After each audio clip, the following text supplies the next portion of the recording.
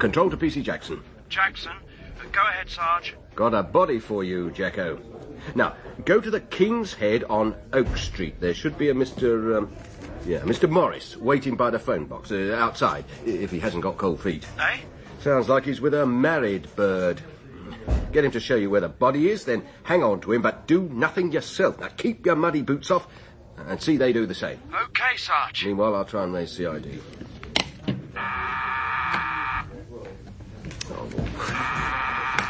Here, Jimmy, where's Inspector Thomas? Zipping about playing Kojak. Eh? Had a call through direct a while back. I reckon it's a tip on those break-ins. Didn't say nothing to me, just nips off sneaky-like. Yes, wants to keep his snouts to himself. That scrubber. He's welcome to her. What do you want him for? Stiff on the common. Throat cut. Nice. Yes, well, I don't have the strength of it yet. Just had an informant on the phone. The boy wonder should be with him by now. I'll handle it. Yeah, I thought you had a dinner party tonight. That's right. Couple of Maureen's boring friends. They'll start going on about the decline of capitalism. Puts me off me grub, that. They never say what happened to football. Yeah, be a bit lonely for you out there. The socko's off on the job too. You ever known a scene of the crime officer where you want him? You organise a photographer in the trimmings, and I'll give Maureen the sad tidings. OK, Jimmy.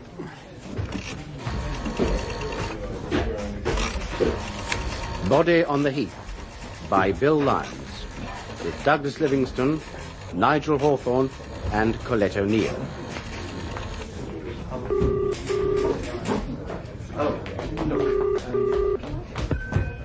Hello, love. Hello. Oh, Jimmy, did you get the wine? Yeah, but something's come up. Oh, no. Sus death. Don't know the strength yet. Well, can't someone else? Don't you read the papers, Mo? The force is seriously undermanned. Are you telling me it's so bad the Met hasn't got a single detective sergeant to spare bar you? Scout's honour. Liar. It's just you don't like John and Margaret.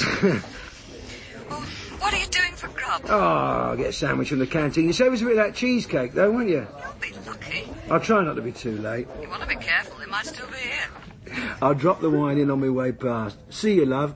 See you, Judas.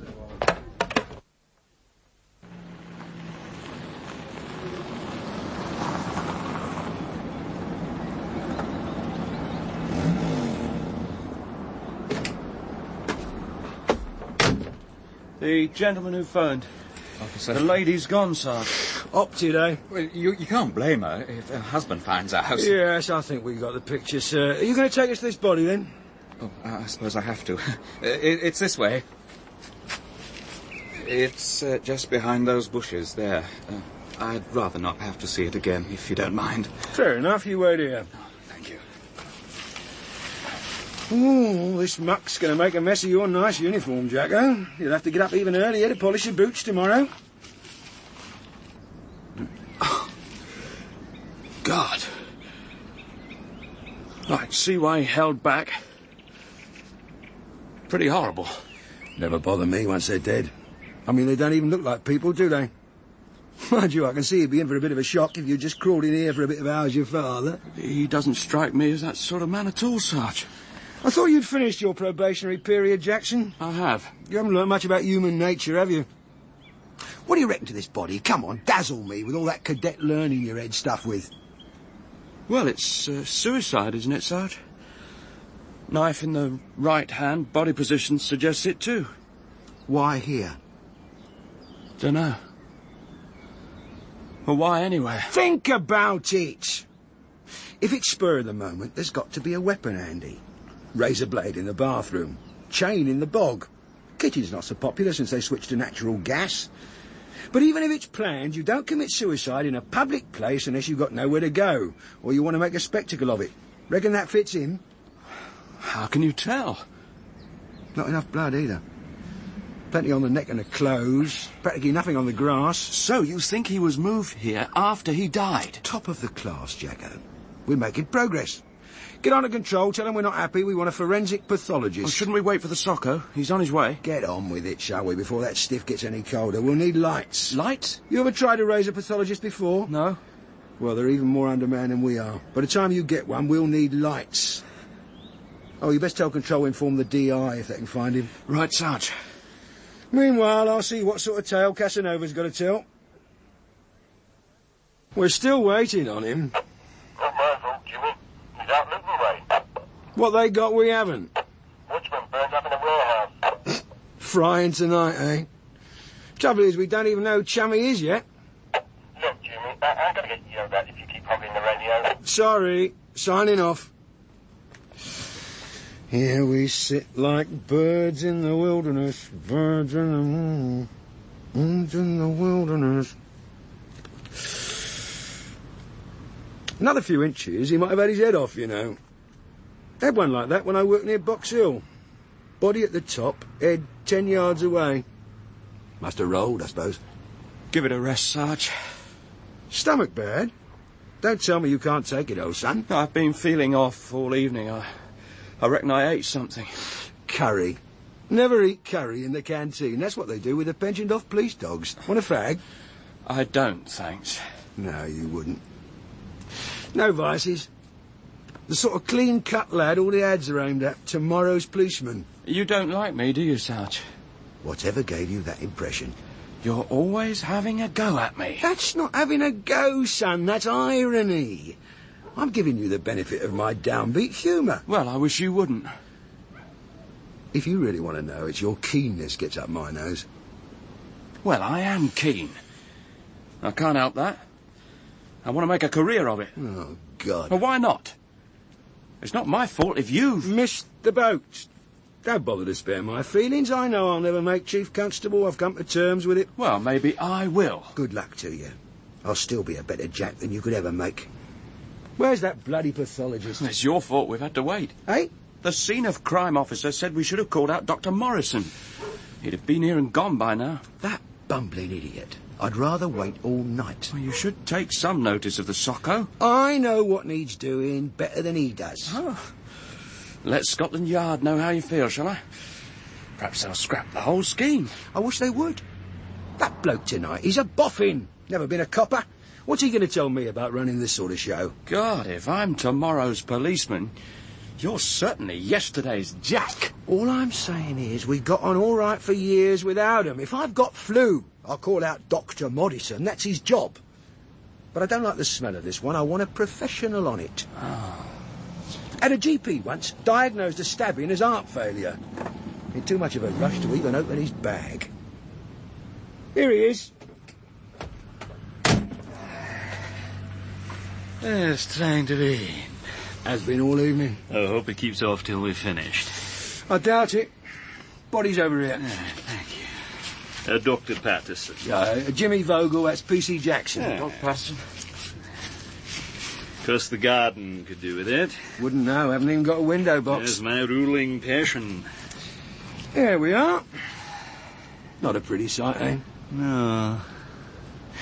It used to be all roses, but with the price of food rocketing, I've gone in for some veg this year. Any chance of a bit more light on his throat? Sorry, that's all we can give you. We might be able to angle it a bit more, though. Right, Sarge. Thank you. Because I can't make up my mind whether a greenhouse would be a good buy. You see, my wife likes the idea of fresh salad all the year round, but it means heating costs in winter. Fuel charges going up all the time, too? Bill says I should look on it as an investment. Look, Doc, what do you reckon? Huh?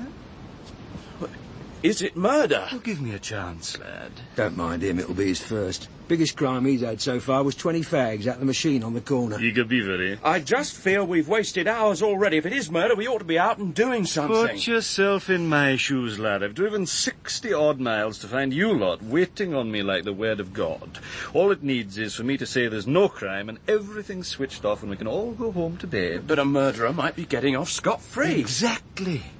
But if I say it's sinister, you'll pull out all the stops, cancel leave for a few dozen blokes, launch appeals on television, the wax. I've got to be certain. Finished? All I can do here.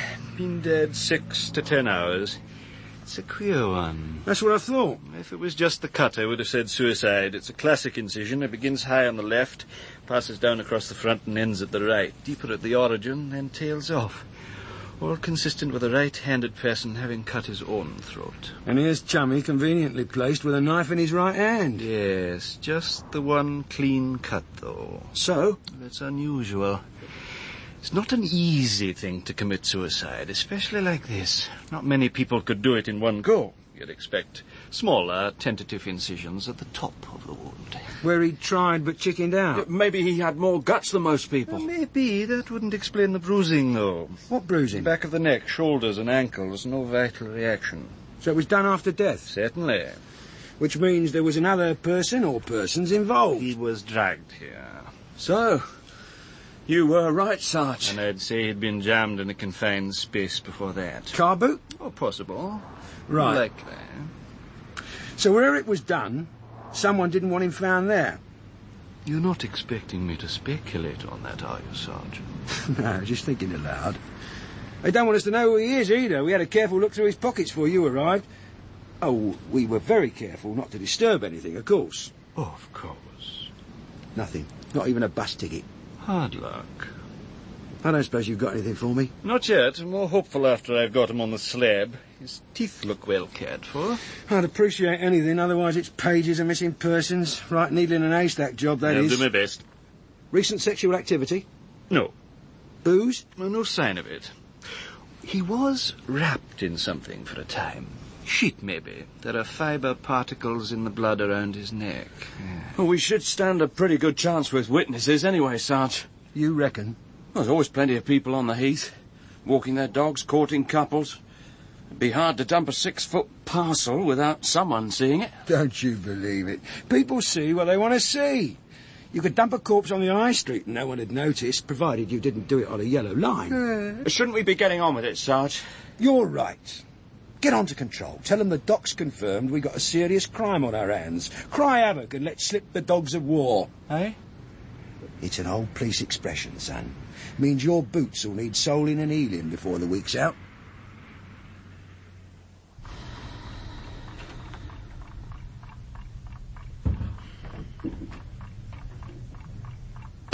Oh, Sorry. Didn't mean to wake you, love. oh, what time is it? Late. Oh, God almighty.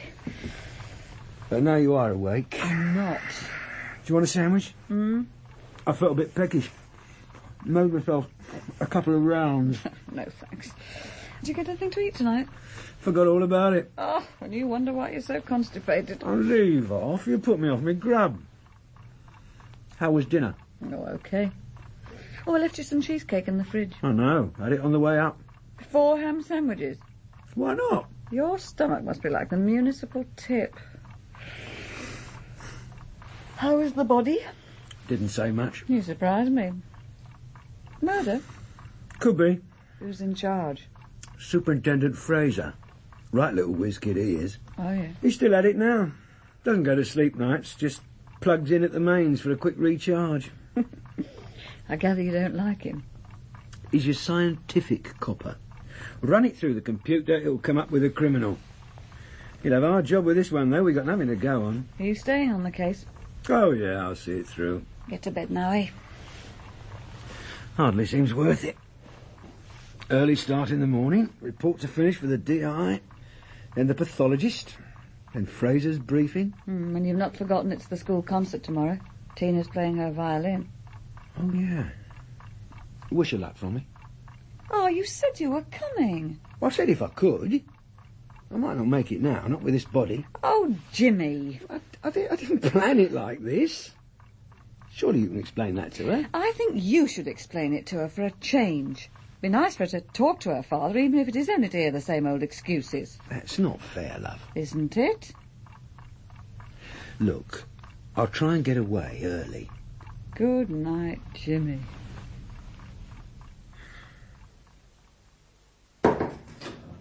Morning, Sergeant. Or is it afternoon? Sorry I'm late, sir. I was just explaining to the doctor that we're in his hands over this. As it stands, we've got nothing to go on. And we can't afford the manpower for a real blanket inquiry, especially when I imagine suicide hasn't been entirely ruled out. Well, as a solo effort it can be, but suicide with the complicity of a person or persons unknown is still in the running. Fair enough. Have we got any nearer to who he is yet? I think I can help quite a bit there. Thank God for that. Age, 18 to 22, no physical defects or abnormalities. As a matter of interest, I'd say he was a perfect weight for his height. Lucky fella. Wish I could say the same. There's a callosity on the outer side of the distal phalanx, right hand, which indicates he did a lot of writing or drawing. Student, clerk, draftsman. It's very possible. Callosities on the fingertips of the left hand indicate he played the guitar or banjo. A music student. I've made up a dental chart, of course. Ah, good. Well, we'll get that circulated. Good. In the meantime, I can tell you that he's been treated by quite a few dentists. Ah, so he's moved around. Including abroad. He's got a shell crown. He didn't get that over here. Central European, I'd say. It's a couple of years old by now. I see. It's all in my report, anyway. Yes, well, thanks, Doc. I'll wade through all this later. Look, meanwhile, is there any overall impression you get? Something for us to hold on to? You are the detectives. It's not my job to speculate. So let your hair down for once. Well... Yes? There's a sort of fussiness about him, an attention to detail. How do you mean? Everything. Clean, neatly filed nails, hair-styled, well-washed. That's unusual. Most of the kids have things crawling through You've it. been to the hairdressers recently, Oh, yesterday or the day before, certainly within the lifetime of the shirt he was wearing. It's got a quantity of hair on the back of the collar. It can't be explained any other way. Good. That might make him a lot easier to find. This fussiness, you implying he was a homosexual? I doubt it. Certainly no evidence. You'll have to find out about his sex life for yourself, Sergeant. Shame, it's usually the key. Yes, well, if that's all, Superintendent. Yes, of course. I know where to contact you if there's anything I don't understand in the report. Good. Thank you. Thanks, Doc. Funny job, isn't it? I mean, most people want to be doctors to save lives. He never sees them till they're dead. Still, we'd be in a bad way without him. He's given us a lot of help. Now, where do we go from here? The nearest boozer. Look, if we're going to work together, you're going to have to learn something about me. I don't think there's time for humour on a serious investigation. Yes, sir. Sorry, sir. Right. Where now? Dentists, hairdressers, colleges of education, polytechnics. Landladies. The principals will have lists of where the students board out. That sounds like a lot of legwork, doesn't it? Yeah, that's the one thing your computer doesn't seem to have mastered Now, yet. don't resent machines, Sergeant. They can take a lot of the slog out of the job if you use them properly. Maybe. You don't like them, do you? My old DI used to say, if you want to catch villains, you've got to have a nose for it. I've not seen a machine's got one yet. Right. Well, take your nose down to the canteen, fetch us up a cup of tea. I've got to get ready for this briefing. Right, sir. 12 o'clock in the parade room.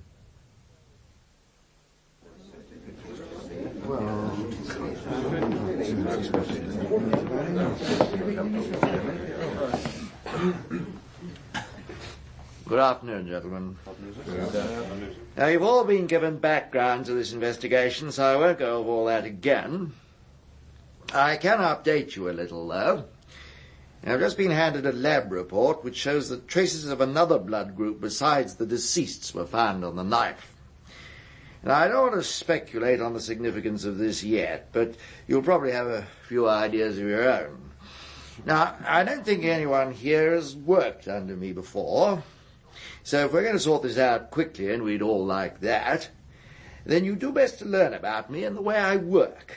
You may have heard that I'm a bit of a bastard. It's funny how these rumours get about. Well, I am.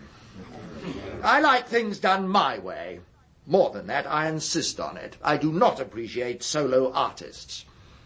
Every piece of information on this job is pooled, whether I get it or the newest constable on the beat. It'll be put on this chart here, in the appropriate column, until we've built up a picture not just of the deceased, but of how he died, and, if it was murder, who killed him, and the place it was done. D.C. Matthews. Yes, sir. It'll be your job, under my direction, to keep it up to date. At the moment, it's mainly blank spaces. The rest of you will be starting to put that right today with some old-fashioned legwork. Yes, Sergeant Mann. Yes, sir. Now, to details. WPC Hobbs, PCs Jackson and Springett. You'll be working the heath under the direction of Sergeant Barnes. Yes, sir. PCs Francis and Thomas and Sergeant Mann. We'll be touring hairdressers. Gillard, Stevens and Makepeace on dentists.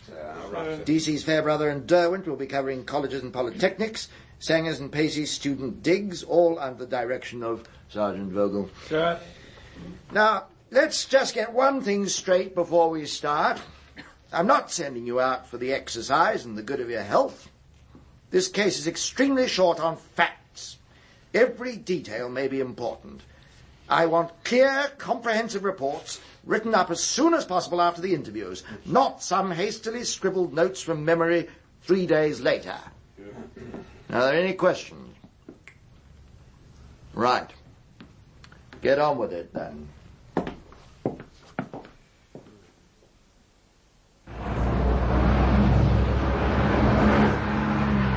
No, I don't think so. Never seen him before. When are you not going to do something about vandalism? That's what I want to know. Well, personally, I'm getting fed up with these students. They're supposed to give you a term's notice, but they seem to come and go just as they please. Their rooms are like pigsties. And as to the carrying on, well, I hope I don't need to spell it out. Sorry, I'm afraid it all look alike to me. Oh, yes, my faces. He looks just like that pop singer. What's his name? Well, I always like to help the police. No? Sorry.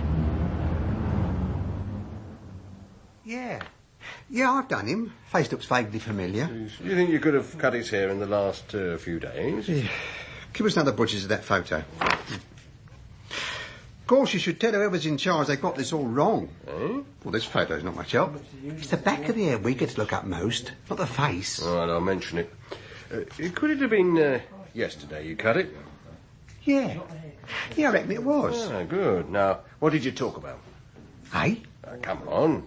Hairdressers always talk. Football, politics, the weather. You must have chatted about something. Oh, I don't know. Just a wash, like the shampoo. Doesn't mean anything. We don't remember it. Just to keep the customer happy. Try and get a picture in your mind. Now, which chair was he sitting in? Oh, I don't know. Well, try. Yeah.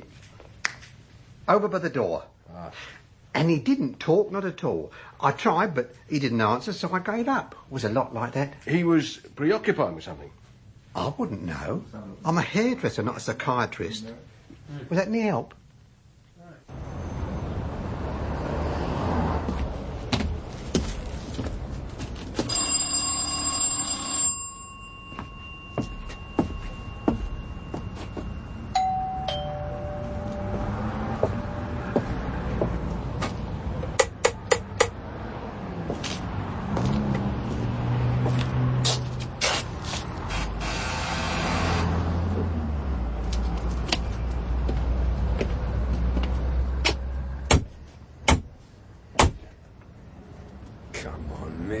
There's dozens more yet.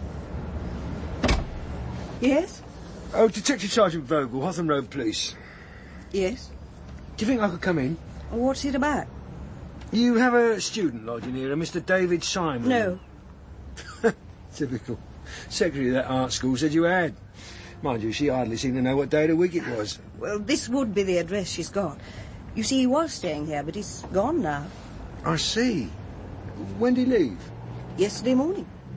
You got a forwarding address? I'm afraid not. He obviously didn't tell the college either. No, just didn't turn up. This would be a lot easier if I could come in. Very well. Thanks. Would you mind coming into the kitchen? I expect you'd like a cup of tea. If you're making one. You're lucky. Get the sun in here. Yes. This won't take a minute.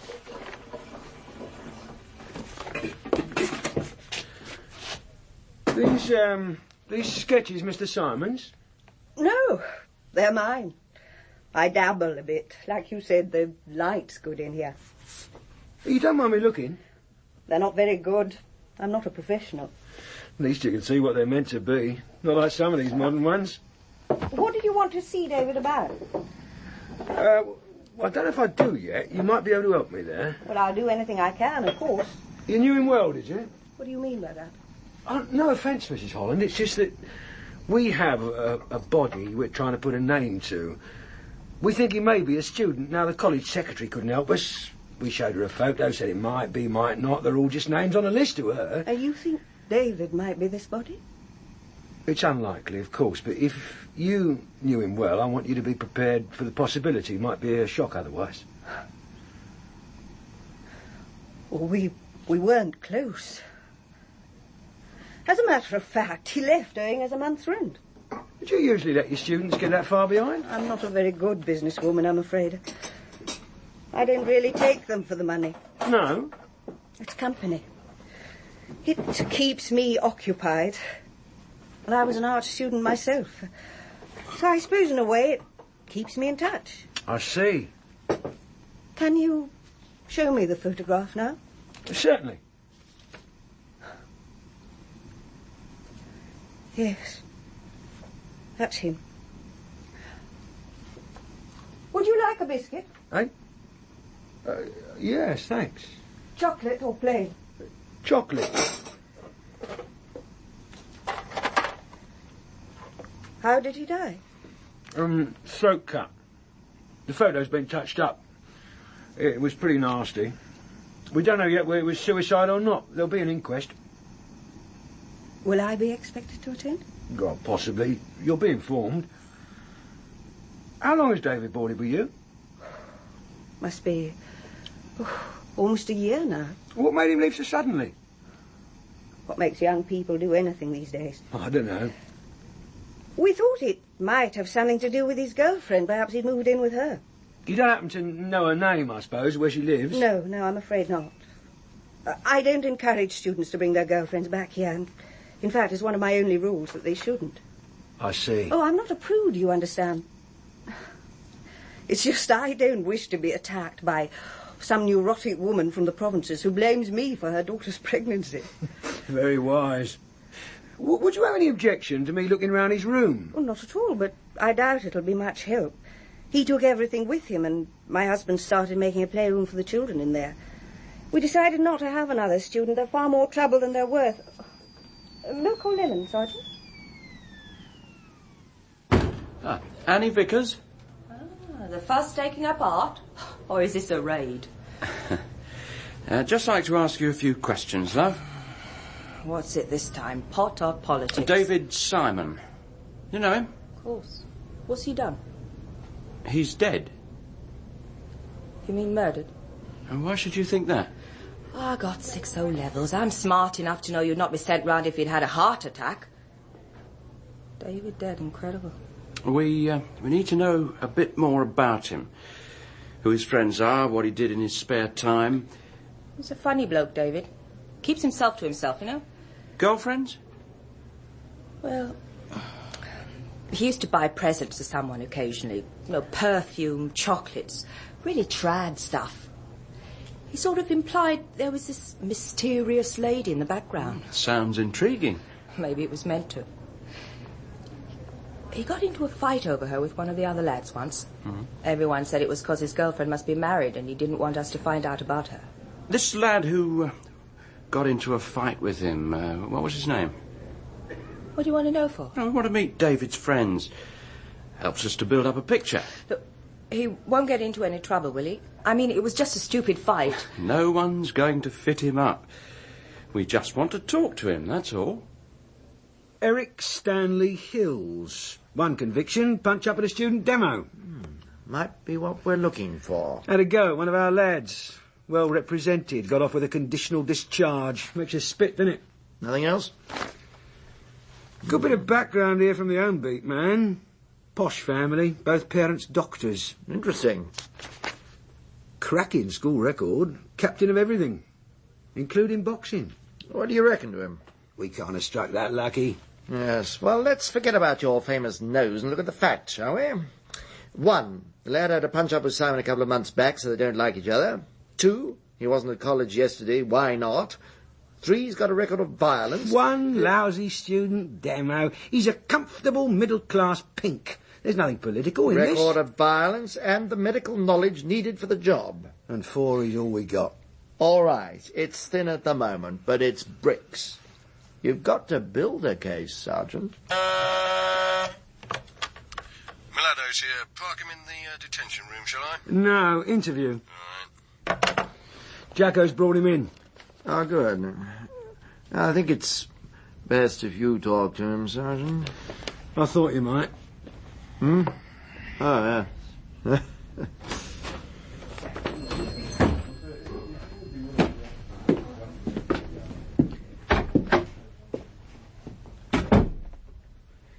Said anything to you?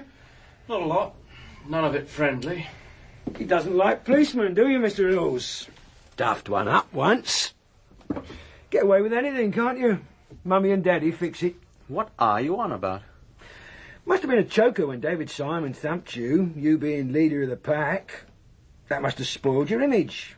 Made you want to get back at him? What? I don't understand. You're not kidding me. You were sorry to see him dead. Look, I think I'd like to go now. I've got a date tonight. I haven't started my questions yet. If you intend holding me here, I'd like to contact my solicitor. What solicitor? What's his number? Give me the phone book. We don't seem to have one in here. Just give me his name and number and I will contact him for you. I don't know it.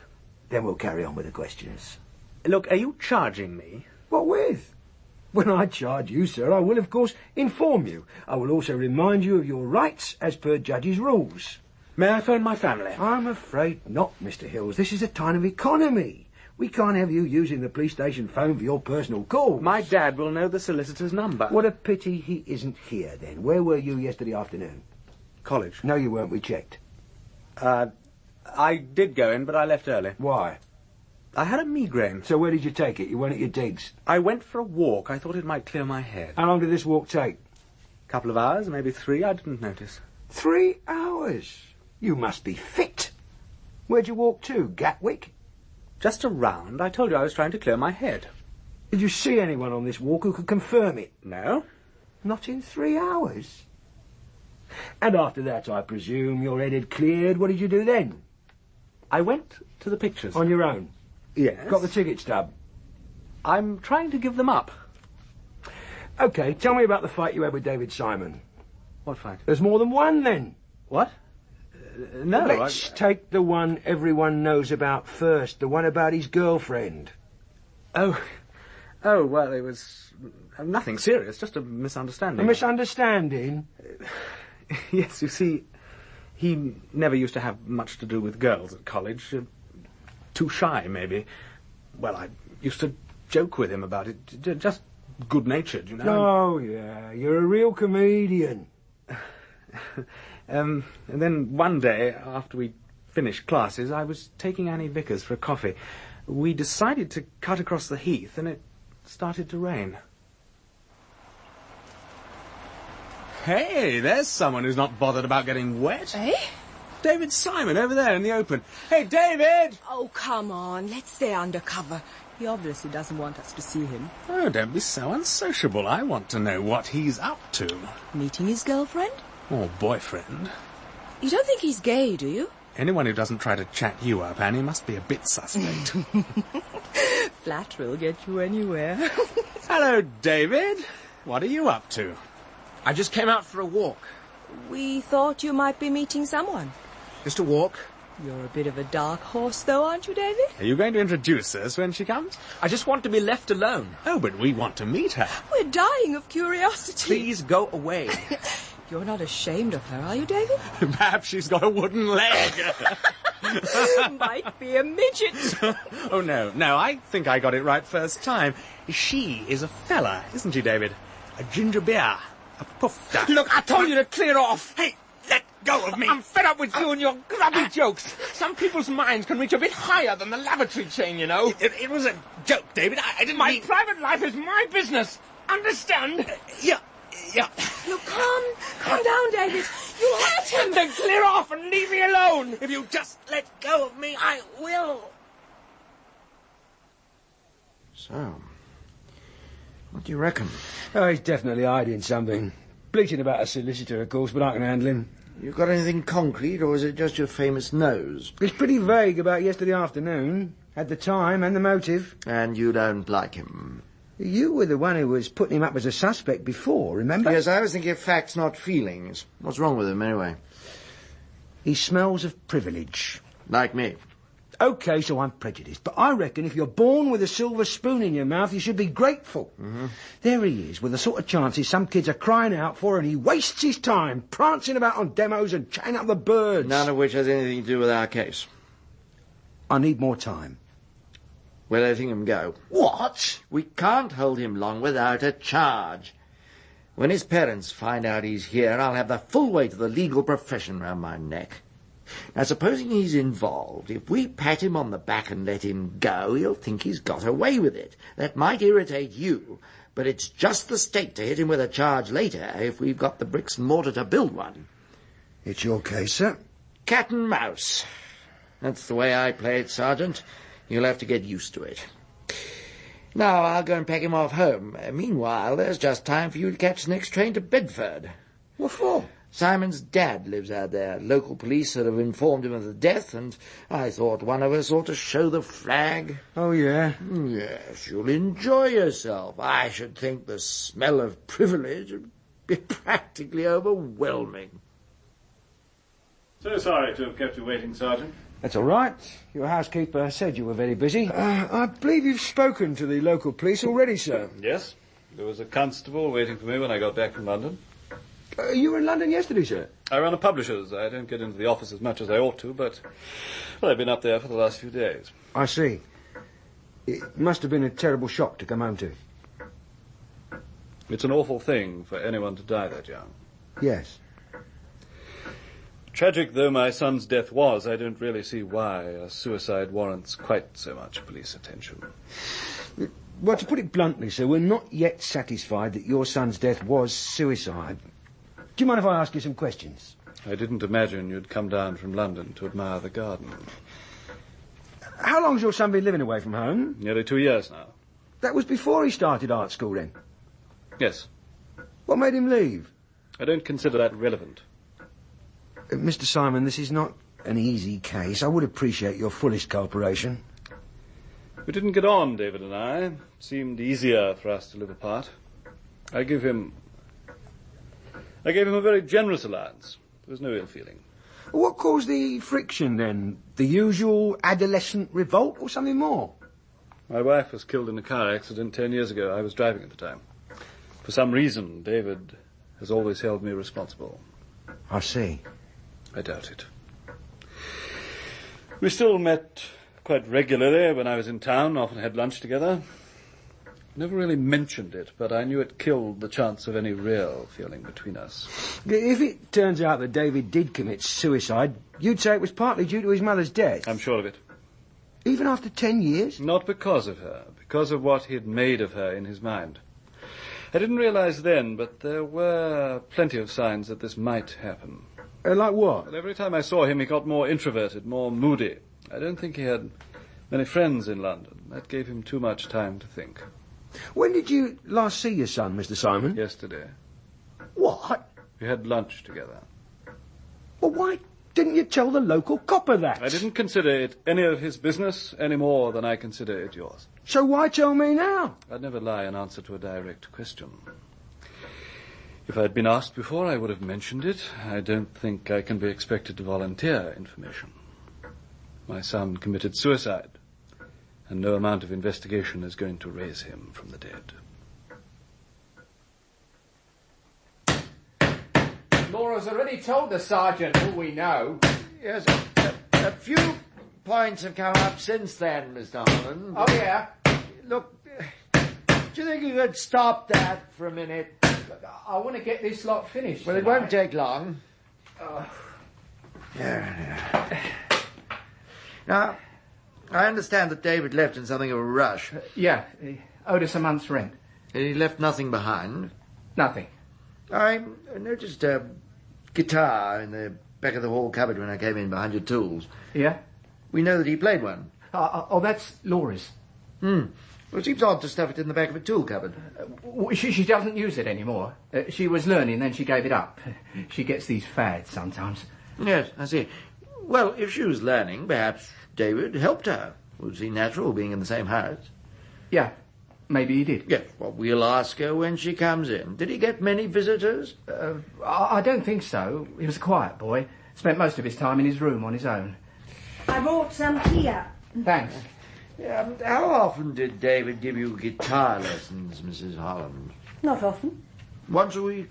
Maybe. Did he charge you for them? Not really. I did things for him instead. I mean, odd bits of washing, mending, you know. Yes, I see. Give and take, a friendly arrangement. That's right. You knew him quite well, then? On a superficial level, yes. Sugar? Oh, no, thank you. Ah, lovely. He didn't discuss things with you? What things, Edward? Oh, Tut. Oh, his family, perhaps? You must have discussed something while you were strumming away. He told me about his mother. That was very sad. Yes, you must have felt a bit like a substitute mother doing his washing and mending. Look, we told you it was just a business arrangement. I tried to make him feel at home, if that's what you mean. Thank you, Mrs. Holland. I didn't think anyone could have taken the place of his mother. Her memory meant a lot to him. He told you that?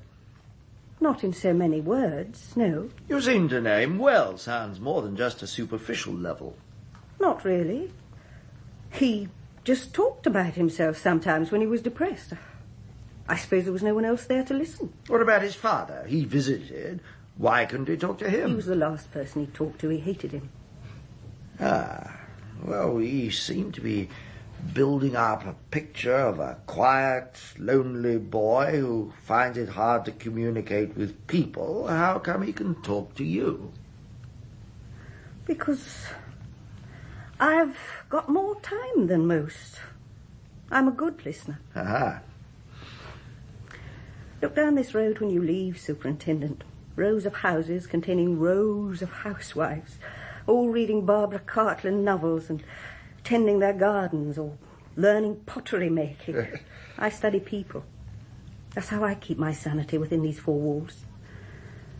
That's how I got to know David. I could give you potted biographies of a dozen others, but you wouldn't be interested in them, would you? Because they didn't die in suspicious circumstances. No. They're only dying inside. That doesn't matter, does it? What? Like silent crying. That's tolerable.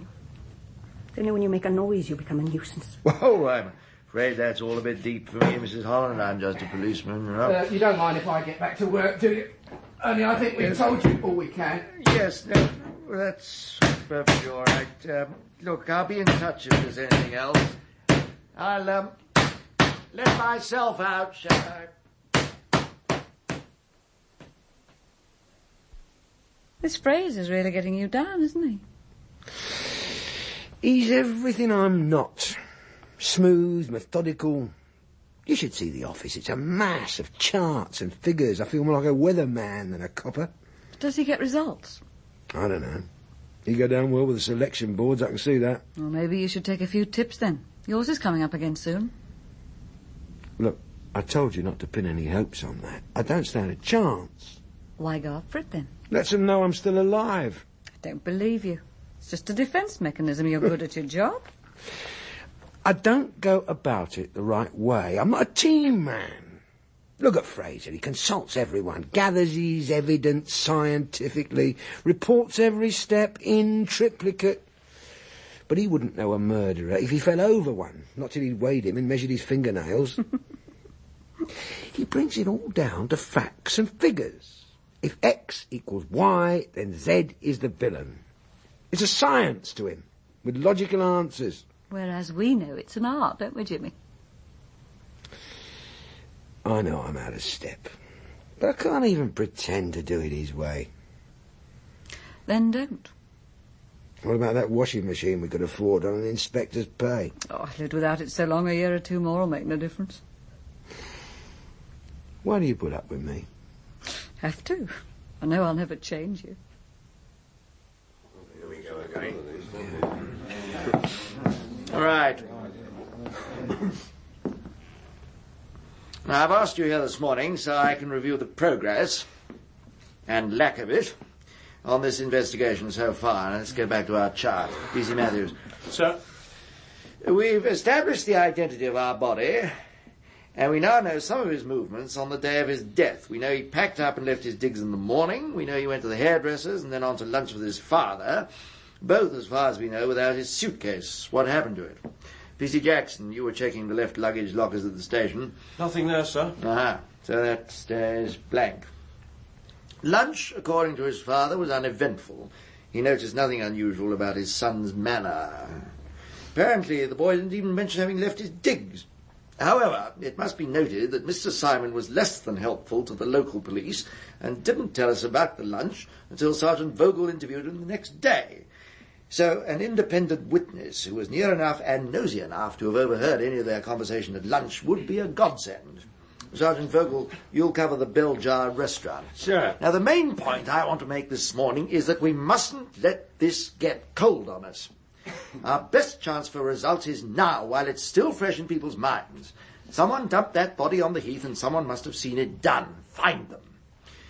PCs Jackson and Springett will continue their interviews there. And try to look a bit more enthusiastic. After all, we do pay you a boot allowance. Yes. All right. Now, we've made a good start, but there's a long way to go. What happened after lunch?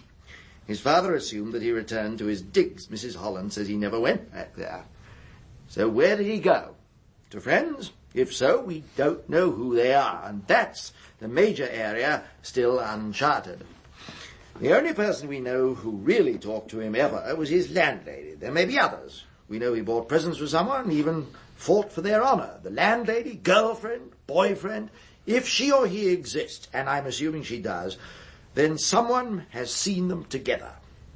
Even if she's married or he's a homosexual, I don't believe you can carry on an affair totally in isolation from the world. So hawk that photograph round pubs, clubs, restaurants, bars, the usual run, and find her or him for me. Sergeant Mann will be organising details of that. Sure. Finally, this is not a spectacular investigation. It won't attract press or public interest. It's expensive in terms of time and manpower. And I'm already under pressure to release many of you to other investigations. Now, I would like to feel that we can make some sort of breakthrough before I have to bow to that pressure. That's all. Thank you. Thank you, sir. I'm afraid we're closed, sir. Detective Sergeant Vogel, Hotham Road Police. Something wrong? Not really. You know this lad? Yes, just he comes in here sometimes. With an older man. His father, I think. That's it. Mr. Simon? 10 out of 10.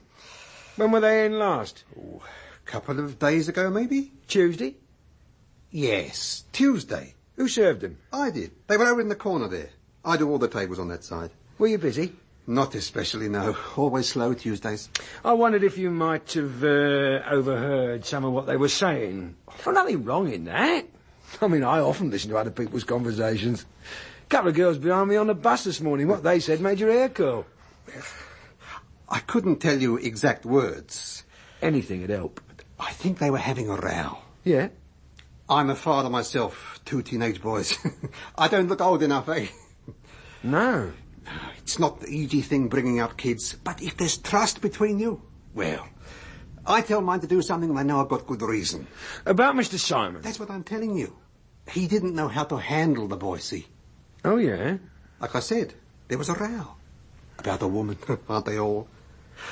I didn't hear much of what they said, but the boy shouted, "It's my life and it's none of your business." What? That made me look up. Yeah, it would. Then the father said, "It's my money, though, so you can forget the whole idea or forget your allowance." Something like that. Of course. That was the worst thing he could have said to him. Eh? You don't threaten a boy at that age, especially not with money. They've got too much pride. Besides, they still think poverty is romantic. So what happened next? Oh, the boy got up and walked straight out. Didn't even bother with his trifle. The father shoved some money in my hand and races out after him. Another mistake. Why? A father should have dignity. How can he have dignity running down the street after a boy half his age? You've been very helpful. Any time. What happened to them? The boy's dead. Oh.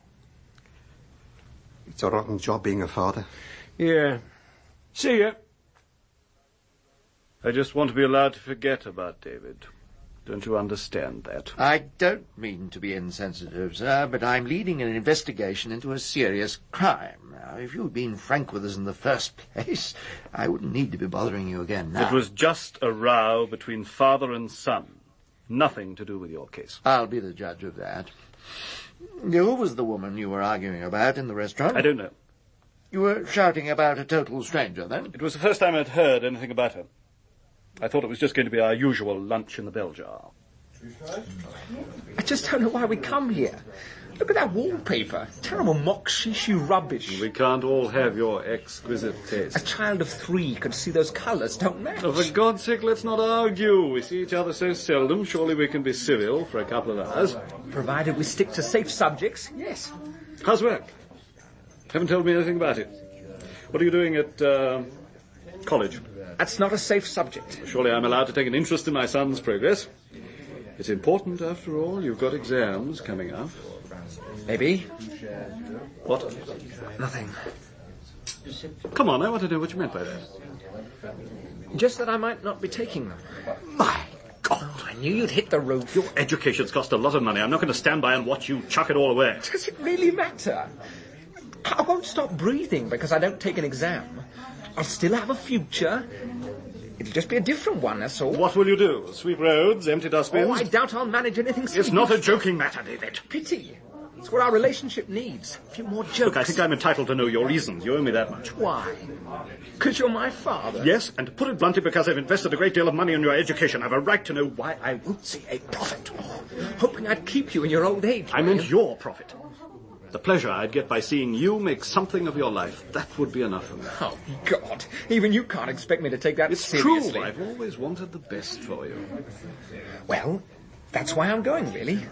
Because I want the best too. I don't understand. It's hard to know how to explain it to you. I can't produce a balance sheet, profit and loss. Can't you stop the snide remarks for 5 minutes? I'm in love. Having an affair, whatever you want to call it. We want to be together, but circumstances make that difficult. You mean she's married? Oh, you've got that disapproving look on your face. I've seen that look ever since I was in nappies. I just think you're a bloody fool. Thanks. I suppose her husband's found out. You've got a way of making everything sound sordid. You'll have to give it up. We're going away together. I forbid you to go anywhere. Don't make me laugh. If your mother were alive. Look, it's my life and it's none of your business. One treats Melbourne and one tries. Ah, thank you. It may be your life, but it's my money, so you can forget the whole idea or forget your allowance. Stuff your allowance! David! Your bill, Yeah, that'll cover it. Take that. David! You were pretty angry. I think I had every right to be. What happened when you caught up with him? I didn't. I hurried down the high street, but he got on a bus before I could catch him. What number? 93, I think. Back to the station? No, the other way. I see. Any idea of where he might have been heading? To the lady, I imagine. When you were interviewed before, you said you were sure your son committed suicide, but from what you told me, he was in anything but a suicidal frame of mind when you last saw him. He was in a highly emotional state. But determined, not despairing. Well, it's obvious what happened. She changed her mind. You know what these little suburban housewives are like. All she'd have been interested in was the sex. Of course, David believed it was much more than that. It would have been a terrible blow to him. Oh, maybe. I admit we didn't get on, but I knew David better than anyone. He was an innocent, a romantic. People thought I bullied him. Maybe I did, but it was for him. His own good. How do you mean? Someone had to get his feet on the ground. It may sound cynical, Superintendent, but you can't go through life thinking the best of people and looking for pots of gold at the end of the rainbow. Life isn't like that. Well, it's all water under the bridge now, sir. Yes. If you find this woman, Superintendent, I'd like to meet her. Yes, I don't think that'd be a very good idea, sir. Not for either of you. No? Perhaps you're right. Better to forget.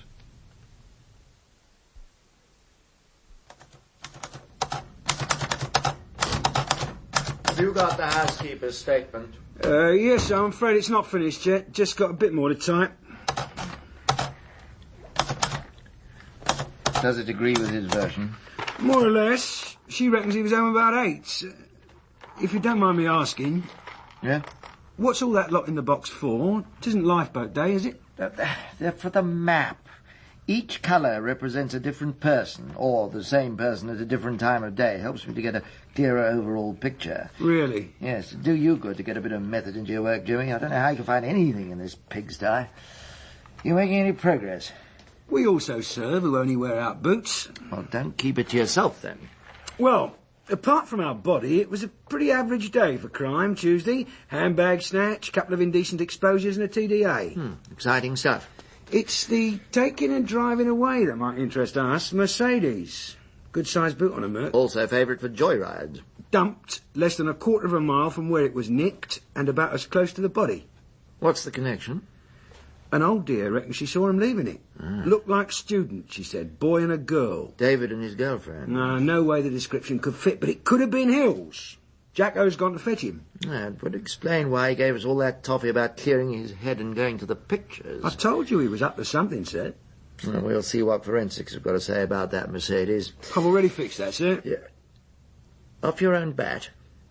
Surely teamwork shouldn't stop me using my initiative. You're supposed to check with me before tying up expensive personnel or equipment. Forensics are overworked as much as we are. But you just said that Yes. Well, this time you were right. Next time, check. Sir. In the meanwhile, take that initiative of yours down to Putney Garage. Hey? Try and find the conductor of the 93 bus Simon took after lunch. He got on in the High Street. Where did he get off? Sir. I'll see to Mr. Hills when they bring him in.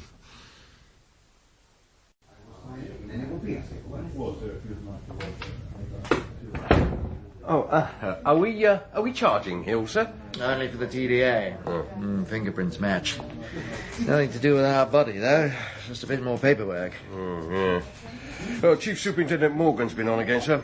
Asked if you'd ring him back. Yes, I know what he wants. More men. Yes, he's after that bloke who's been interfering with the kiddies, isn't he, sir? Yes, I believe. Yes, well, a lot of the lads are family men, sir. They want to see him nailed. Yes? Yes. Well, just if you're not making much progress, you might be able to release a few more to him. I'll make that decision when I'm good and ready, Sergeant. Now, how was the bus station, Jimmy? Not a lot of laughs. Conductor didn't remember him, then. They had a party last night. One of their wives had triplets. All they seem to remember is wetting the babies' heads, and that's pretty hazy. Let's go to the office.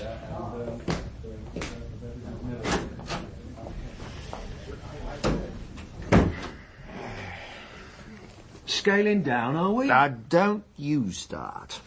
I wasn't. I just heard a few rumours. I know that catching that flash is important, but so's this, and we're still getting useful stuff in. Look, Springett found a kid on the Heath spotting car numbers. His mum says he was there Tuesday. Notebook full of registrations. Don't suppose he put the times by them, did he? Yeah, OK. So it's not much, but it tells us who was around. More flags on the map, eh? Anyone we know? Hill's Mercedes. Oh, so it was him who nicked it. Oh, just a red herring. We've dealt with that already. Couple of petty villains, we're checking them out now. Mr. Simon's Lagonda. On his way back to Bedford? Yeah, and Holland on his way back from work, I suppose. It's a start. So, let's look at what we've got. Sore feet. I think we can rule Hills out now. When he wasn't impressing his girlfriend by nicking the thing, he was probably screwing her on the back seat. How about Dad? It'll be a tight schedule. Kill him, dump him, still get back to Bedford in time for the housekeeper to alibi him. But he's clever enough to know that it's in his favour, and it'd answer one dodgy question. Yeah? Why dump the body in daylight when it has to be safer at night? Simon would have to, or he'd be back late enough to cause suspicion. Oh, God.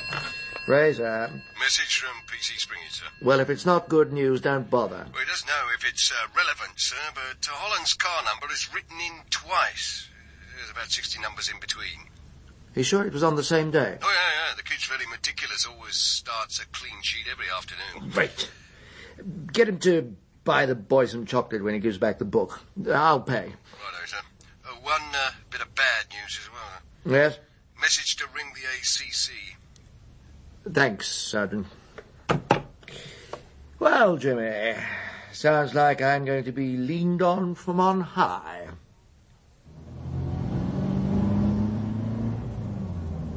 You could have said no. You don't ignore a friendly word from the ACC, not if you want to keep getting promotion. It wasn't an order, though. Well, pep talk on cooperation's as good as an order, Jimmy. The result's the same.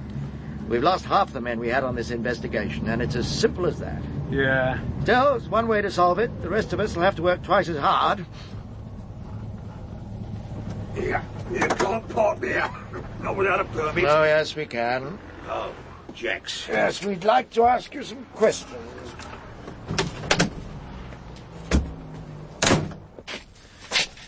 You on duty Tuesday? I'm on duty every day, Squire. Mr. Holland. What about him? What time did he leave Tuesday? Usual time, 5-ish. Is it possible He could have left during the afternoon and then come back again. Well, I'd have seen him, wouldn't I? You're here all the time? Yeah. How about lunch? Well, I've not gone long. Sandwich and a drink over the road, half hour at most. Who's in charge of the car park, then? I leave the gate up and people know where to find me if there's an emergency. So there's no one here? But that's the only time you're away? Yeah, well, apart from the usual, that's all. Hey? Well, I have to go to the lavatory, don't I? Everyone does. And where's that? Main building. Oh, that's another 10 minutes more if you stop for a smoke. How many times you go Tuesday afternoon? I don't keep records of it. If he had a few beers lunchtime, there'd be time to drive a Centurion tank in and out without him noticing. All right, I don't know if he went out, but there's something I can tell you. He had a visitor. Who? Young lad. Never seen him before. Have a look at this photo. Yeah, that's him. 93 stops just down the road, too. Well, he came to the hut about 2. Asked for Mr. Holland. I sent him up there. Did you see him leave? No, but I went to lunch at 2:30, you see. What's all this about? Oh, just routine. Where's Mr. Holland now? Room 213, main building. Take the lift to the second floor, and it's the first door on your left when you get out. Sure. Here, do you want me to give him a ring? Tell him you're on your way? No, thanks. We'll let it come as a lovely surprise, eh? That blue Zodiac's Holland's car, isn't it? Yes, why? Well, I thought I ought to do a bit of crime prevention. Checked he'd locked it up properly. You don't think he'd have been cheeky enough to stuff a body in there in an open car park, do you? I doubt it. Mind you, that attendant wouldn't have noticed anything. Jimmy. Sir? Careful, eh? Height of discretion, sir. Come in. Mr. Holland. What was David Simon doing here on Tuesday afternoon? He came about the rent he owed. Oh, yes? I told you he was 4 weeks behind. You never mentioned him coming here before, now. No. It makes you the last person we know who saw him alive. You must have realised that'd be important. I didn't want to get involved. Well, you're involved now, Mr. Holland, right up to your eyeballs. Obstructing the police in the course of their investigations is an offence. So your card's marked already, and you're still at it. Eh? The rent story's a phony. If he'd really come about that, you'd have told me before. You lied because you're hiding something. He was blackmailing me. What? I gave him £10 on Tuesday. It wasn't the first time. Well, he didn't have a penny on him when he found the body. Oh, I wouldn't know about that. All right, suppose I buy it. What was he blackmailing you about? If I tell you that, I'm in trouble. If you don't, it could be worse. Depends how much you've got to hide. I suppose it'll probably all come out now anyway. Then you do best to tell me. Cooperation helps. You probably noticed that Laura comes from a different sort of background to me. When her father died, he left her a bit of money. The house, the car, practically everything belongs to her. Yes, I did wonder how you kept it all going on your money. Well, the idea of being a kept man doesn't appeal to me, Superintendent. I've always done my best to make up for it. I do all the overtime I can and all the odd jobs round the house. I built the garage myself. But there doesn't seem to be anything that I can do that she can't pay for just as easily. Now, what's all this got to do with Simon? I did a stupid thing. I wanted to buy her something special for her birthday. Really special. A coat. Lovely it was, but I couldn't afford it, see? No way. Go on. I tried to get a loan, but I couldn't raise enough. So you nicked something? Cameras. From the factory. Not a lot, they'd have noticed that. Just one at a time. I was very careful. No one's even missed them yet. Where'd you sell them? A bloke in delivery did it for me. The trouble was, I got to thinking he was making more out of it than I was. Greed. That's what always blows it. I just wanted enough for the coat. Offered one to David. It was a mistake. He put the black on you? Threatened to tell the firm. But why should he move out? Surely he was best off in your house, where he could keep an eye on you. No, he was too shrewd for that. I sometimes took them home, you see. He didn't want to be that close to stolen property. Look, I was the one taking all the risk. He just took most of the profit. That why you killed him? Oh, I didn't kill him. No. You won't mind us going over your car, then. Doesn't really matter if you do. I reckon we've got enough for our warrant now.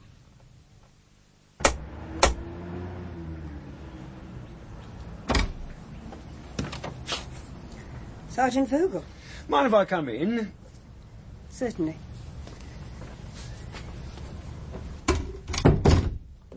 Superintendent Fraser asked me to call. He didn't want you to worry about your husband. Why should I be worried? He'll be a bit late back. He's helping us down the station. Do you mind if I smoke? I'll get you an ashtray. Oh, doesn't matter. Been a bit warmer today, isn't it? What do you mean, helping us? Hey? Helping us with our inquiries. Isn't that what policemen say before they charge someone? Sometimes it just means helping. What about this time? He'll probably be in a bit of trouble about some cameras. What cameras? The ones he nicked from work. I don't believe you. He's admitted it. We've checked at the factory. There's 3 dozen missing. Why should Edward steal anything? It doesn't make sense. Look around you, Sergeant. We're not exactly in the bread line. That's got nothing to do with it. I've worked this patch a couple of years now. It may be full of respectable middle-class families, pillars of society, but scratch the surface and they're as cruel, avaricious and downright dishonest as anyone else. You don't like us very much, do you? The Mortlake Mafia, we call you. You shouldn't judge by appearances. Because we live in faceless suburban streets doesn't mean we've all got souls to match. I don't know much about souls, madam. I've got this arrangement with the vicar. I'll let him handle the souls and he leaves the villains to me. Should I come down to the station? I imagine Edward could do with a bit of moral support. Well, it's up to you, madam. Could mean a lot of hanging around.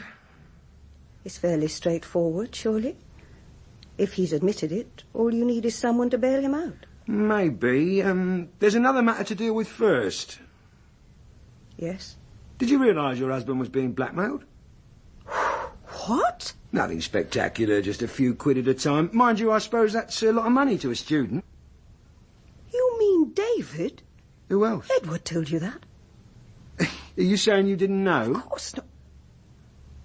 Don't you believe me? I don't know if I believe him. That's the trouble with this case. I don't even know the rules yet. Rules? Well, it's all a game, isn't it, to someone? I'm sorry, I don't understand what you're talking about.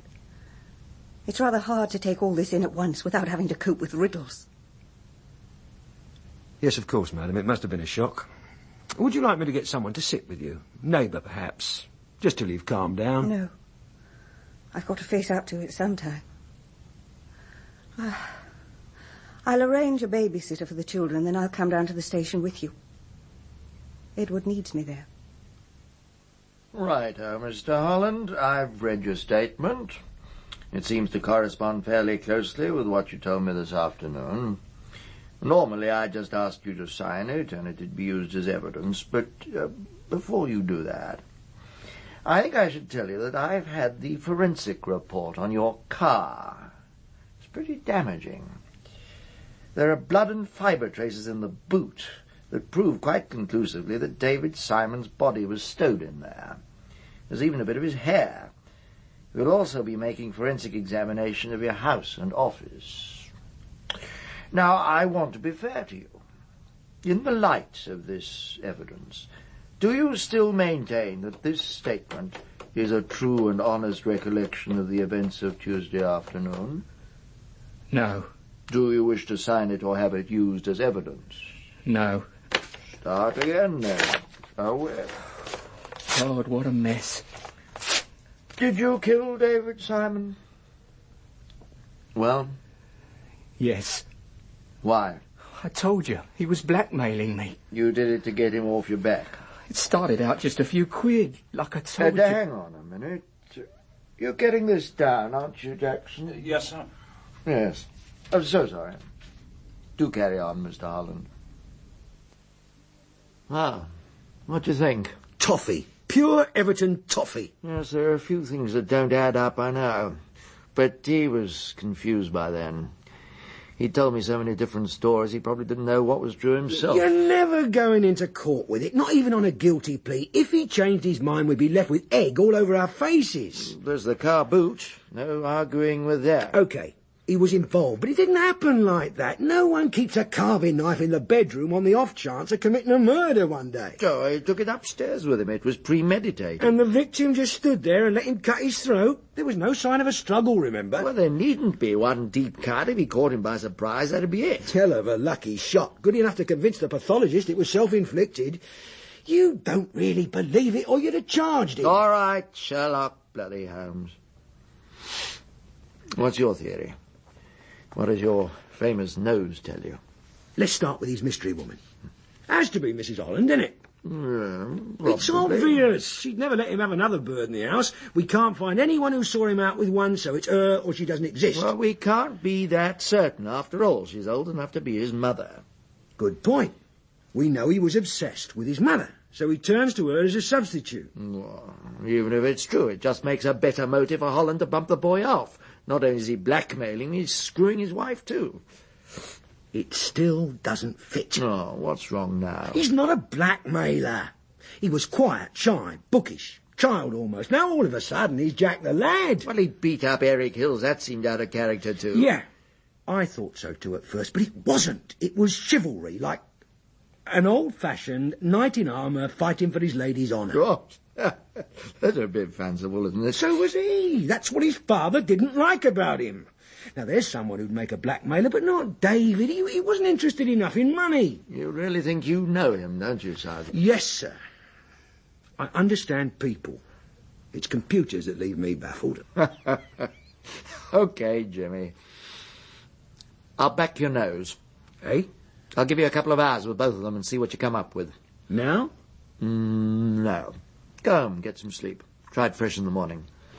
Thank you, sir. We've got the cameras as a holding charge, and you can take it from there. Sir. You'd better not let me down, though, when I've got a confession all signed and sealed. Eh? Good night. Oh, I wish you wouldn't smoke in here. The smell hangs in the curtains for days. Sorry. Look, I don't know what you're worrying about. It shows Fraser trusts you. Maybe. Well, perhaps he's not such a bad bloke after all. Doesn't cost him anything. If I make a mistake, it's my fault. If I don't, he gets the credit. And it's not worth losing sleep over. Especially as you've got a big day tomorrow. Come to bed. What do you mean, big day? But it's your selection board in the afternoon. Bloody hell, I'd forgotten about that. Oh. Well, I had your suit cleaned. Thanks. And I've laid out a clean shirt and tie. You'll look every inch the go-getting young inspector. Pity about the bags under your eyes. Occupational hazard. I really can't stay awake much longer. I'll put the light out. Oh, Tar. Night, Jimmy.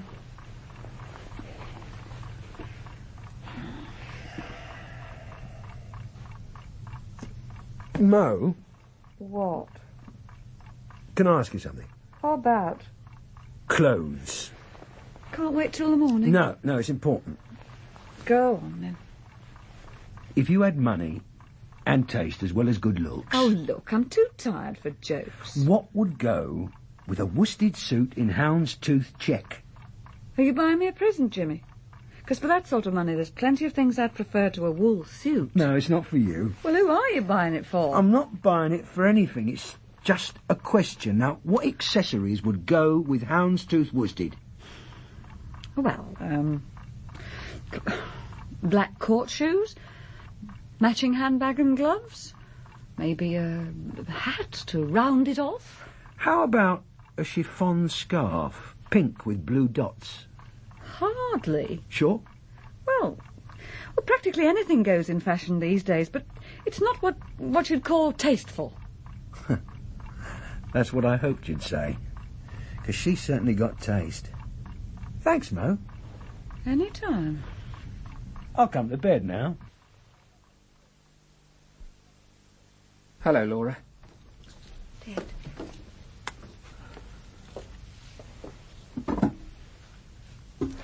I got here as soon as I could.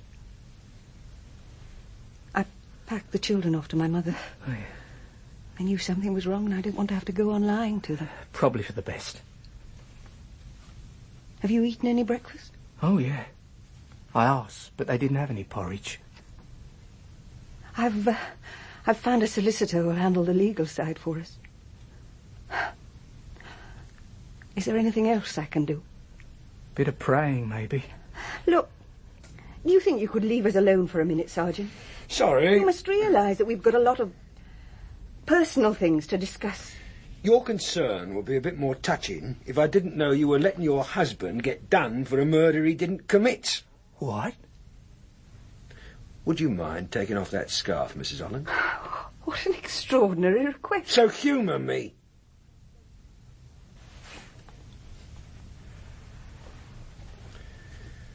Thank you. Could you tell me how you got those scars on your neck? It was him. He did it. That what she told you? I'm glad it's come out, really. I made up the blackmail story to protect Laura. I thought you'd never believe it was self-defence after we dumped the body like that. So try me. Laura and David were having an affair. I knew nothing about it until he came to see me that day. He'd been trying to persuade Laura to go away with him for ages, but she's always refused because of the children. And you. Yeah, well, anyway, when he found out about the cameras, he thought it'd make her despise me enough to make the final break. Well, that's what he came to tell me. It seemed pretty hopeless, but I decided to follow him back to the house and try and persuade her to stay.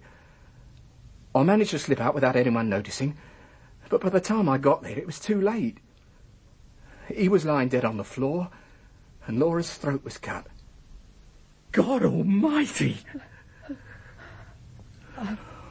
I'm all right. I'll be all right. What happened? I'm staying with you. I told him I wouldn't go. He just went mad. Oh, he's dead. It wasn't my fault. I don't want the police and everyone here. I couldn't take that. It'll be all right. It was self-defence, we'll tell him. No. Help me, Ted. We've not got much time. What do you want me to do? The children will be home in a moment. They mustn't see you. I've got to get you to a doctor first. No, I've told you I'll be all right. Get the sheet off the bed. Look, you'll probably need stitches in that cut. Don't be stupid. A doctor will have to ask questions.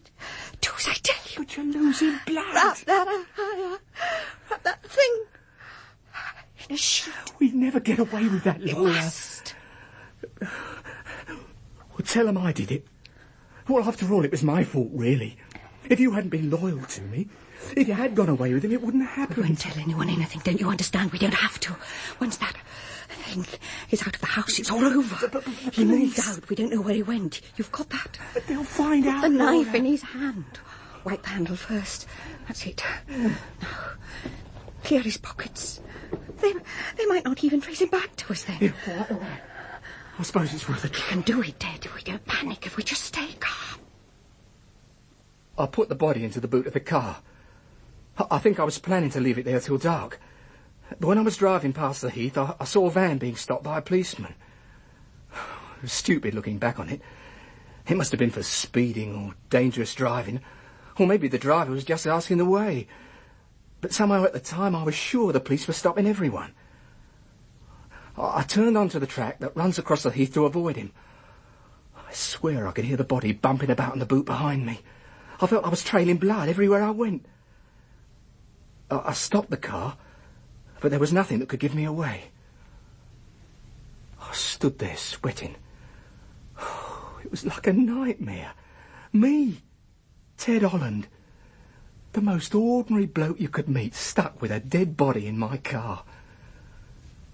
I opened the boot and chucked him behind some bushes. In broad daylight? I panicked. I'm not your professional criminal, Mr. Vogel.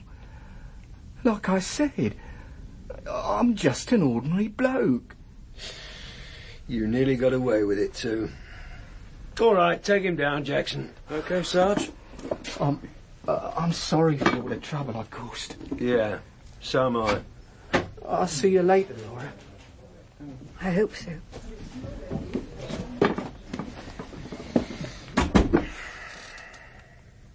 Terrible thing, all those Hollywood films. What? They've raised false hopes in so many people, especially our generation, don't you think? Do you know what you're talking about, Sergeant? Glamour, romance, tinsel, Stuff dreams are made of, you know. No, I'm afraid I don't. I suppose it's getting hard to know what's dream and what's real. Ted wouldn't understand. Like he said, he's just an ordinary bloke. He couldn't see you've always been waiting for the hero to come riding up on his white charger and take you off into the sunset. Trouble is, it's meant to be a fantasy, isn't it? It's very inconvenient when he turns up and really wants you to go. I think this is in rather bad taste. Not as bad as the blackmail story. That wasn't Hollywood, that was old British B-movie. What is it about the truth that frightens you so much, Mrs. Holland?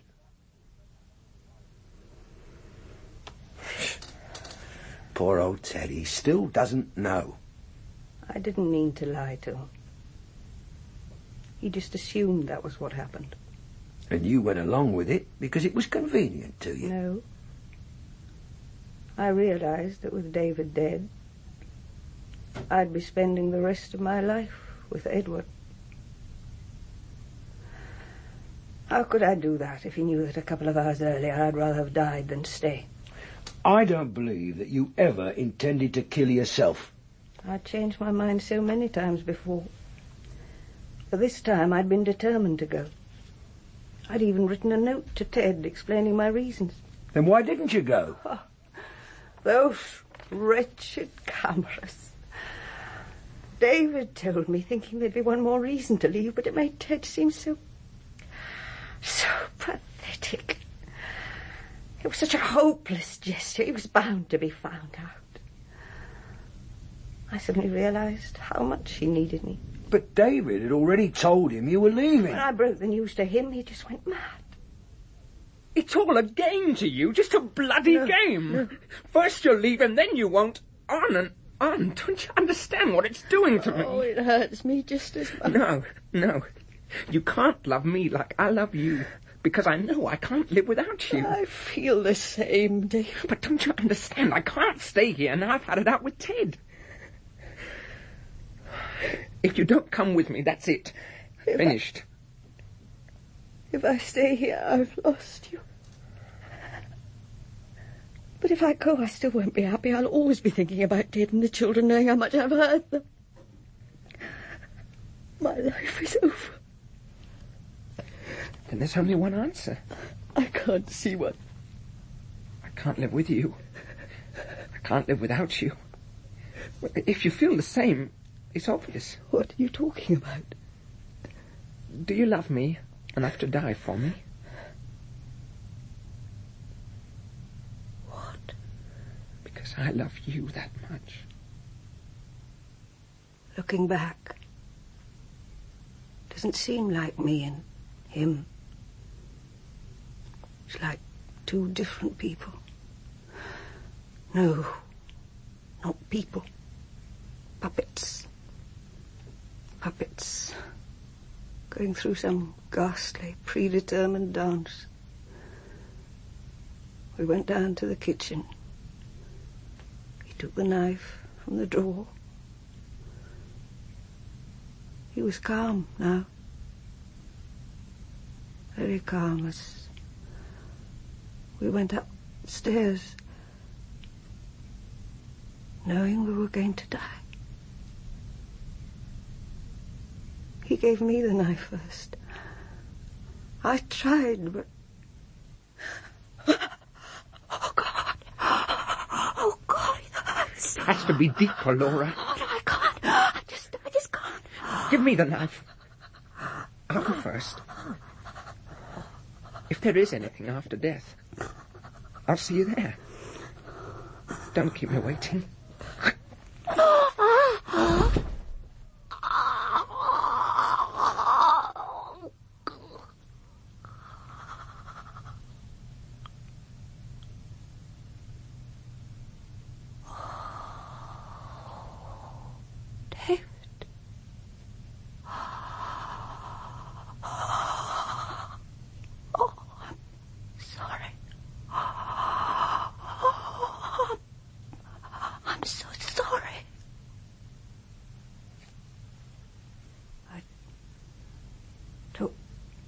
Knife from his hand.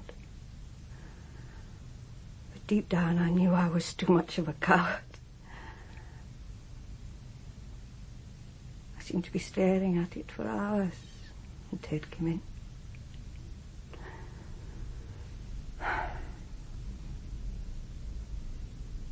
Seeing the knife, he thought I'd killed him. You know the rest. Laura Holland, I arrest you for the murder of David Simon. Do you wish to say anything? You're not obliged to say anything unless you want, but anything you do say will be put into writing and used in evidence. But I told you what happened. It was suicide. A normal person doesn't stand by and watch someone commit suicide. And to encourage a man to kill himself, even hand him the weapon, can be homicide, and has been held to be so in court. All you wanted was a bit on the side.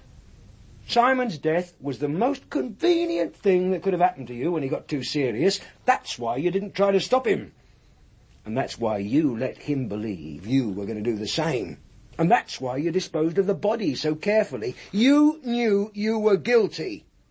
And you didn't want us to find out. I've got nothing more to say to you, Sergeant. No, you wouldn't. Question is whether you can swing a jury as easy as you twisted your husband. Hello, Jimmy. Airing the best suit again, I see. Yes, sir. Oh, sure a fact. Oh, Tom. God, they totted up the amount of time a policeman wasted in courtroom corridors, there'd be a public outcry. What's the delay now? A bit of unofficial dealing in the air.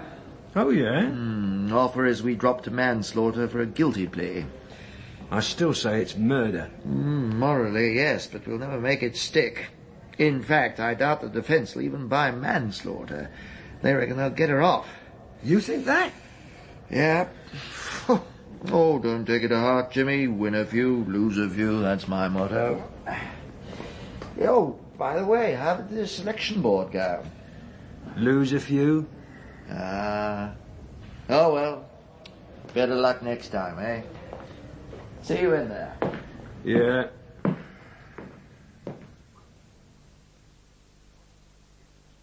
In Body on the Heath by Bill Lyons, Detective Sergeant Vogel was played by Douglas Livingston, Detective Superintendent Fraser by Nigel Hawthorne, and Laura Holland by Colette O'Neill. Edward Holland, David Graham, David Simon, Stephen Pacey, Mr. Simon and the pathologist, Bruce Purchase. Maureen Vogel, Diana Bishop, Annie Vickers, Valerie Murray, Eric Hills, Christopher Bidmead, P.C. Jackson, Michael Harbour, and the Sergeant, Walter Hall. Alan Dudley played the waiter, the hairdresser, and the car park attendant. Other parts were played by Michael Tudor Barnes and Irene Sutcliffe. The play was produced and directed by Jane Morgan.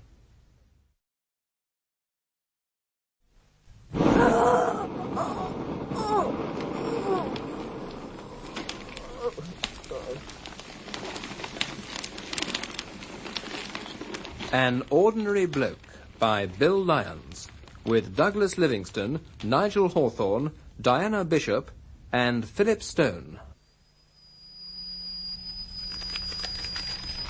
I'd have thought he'd have won that easy. Lucky I didn't have any money on it. Jack? Jack? I can't hear you. I've got selective deafness.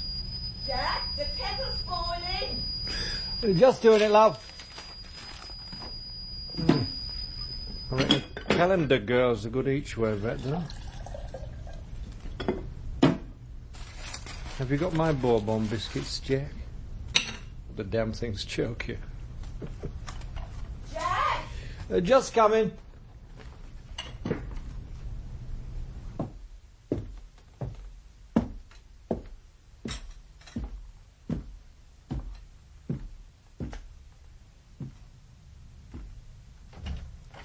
You were a long time. Was I? Ages. I called several times. Sorry. What kept you? I'll pour you tea. You got my bourbon biscuits? On the plate. They've sent the wrong paper again. Eh? I thought you were going to do something about it. I did. This one's no use. There's no news in it. It's like a child's comic. Racing's good. I'm not interested in racing. I like to know what's going on in the world. I expect a newspaper to be informative. Yeah? There's nothing very informative about racing or photographs of cheap, vulgar little tarts. It depends what you want to know, doesn't it? Well, are you going to do something about it? I've told you. I've already spoken to him. The paper boy's new. He's bound to make a few mistakes while he's settling in. You don't know how to deal with tradespeople at all. If you tell them we're not paying until we get our proper order, they'll soon sort it out. Maybe. You've got to be firm with them. I'll leave it with you, then. I can't do anything today. Why not? Up to Manchester after lunch. It's the 14th. I suppose that means I'll have to speak to them. I'll handle it next week when I get back. I'm not putting up with that rag till then. Only a couple of days. I'll get up and go down there myself. If you like. No, I don't like. I don't like this back keeping me in bed so much. I don't like you and Robert resenting every little thing you do for me, but I have to learn to live with it. Dr. Morrison said it'd do you good to give it a bit more exercise anyway. Dr. Morrison doesn't have to put up with the pain. I'd best get off to work. What about the breakfast things? Just leave them by the bed. Mrs. Morton will be in to clear up later. I brought you some coffee up. Do us a favour, Mo. What? Don't chink the cup so loud. You look terrible. Thanks. Feel a lot better for knowing that. There's just a couple of little slits where your eyes used to be. It's even worse on my side of them. I don't suppose you want any breakfast. Meh. You ought to eat something. Might settle your stomach. The only thing that settled my stomach is amputation. It must have been a hell of a party. Lads wanted to give me a good send-off. If you go in looking like that this morning, they'll send out squad cars for the gang that mugged you. So how do you feel about starting your new career today? Oh. You've got about an hour to make yourself look all keen and bright-eyed. I don't reckon you'll make it. Oh, it's all right. I've worked with Fraser before. He knows what I can do. But he won't be the only one there, will he? Oh, you can't let him down, Jimmy. Like you said, he must have fixed this transfer. He'll be expecting a lot from you. Give me that coffee, then. That's better. Your bath's run, and I've laid out a clean shirt. And your suit. I don't feel comfy in a suit. I can't work in one. You need to make a good impression. They want a Jack, not a fashion model. Look, just for today, leave the egg stains and the fag ash till they've learned to love you like I do. All right. Mum, it's me, Robert. Hello, dear.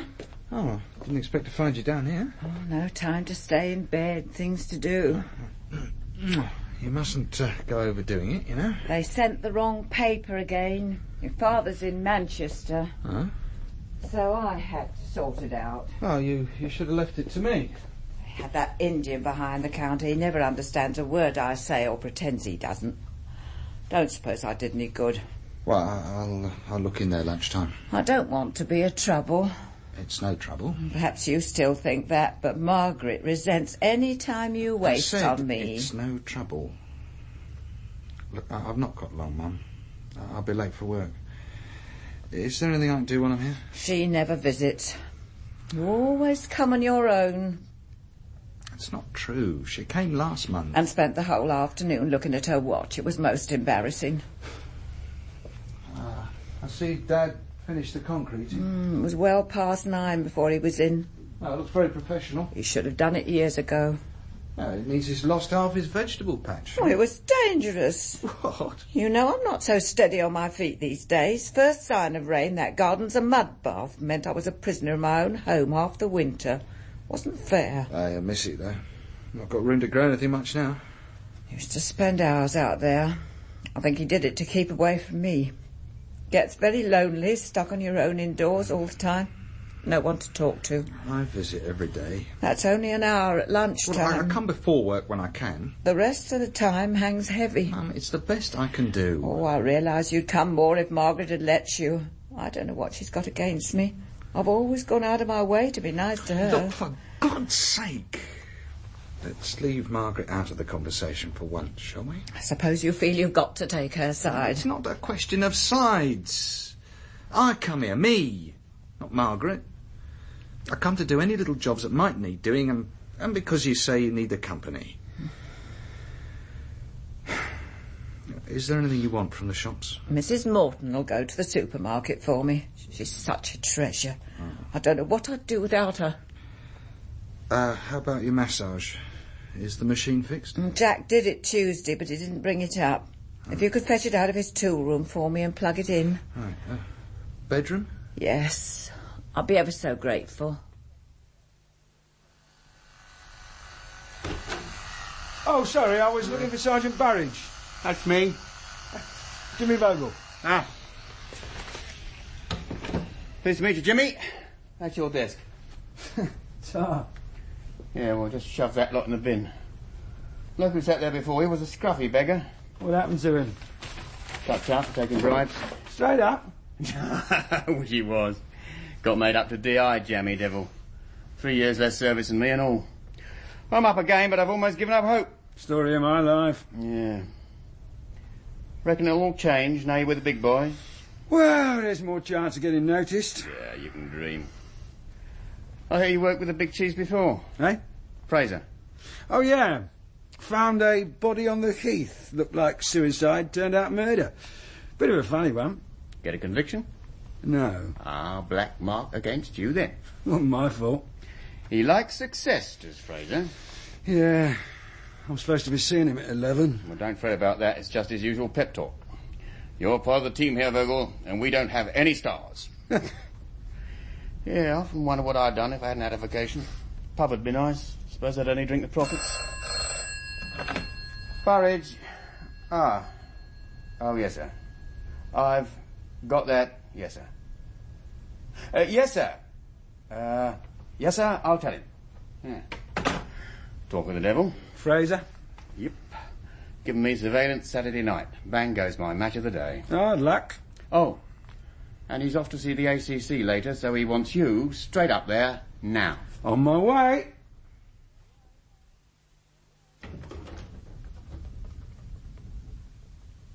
Ah, come on in, Jimmy. Yes, sit down. We'll keep you a minute.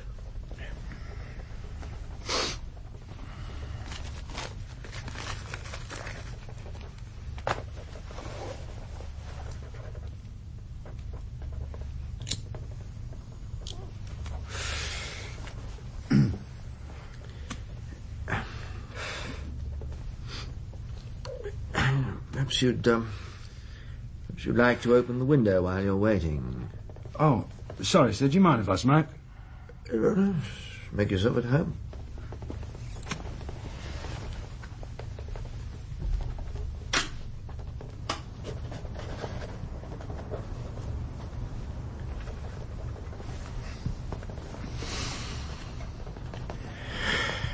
Yeah. Well, nice to see you again, Jimmy. Thank you, sir. I had hoped we'd have time for a long chat, but as Burridge probably told you, I've got to see the ACC, so I'll have to be brief. A good chap, Sergeant Burridge. I think you'll get on well. Yes, sir. I wanted to thank you, sir. What on earth for? Getting me transferred. Well, I didn't get you transferred, Sergeant. I was under the impression that you'd applied to join us. Well, yeah, but I'd never have made it if you hadn't put in a word for me. Look, Jimmy, I'm delighted to have you on my team, but there are a few things we ought to get straight first, which is partly what this talk is all about. Yes, sir. Now, we've worked together before, so I feel I know a bit about you. Some aspects of your work are excellent. You're like a terrier when it comes to digging out information. You're keen, hard-working. There's more to it all than all that, isn't there?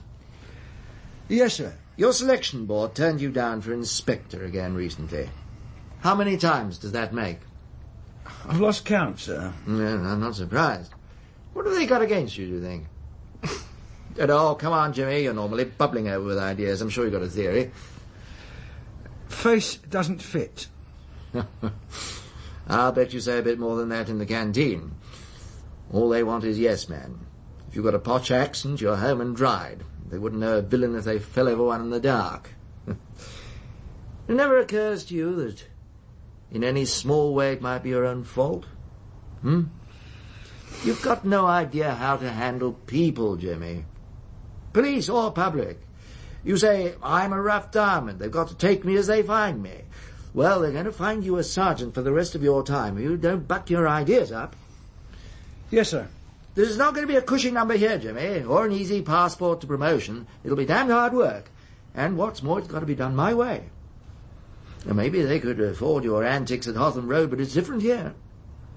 We're dealing with real crime, so we can't afford you playing Kojak and tackling the mafia single-handed. I need someone who'll slot into my team where he's told. And if that means a few weeks slogging on house to house, then hard luck. It's still got to be done. Understand? Yes, sir. Fraser. Your cards here, sir. Yes, right. Thank you. You'll be done. Look, I don't mean to be hard on you, Jimmy. You're a good Jack, and we're lucky to have you, but you're still a small cog in a very big wheel. We all are. And the sooner you learn to accept that, the better it'll be for all of us. Yes, sir. Is that all, sir? For the moment, yes. Carry on. Won't be long, Brian. Just got to tell Mum I've sorted everything out. Okay, Bob.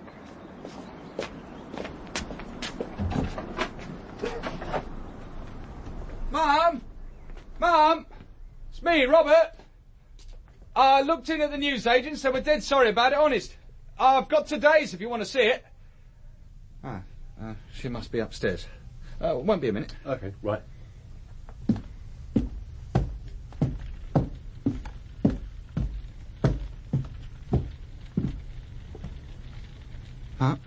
Mum?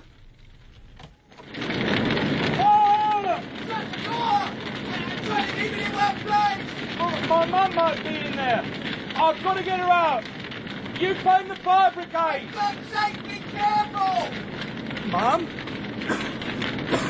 It's me, Robert. Are you in here? Mum! I've found her. She's out cold. Come on, Mum. I've got to get you out of here.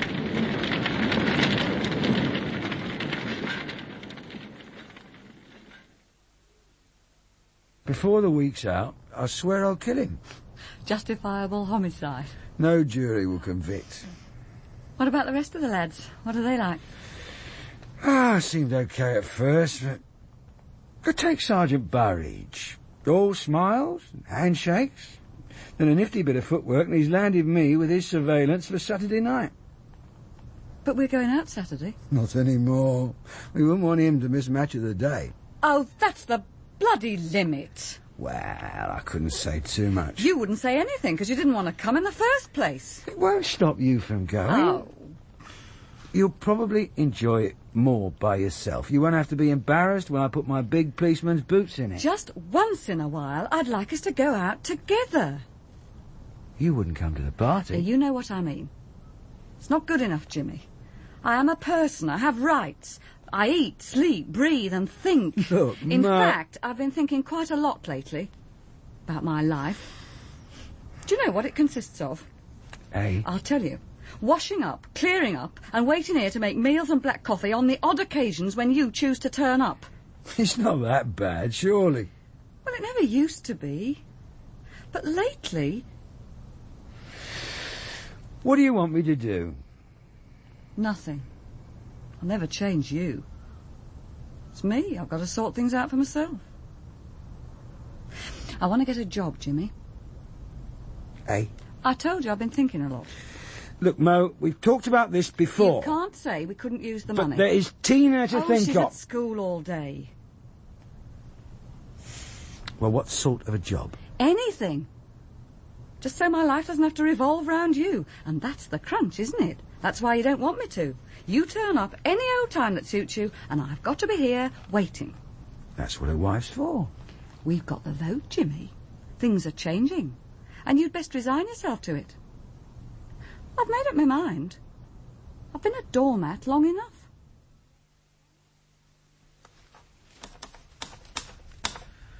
I don't know which aches more, my feet or my fingers. I've done nothing but tramp the streets and type reports ever since I got here. Yeah. Glamour of it all can get you down sometimes, I know. If I could see some point in it all, it'd be better. But I reckon Fraser's snouts have been on the meths. Yeah. Sir.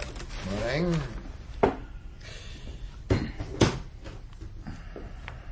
Feeling restless, Jimmy? Typist cramp, sir. Well, you can stop that for the moment. Something on?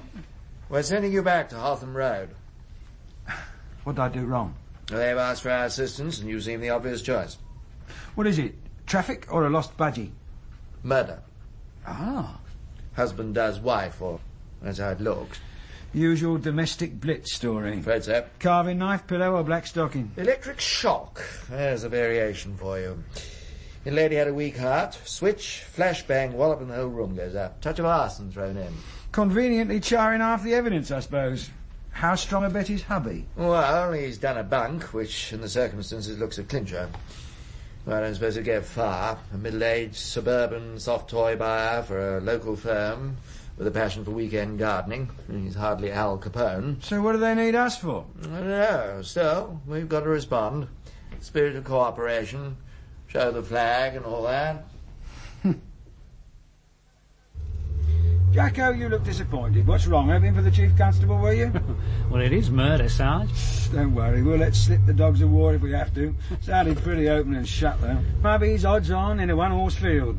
He as good as admitted it in that phone call. And now he's completely disappeared. Sounds like a cool customer. Well, if he is, he's kept it well hidden all these years.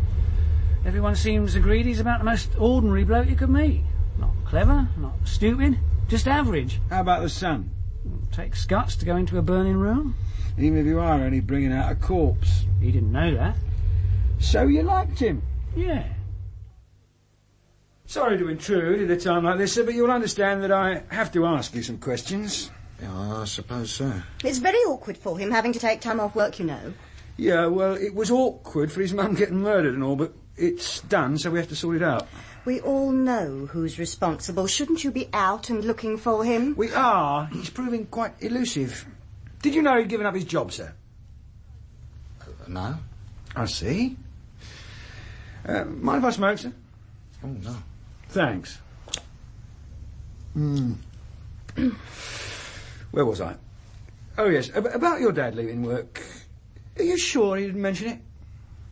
Well, I knew he was thinking about leaving, that's all. Oh, yeah? We discussed it. I thought I dissuaded him. It looks like you were wrong. Yes. Did he say why he wanted to leave? This is very difficult for me, Sergeant. I mean, he's still my father. I don't want to say anything that might incriminate him. Naturally. It's all bound to come out in the end, sir. Oh, he's probably right, Robert. Best to get it over with. If it's any help, sir, we've already been told that your mother wasn't an easy woman to get on with. Well, that's an understatement. She was downright evil. Margaret. Oh, I know I shouldn't speak ill of the dead, and it's no justification for killing her, but we might as well be honest about it. I don't know how he stood her as long as he did. Well, she was a sick woman. I'm sure it was partly her illness that made her so... Bloody-minded. Yes, I think we get the picture. You say he discussed leaving his job with you? And leaving his wife. Oh, Robert tells me everything. I see. Well, as I said, I thought I'd talked him out of it. It was the night before she died. She's asleep. Oh, good. She took a couple of tablets earlier. I was hoping they'd do the trick. She had a bad night last night, then? Yeah. You look a bit worn out yourself. You should get an early night. Maybe. Well, best thing. Well, I've got to be off now anyway. Robert, stay a while longer. Well, Margaret will be worrying. I want to talk to you. Was it important? I think so. I really mustn't be too long. I'm Leaving. What? The house. The job. And most of all, her. Is this meant to be a joke? Hardly. Well, why? After all these years, the more obvious question is, why not? I don't believe in an afterlife, so I'm not expecting my reward in heaven. What the hell have I put up with it all for? Well, OK, she's difficult, but what would she do without you? What would she do if I was run over by a bus? She'd have to cope. Oh, she can't cope, you know that. True, but she'll be very good at finding someone else to cope for her. Some people have a knack for it. You're only worried that it might turn out to be you and Margaret. That's not true. We do a lot for her. Not like Alan. But it's different living with her. You can't have forgotten that. Oh, look, you're just feeling tired. She had a bad night and it's got you down. No. I've been thinking about it for a long time. I'm 48. I've spent half my life carrying trays up and down stairs and slogging at a boring, mindless job that could be done by a well-trained monkey. There's got to be something better. And if I don't move soon, I'll be too old to recognise it when I see it. I don't believe you. I'm sorry, you're just not the type. What do you mean? Well, maybe you get bitter sometimes. Well, everyone does. You couldn't desert your wife. You've got too much compassion. And I'm too deep in my rut. That's what you really think, isn't it? Now, look. Suppose I really took you seriously for 1 minute. Ah, thanks. Have you thought beyond the front door? I mean, what on earth would you do? I don't know. There you are, then. But that's half the joy of it. Finding out. I'm sorry, but you'd be back in a week at the outside. I think how much you'd have hurt her in the process. If life here's bad now, imagine what it'd be like after that, huh? A silent, reproachful stare Mother does so well. Look, let me talk to Margaret and perhaps I can persuade her we should take Mum on a week's holiday. Give you a bit of a break, eh? And you left it like that? Yes. He didn't argue, so I thought he'd seen sense. No, I thought it was just an outburst. He'd get over it. But he never mentioned killing her? Of course not. Look, I'd hardly have taken it so calmly if he had. Tell me about the phone call, Mrs. Davis. Oh, we've been over all this before. And you'll have to go over it again. I expect my governor will want to hear it for himself too. So you might as well get into practice. Well, I can't remember exactly. Just take it slow and try and get a picture of it in your mind. Well, Robert telephoned me after he called the doctor and the police. When I got there, the whole circus was underway. Forensics and that. I don't think you people realise how insensitive you can be. Robert had just found his mother dead, and then, on top of that, learned that his father was probably the murderer, and everyone was rushing round him and through him like he didn't exist. About the phone call? He was in a bad state. Not that anyone else noticed. When you'd all finished with the place, he was just issued with a list of orders about what he could or couldn't do with the body of his own mother. Look, and we get the message. We're clod-hopping bobbies with big boots. You now, said paint a picture. I got Robert to sit down quietly and started making tea. It was a habit I got from my mother. Always make tea in a crisis. The phone rang. At first I didn't answer it. I thought it would be more instructions from you lot, and I didn't feel up to it. Just rang and rang, till it was obvious that whoever it was wasn't going to stop until they got a reply, so I picked it up. It was Jack, Mr. Davis. I didn't recognise him at first. His voice sounded different. How different? Different. OK, what did he say? He said, Margaret, I didn't think we would do another visit yet. He often used to say that to me. It was supposed to be a joke. I see. I told him Vi was dead. He said, I know, I saw her. Then I told him that the police seemed to think that it was murder, and he said something about it being a kindness, really. I can't remember exactly how he put it. And what did you take him to mean by it? Well, at the time I didn't understand at all, but since talking to Robert, I suppose he meant that she was better off dead than on her own. Did he say anything else? He wanted to know how Robert was taking it. I told him, then I asked when he was coming back. Never, he said. I remember that quite clearly. And then Bob will manage. He's very capable in a crisis, something like that. And then he rang off. I see. Oh, thanks, Mrs. Davis. You've been most helpful. That the pathologist report? Yes, he doesn't tell us much we couldn't have worked out for ourselves. Do you want to sit in on the forensics? Doesn't seem much point. We know how, we've got a pretty good idea who. What else do we need? Do you know, I'm going to have to open up that narrow mind of yours, Jimmy. Sit down. Spooner's a top man. 5 years with the Home Office Central Research Establishment at Aldermaston. We're lucky to get him. Yeah, well, you know my theory. Yes. If you want to catch villains, you've got to have a nose for it. I'll drag you into the 20th century if it kills me. Eyes down, here comes Einstein. Come in. Good morning, gentlemen. Good morning, Mr. Spooner. I'm Superintendent Fraser. This is Sergeant Vogel. Delighted to meet you. Yeah, likewise. You got anything for us? Blunt, to the point. I like that. Let me be the same. What I have for you are facts. Hundreds of facts. Thousands, if you like. I can tell you that substance A, B, or C is or isn't present in this room or in the room of the murdered Mrs. Davis. And I think I can say, with all due modesty, that no one either in court or in this police station would doubt my qualifications for doing so.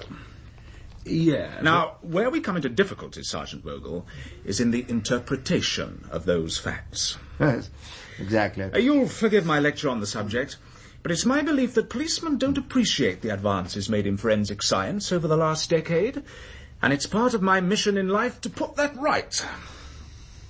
I see. Let us examine, therefore, the case in hand. In language we'll understand, if possible. Oh, yes, indeed. Now, is it murder? Or arson? Or both? Now, even our preliminary investigation revealed that tampering with the wiring was a crude but effective instrument of murder. But as a fire-raising exercise... It seemed to have done a pretty good job from what I saw. A lucky chance. Or unlucky, depending from which side we view it. The probability of a fire resulting from the murderer's actions are, in my opinion, too slight for them to have been considered by him. I conclude, therefore, that murder was his only objective. Still, I suppose the fire hasn't made the rest of your work any easier. So, more time-consuming, yes, but not impossible, Superintendent. Fire does not destroy, as many an embezzler has found to his cost. If you burn incriminating documents, for instance, they don't disappear. Find me those particles, those ashes, and I can reconstruct the original page. Which puts me in mind of an experiment. Fine, but we're not talking about documents, are we? No. Oh, perhaps I have digressed a little. We examined the remains of the wiring by gas chromatography and discovered some facts which may be of interest to you gentlemen. Yes? Just trying to find the right report. Yes, here we are. Now, firstly, and this is something I wouldn't have been able to tell you with the equipment we used 10 years ago, there are minute traces of engine oil. I believe these come from the gloves worn by the murderer. I've also reached the same conclusion about the paint fragments we uncovered. And if we found these gloves, you could identify them? Oh, I think so. They'll be red, industrial rubber, fairly common, I'm afraid. But I'll go a step further. If you provide me with engine oil from a suspect vehicle, I could tell you whether it fell within the range of vehicles from which the engine oil originated. Provided it hadn't done excessive mileage since, of course. Yes, of course. And we made further examination by infrared spectrometry. Eh? Oh, this was for any organic substances that might be present. It might help the sergeant to understand if I mentioned that the infrared absorption spectrum of any organic compound is so characteristic that it's sometimes referred to as the compound's fingerprint. Well, I found all that fascinating. It's all right for you. I never got more than 10% in chemistry at school. Well, it's time you brushed up your education. The way things are going, you'll soon need a BSc to pound the beat. Yeah. We must admit he's given us a bit more to go on. The gloves could be a clincher. Davis was a dedicated do-it-yourselfer, so it'll be quite in character. Mind you, if we don't find him, none of it's any use. True. And we won't do that with infrared thingamybobbery. Nope, that's your old-fashioned footslogger. Aren't they all? Be a help if we knew where to look. Yes, well, you can start at his firm, Goddard International. Concentrate on his secretary, Miss Parsons. They've been together 15 years, so if anyone had an inkling of what he was up to, she could be the one. Little romance? Yeah. You've been reading too many cheap novels. Not me, sir. Must be Mo getting through to me. Well, see what you can get out of her. What was he like to work for? He was always very considerate. Sometimes other people would try and unload work onto me, you know, when they had a rush on. But Mr. Davis would always say, Brenda's got enough on her hands coping with me. And had you? Pardon? Got your hands full with him? No. I told you. He was a gentleman. Kind and considerate. How about away from work? How do you mean? Was he different out of the office? I wouldn't know. You ought to know someone quite well after 15 years, surely. I was just his secretary, that's all. I wasn't implying anything different. But you must have talked sometimes. Yes. What about his wife? Would you have said he was fond of her? I think that's a question you should ask him, not me. I would if I could find him. He never made any criticism of her to me. That doesn't really answer my question. I can't imagine him being anything but kind to another human being. Nor does that. She made his life hell, but he never complained. Is that what you want? How do you know she did if he never complained? She'd phone up sometimes. I'd hear her having a go at him. I see. And how often did this happen? Once, maybe twice a week. What was she going on about? Oh, anything and everything. Things he should get from the shops, things he hadn't done round the house. She'd shout down the phone, but he never lost his temper back. You didn't like her, did you? I never met her. I think you knew Jack Davis was going to disappear. What? I think he confided in you. No. He was a thorough man, a tidy man. I could see that from his desk, not the sort who'd leave loose ends. He left work a week before his final disappearance. He must have realised that Vi might have phoned up, and if you'd said that Mr. Davis doesn't work here anymore, you might have blown his cover. So he must have briefed you before he went. Look, this is a murder we're dealing with. If you mess me about, I can stick a charge on you quicker than you can say knife. She didn't phone. But if she had? I was to say he was in with the managing director. And where could you contact our Jack? I couldn't. You must have been able to. He'd want to know if she called so he could make an excuse for not calling her back. He phoned me every evening to check. I see. Where from? I don't know. You mean you agreed to all that deception without having to ask where he was going or why? He'd always been kind to me. He must have given you some sort of explanation. I'm not going to warn you again. He's miles away. You'll never find him. Where? He's gone to see his daughter in Australia. He hasn't got a daughter. Yes, he has. He told me things. He confided in me. And you're going to tell me, aren't you? Look, when you said you'd help him, you didn't realise it was going to end in murder. But now... He got this airmail letter from one of our buyers who'd gone out there. Mr. Davis had asked him to do some checking up. Here's your tea, Mr. Davis. Would you like a biscuit with it? No, thank you. Just shut the door a minute, will you? Thank you.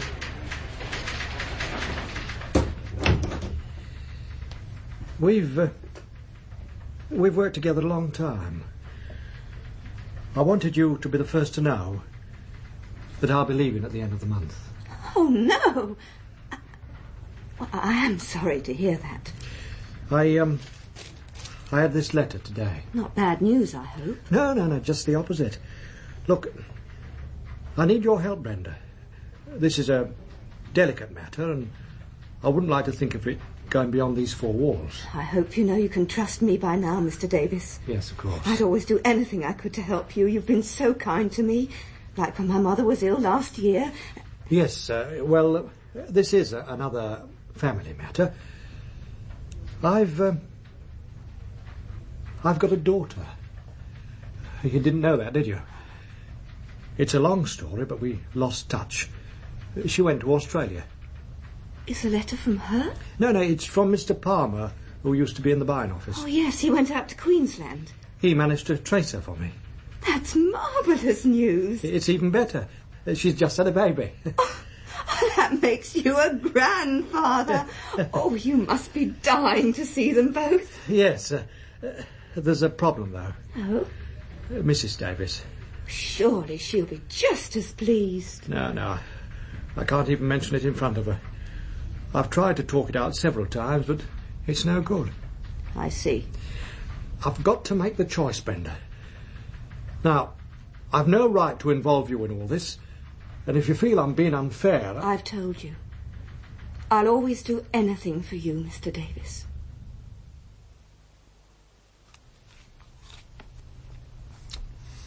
I don't get it. I just don't get it. Oh, don't go eating that now. I told you I've started serving up. Don't bother Fraser at all. He just says it's a lie. Ordinary people do tell lies, he's right. Not even very convincing lies sometimes. Lay the table, will you, Jim? But why build up such an elaborate story when it wasn't necessary? I mean, I know he wouldn't say he was going to murder the old bat, but he only needed to whisper he was thinking of leaving her, and our Brenda would have packed his bags, booked his ticket, and slopped a hopeful half-gallon of primitive behind her ear holes. I don't know what you're talking about. He never had a daughter. Who didn't? Jack Davis. Not one we can trace, anyway. Oh. Is that important? I don't know yet. Fraser doesn't think so. Then don't let it bother you. Besides, I thought all you had to do was find him and charge him. Maybe. Oh, I did ask you to lay the table. What? Don't bother. I'll do it. Smells good. Coq au vin. Oh, foreign stuff, eh? Is it one of the tin sauces? No, it bloody well isn't. Took me hours to make that. You better like it.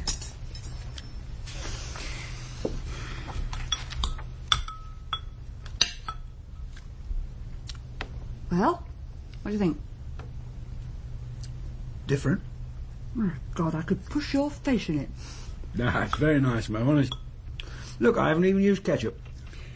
Well, I wanted to make something special as a celebration. Oh, yeah? Well, don't you want to know what I'm celebrating? Eh? Oh, forget it. Sorry, I was miles away thinking about this Davis case. What were you saying? I got a job. Supervisor with a playgroup. Well, there was an ad in the local paper. They wanted someone with teaching experience. They said they were lucky to get me. Now, of course, the money's not marvellous. That's not everything, is it? I went along today. Some of the kids are so sweet. I think I'll be able to get along with them. What do you reckon? Eh? Well, are you pleased or what? Yeah, should be great. Hours not too long, I suppose? No, I'll still be here to skivvy, if that's what you mean. Mind you, I can't guarantee you'll always get such exotic grub. There might be a few more tins being opened in this house. Doesn't matter, I like tin stuff. I don't know why I bother. You see, there's got to be a key, a catalyst. What? OK, she was a cow and he hated her. But what made him suddenly move after all those years? Well, maybe he got fed up with her never listening to a word he said. I could understand that. Alan Davis is here, sir. No? The other son, the soldier. Oh, jolly good. Show him in. In here, Mr. Davis. So.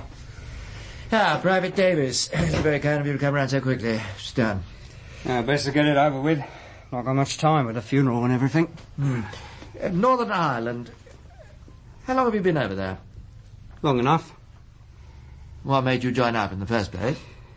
Well, I wanted to get out, see something of the world. Didn't seem a lot of chances for me here. I'm not good with engines like Bob, and anyway I couldn't see myself grafting for a mortgage. So I signed up for 3. Did me basic, got a month in Germany, and then this lot. Hard luck. It's not cosy. Still, I reckon I'll make it 9. Why not? You've always been something of a fighting man, from what I hear. Private Davis has just lost his mother, Sergeant. I think we could do without the snide comments and circumstances. Sorry, sir. Give him his head. I can look after myself. I don't need her as an excuse. Say what you like, I've got nothing to hide. You don't seem too bothered about her death. Don't I? Didn't you get on? We got on all right, but she's gone now. Yes? Like 2 of the lads I went over with. Good mates, but now they're dead, so I don't think about them anymore. It's the best way when you're out there. Mother, lover, brother, it's no odds. It's your own skin that's important. Once you learn that, you're in business. About your father. Yeah? Would you have said he was capable of murder? I said anyone was. Well, it's not been my experience. When we was training, we were told about a demo. One of our blokes got shot by a pregnant woman. Didn't suspect her, see? They told us that so we'd know if it's them or you, or even if it might be you. Make sure you get in first. Yes, but that's a wartime situation. They're ordinary lads, but they could all do it if they had to. Same as you could. So, Dad's suspect number 1, is he? We'd like to interview him. You've got to catch him first. Was he in the services? Had to be in them days, Squire. Yeah, call up. Malaya. They're plenty of a real out there, too. Still, it must have been 30-odd years back. Some things you don't forget. Yes, look, I'm sure this is all fascinating background, but what we're really interested in is where Davis is now. Have you got any ideas? Afraid not. If you wouldn't mind, sir, there's just one more bit of background I'd like to fit in. Carry on. Did your father ever mention you having a sister? Aye? Emigrated to Australia? Oh, I never had a sister.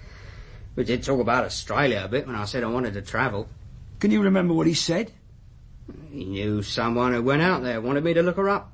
Could that have been her? I doubt it. I thought it must have been an old flame. He certainly didn't seem to want Mum to know about it. I don't suppose you can remember her name. No point. I never went.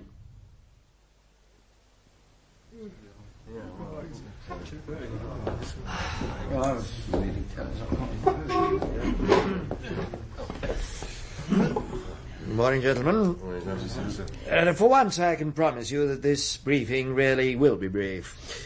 You all know what needs to be done, and it's better for you to be out and doing it than listening to me. However, I do have a few observations to make. Considering the nature of this case, the newspapers, both local and national, have been extremely helpful in providing the sort of coverage we asked for.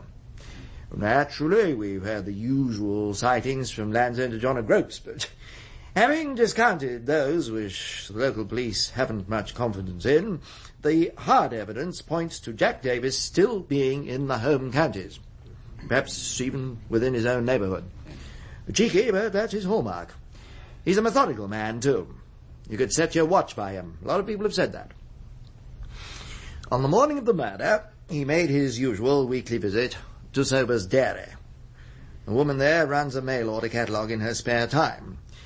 He paid off the last instalment on some hedge trimmers he'd been buying.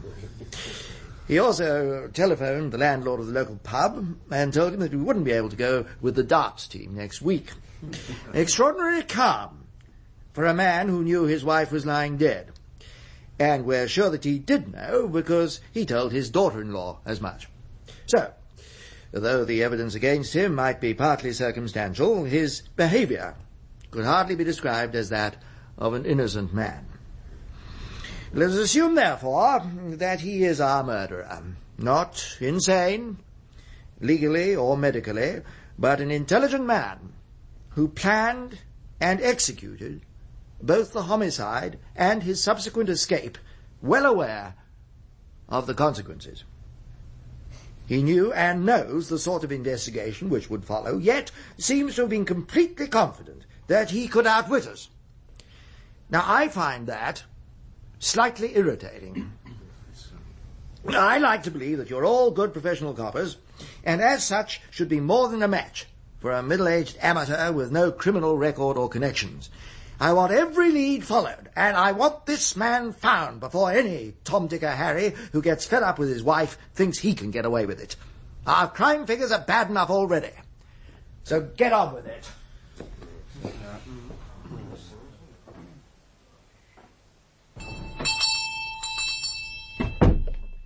Yes?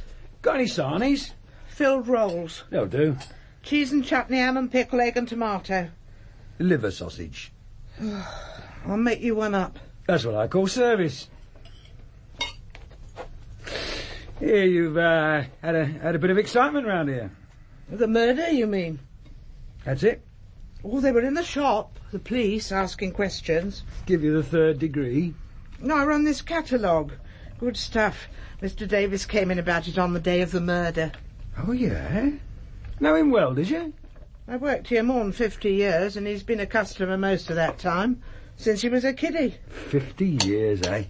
You don't look old enough. I'll be 68 this December. Never. True as I stand here. I know more about this street and the people in it than anyone. Hey, you can tell me something then. Yeah? So when I read it in the papers, I got wondering, there was a Jack Davis in my regiment. You think it could have been the same bloke? He did go in the army, I know, just after the war. Well, there you are. Oh, sorry. 47. Yeah, about then. We lost touch now. We were quite good mates. Oh, yeah. But the bloke I'm thinking of used to go on about going to Australia. I reckon his girlfriend went out there. Oh, yeah, that'll be Jack. I thought it must be. Bit of scandal there. Tell me all. They do say she had one in the oven. Naughty old Jack, eh? I reckon her parents were glad to get her out of the country. Mind you, they had a bit of trouble brewing anyway. They'd done very well over there, though, also, I've heard. Got a big farm, thousands of sheep and that. But poor old Jack was really cut up about it, wasn't he? He used to go on about it. Nancy, I think her name was. No, Sarah. Sarah Clark. Oh, yeah, Sarah. Here. You sure you knew him? Well, like I told you, sounds like the same bloke. You're not a copper, are you? Do I look like a copper? Ah, Mr. Vogel. I see you've decided to join us at last. Yeah, I'm sorry, sir. I was just about to phone you, sir. Yeah, it's all right. Burridge, the mountain has come to Mohammed. Okay, Jimmy, I presume you do have some explanation. Yes, sir. Then explain. Well, sir, I found out that Jack Davis had been friendly with a girl, Sarah Clark. And you think she's hiding him? Not exactly, sir. This was all a while back. How long? 30 years. I see. But the memory lingers on, presumably. Hear me out, sir. Her parents went to Australia in 1947 and she went with them. Now, although they haven't seen each other since... You were supposed to be seeing the personnel manager at Goddard's International this afternoon. Poor chap sat in his office waiting for you for half an hour. I'm sorry, sir. I thought this was more important. Well, I don't like to have to apologise for officers on my team, especially when I don't know where they are. But she's the key to it all. What? I sussed it out. I knew that Australia story wasn't all phony. What are you talking about, Jimmy? That's what I've been doing all day, following it up. Sarah Clark got married soon after they arrived. Her first baby was premature, 7.5 months after they left Britain. And you think it's Davis's child? Yes. The Clarks were booked to go out there already, and I think young Sarah wanted to stay with Jack. She got herself pregnant to force their hand, but it didn't work. They took her anyway. Oh, I'm sorry, Jim, but I still don't see where it gets us. That baby is now grown up and back in this country. She's married to a surveyor in Kingston. Now do you see what I've been up to? All right, Flash Gordon. I suppose you think I'm going to give you a medal for this. I was right, sir. That's not enough. I've still got to bawl you out. I'd be making a report on your conduct if Sergeant Burridge hadn't told me that you'd phoned in. Now, what's this Kingston address? 14 Marlborough Terrace, sir. Then we'd best get over there, and if he's been and gone in the last few hours, it's down to you, Jimmy. Remember that.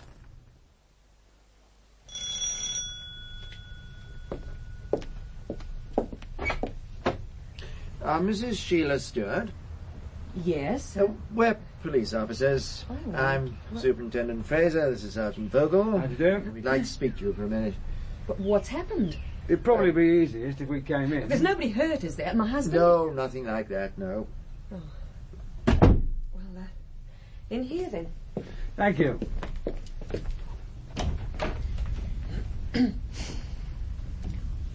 We're investigating the murder of Mrs. Violet Davis. Oh, I've read about that. Yeah, but you don't know the Davises? No. Look, we've only been in the country 2 months. I hardly know my neighbours. Yes. I thought your mother might have mentioned them to you. Oh, no, never.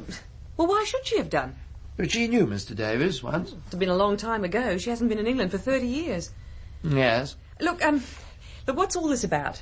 Well, it's rather a delicate matter, Mrs. Stewart. What I have to say may upset you. I'm sorry for that, particularly since it may all be unnecessary. But this is a murder investigation, so you'll appreciate that I have to ask questions about things that would otherwise be best forgotten. You're not making yourself very clear, Superintendent. You were born 7.5 months after your mother arrived in Australia. Now, there are 2 explanations for this. Either, as you've probably been told, that you were premature, or that your mother was pregnant when she left England. Whichever's the case, it seems likely that Jack Davis believes that he's your father. I don't want to hear any more. Yes, well, I'm afraid you have to. Look, I know my father. He brought me up. Now, if what you're saying is true, they'd have told me. They may well believe that they were telling the truth. The same as Jack believes that he knows the truth. Well, what's the real truth? Well, I'm afraid that's not my concern. I've got to find Jack Davis. Has he contacted you? What? He mentioned something about his first grandchild to his secretary. Oh, do you think I'd let a murderer near my baby? You haven't seen him? Well, of course I haven't seen him. You implied that you'd not made many friends since you arrived here. Right. So amongst those you have made, would there be any men of about 50-ish, say? No. I just thought he might be waiting his time before he told you who he really was, gaining your confidence. Look, I don't know anyone even vaguely like that. You sure? I'm quite sure. Except, Yes? well, we took on a sort of odd job gardener. Hughes, he calls himself. Where is he? He only comes 3 days a week. He's not due till tomorrow. Gardening's his hobby, it fits. He was rocking the pram the other day. I thought how good he was with children. Do you know where he is now? Oh, yeah, look, he's got a room with Mrs. Patterson, number 37. Number 37. Right. Come on, open the door. What's up? Jack Davis, we're police officers investigating the death of your wife. We'd like to ask you a few questions. I think it might be more convenient at our HQ. Would you mind accompanying us there? How did you know where to find me? Your daughter told us. You mean you told her who I am?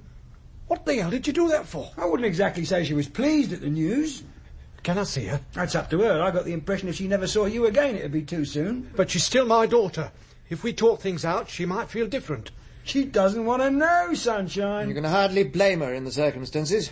She's had 30 years of happy family life, and you're asking her to swap it all for a murderer as a father. What have you been telling her about me? We'll talk about it at HQ, eh? There's a lot we've got to discuss.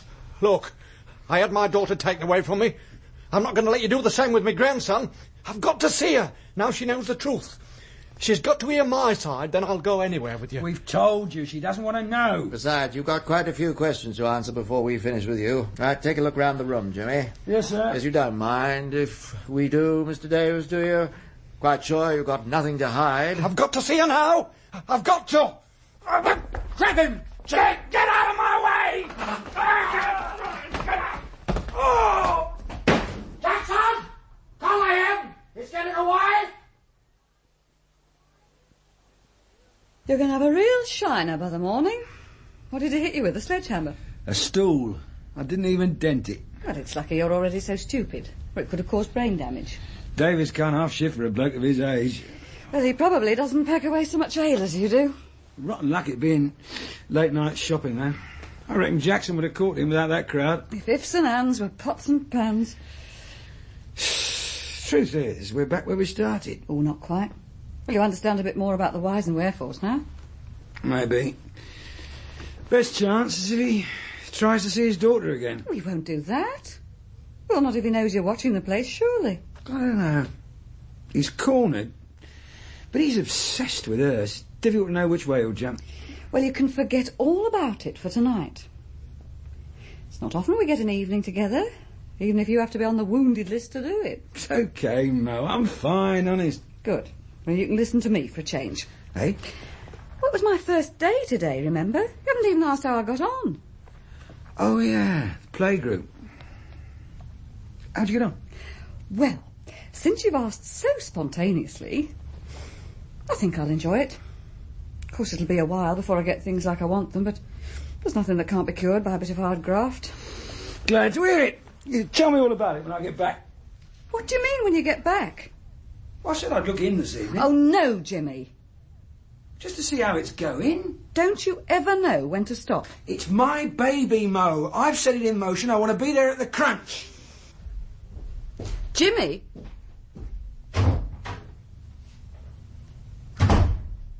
Right, mate. Evening all. What's the matter with you, Jimmy? Can't you keep away? Thought I'd see how you were doing. Mind if I join you? Yeah. Glad of the company. I suppose nothing's happened. Not a dicky bird. Her husband's off on business and she's in on her own with the baby. Have a fag. No thanks. Got me toffee.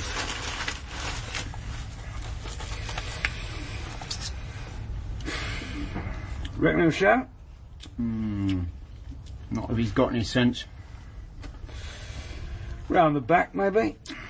No, way through. So here we sit.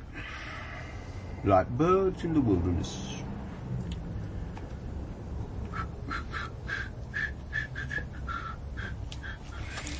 What do you reckon to camping? Eh? Cheap holiday. True. The way I see it, we could do France, Spain, Portugal, proper tour, you know. Of course, their campsites are much better than ours. Got more idea of hygiene. Yeah. Wife's dead against it, though. Why? Reckons it won't be a holiday for her if she has to keep cooking for a fortnight. Got a point, I suppose?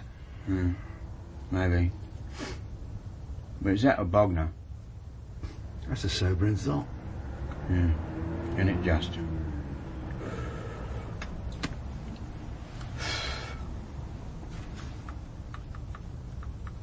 I spy, with my little eye, something beginning with S.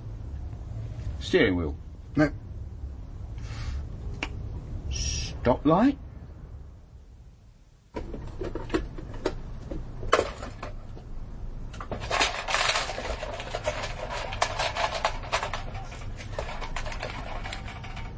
That's not going to get me very far. Who's there? Hell. Stay where you are. I've rung the police. I'm sorry. I've got to have the money. Jack. Speedometer. At last. An easy one, too. Hello. No, relax.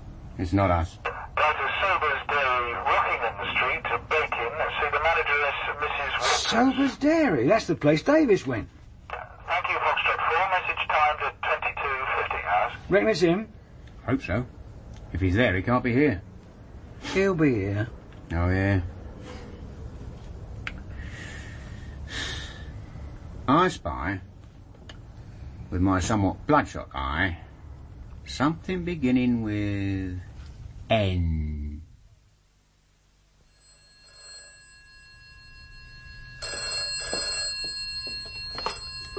Hello?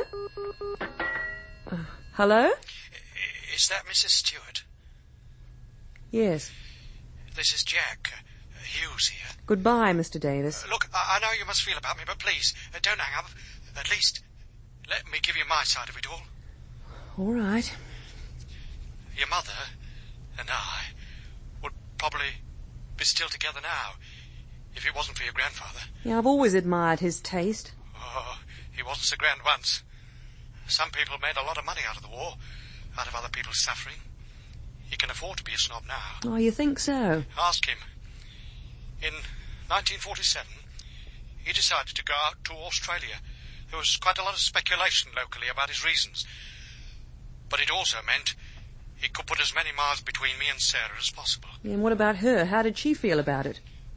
She wanted to stay with me. She tried everything she could to persuade him, but it was no good. We thought that if she got pregnant... I know my mother. Now, if she felt like that about you, she wouldn't have gone. She had to. They wouldn't go without her. And she knew they couldn't stay. Look, I don't understand. Oh. Hang on. It was all going to blow up in your granddad's face. And even if he'd survived the investigation, all that middle-class respectability they built up wouldn't. I tried to raise the money to follow. Couldn't.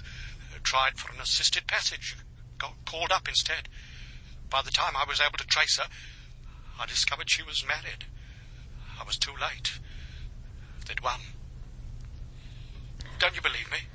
Oh, I don't know. Don't see that it matters anymore. It's best forgotten. It still matters to me. You're my daughter. Your son is my grandson. Yeah, well, what do you want of us? I've got to get away now. I'd like to see you once before I go.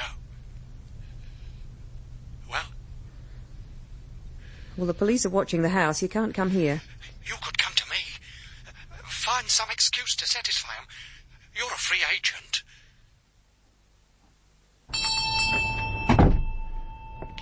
Mrs. Walters, I'm Superintendent Fraser.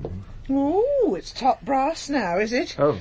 What was wrong with the lad that took my statement before? Oh, nothing at all. He's a very able officer. But when you heard Jack Davis was involved, you decided to follow it up instead of just going through the motions. What? Oh, this is the third time my shop's been broken into. You lot have never been half so keen to catch 'em before. Oh, I'm sure that's not true, Mrs. Walters. No, well, it's 18 months since the last one. I've still heard nothing.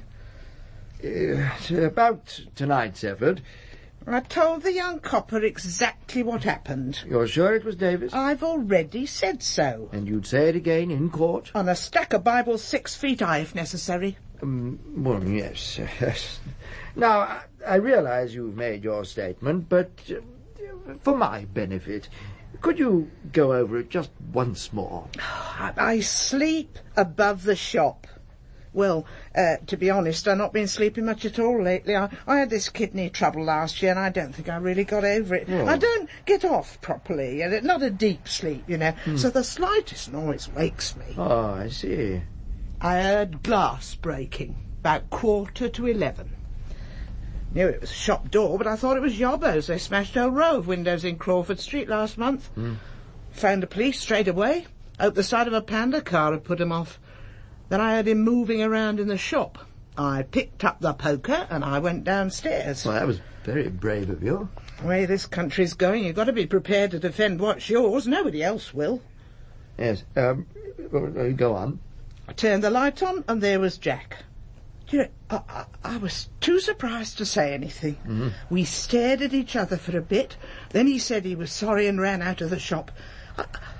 I could hardly believe it. I've known him all his life. Yes. Oh, no, it doesn't seem as bad as murder to you. But there's a lot to say she had it coming. But, I never thought he'd sink to stealing from his own. How much did he take? £5.80. That was all there was in the till.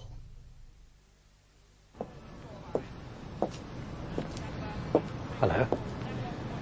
Thank you for coming.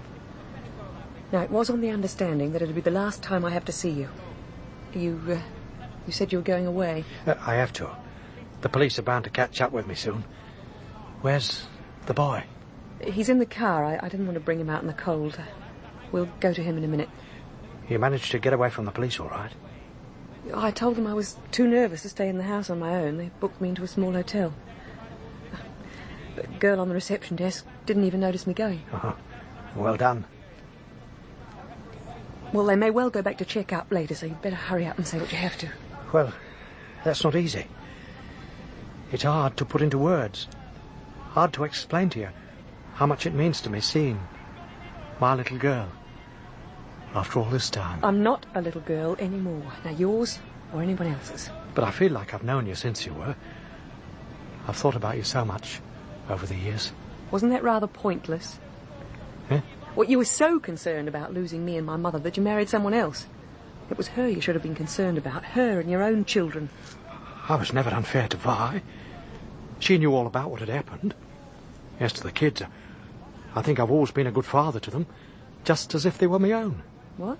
They're adopted, both of them. Vi couldn't have children, you see. I wanted kids, lots of them. So, adoption seemed to be the answer. It didn't work. Some people say they cement a marriage. Maybe they do, if there's something there to start with. Otherwise, they just widen the cracks. I see. I doubt it. We wrote about them from the start. I wanted to bring them up to know that they were adopted. Tell them we'd chosen them, but Vi wouldn't have it. She felt that that would be in some way a criticism of her for not being able to have kids.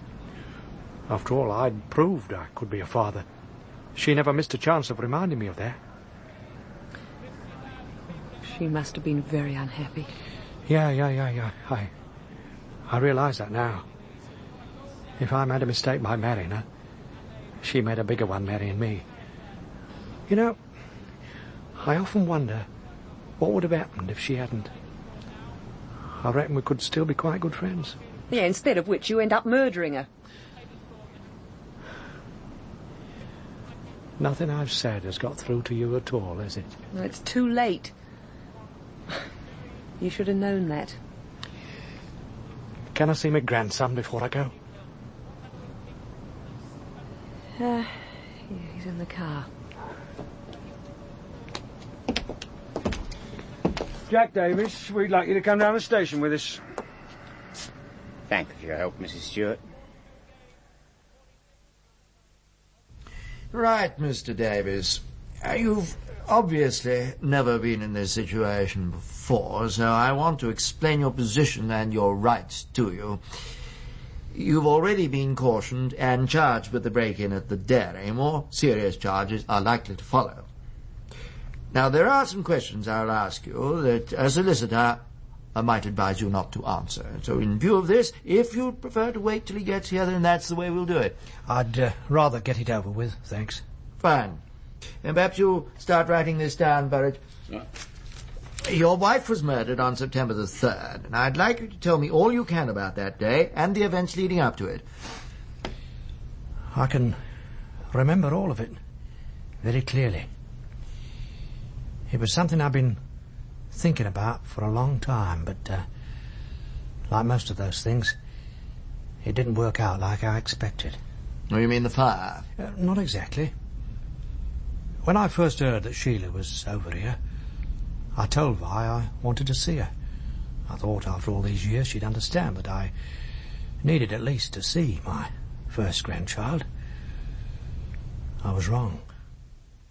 I don't wish to discuss it any more. That's ridiculous. You can't just push your head in the sand and pretend that it isn't there. I think you've hurt me enough with this over the years. I want to be allowed to forget it ever happened. Look, I've gone along with everything else, even though I don't agree with you. We brought up Bob and Alan the way you said, knowing that they might find out the truth any time. Which is what you want. Huh? Once they get this little tidbit from the past, how long will it be before they ask questions about everything else? All right. I won't tell them. What's one more lie when we've been living so many? As long as I can see her. Go ahead. But if you do, don't bother to come back. Is that an ultimatum? If you like. So, I've got to make a choice. The truth is there is no choice for you, never has been. I was always second best, and I've always known it. That's not true. Go to her.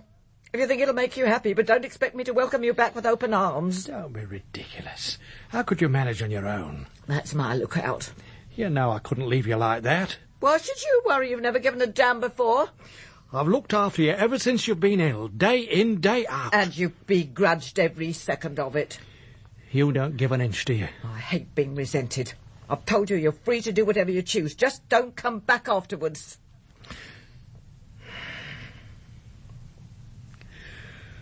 All right. I won't see her. It's your decision. If that's the way it has to be. Good. Then we won't discuss it again. Naturally. Shall I make you milk drink? No, thank you. I feel too agitated now. All these arguments upset me. Yes. Well, I'll leave you to get some sleep then. Thank you. One last thing. Yeah? About the garden. What about it? It's extremely treacherous out there. Huh? Muddy. Oh. We've had a lot of rain lately. There's often a lot of rain in England, I believe. True. I just wondered whether it was your intention to make me a prisoner in my own home. A sort of punishment, perhaps. What? I haven't gone down the garden for fear of slipping, and Dr. Morrison says I should take the air at least once a day. I'll build a path. Won't be such a difficult job. Do you really need so much garden? Oh, I know it's a good excuse for being out of the house and away from me, but a patio would be so nice. Somewhere where I could sit and take the sun. That's not too much to ask, surely. That was what finally convinced me. I'd given in. She'd won. Same as always. But that wasn't enough for her. She had to punish me for even mentioning it. I decided to leave her. And this time, I wasn't going to make the mistake of telling her about it. That was why it took me a week. Each day I packed as much as I could into my briefcase and took it round to Marlborough Street until I'd moved everything I needed. And she never even knew. Yes, sir, do take your time and have a sip of water if it helps. Oh, thanks. Yeah. Thanks.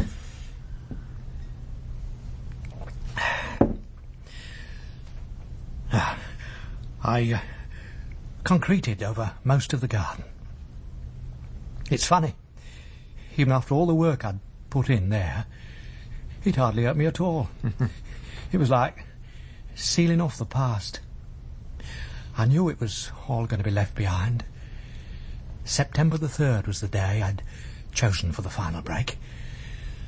I told Vi I was going up to Manchester as usual, packed the last few things into me overnight bag and took them round to Marlborough Terrace. I felt 20 years younger. I was due at Sheila's at 10, and I turned up with me gardening tools, ready for work. It was a lovely day. Perfect for being in the garden. Her husband was home. They brought the baby out there. Gurgling away in the sun he was. They look what they are, a happy family. I decided to go home. I realised Robert was right. They didn't want me, or need me. She was better off, not knowing anything about me. You said Robert was right, so you told him what you planned. I didn't mean to. I tried to palm him off with a story of male menopause, you know, fed up with me rut. Yes, that's roughly what he told us. He wouldn't buy it, though, so I had to tell him the truth. Well, that's certainly not his version, but carry on. Like I said, I decided to go home. There was a hell of a commotion in the street when I got there. Bob was the big hero. They brought Vi out and dropped a blanket over her. She was dead. It was all over.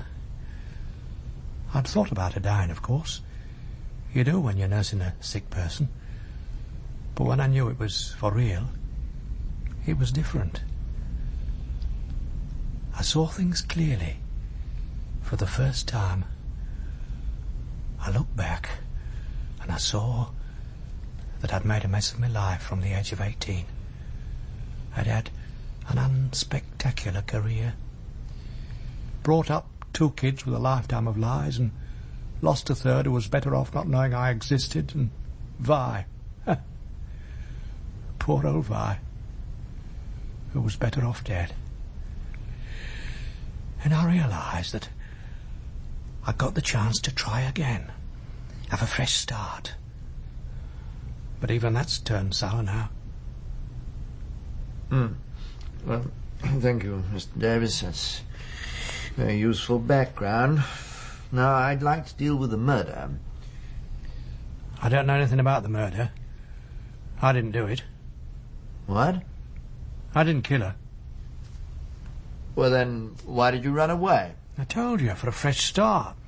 Then when you talked to Sheila, I had to get to her to put the record straight. But what about the Mr. Hughes bit? Why did you need a false name if you weren't planning anything dishonest? I didn't know if Sarah had told her about me. If she had, it might have ruined me chances. So I thought I'd get her confidence first. You murdered your wife. I think maybe I will wait for that solicitor now, if you don't mind. Look after him, Burridge. We'll be back. Yes, sir.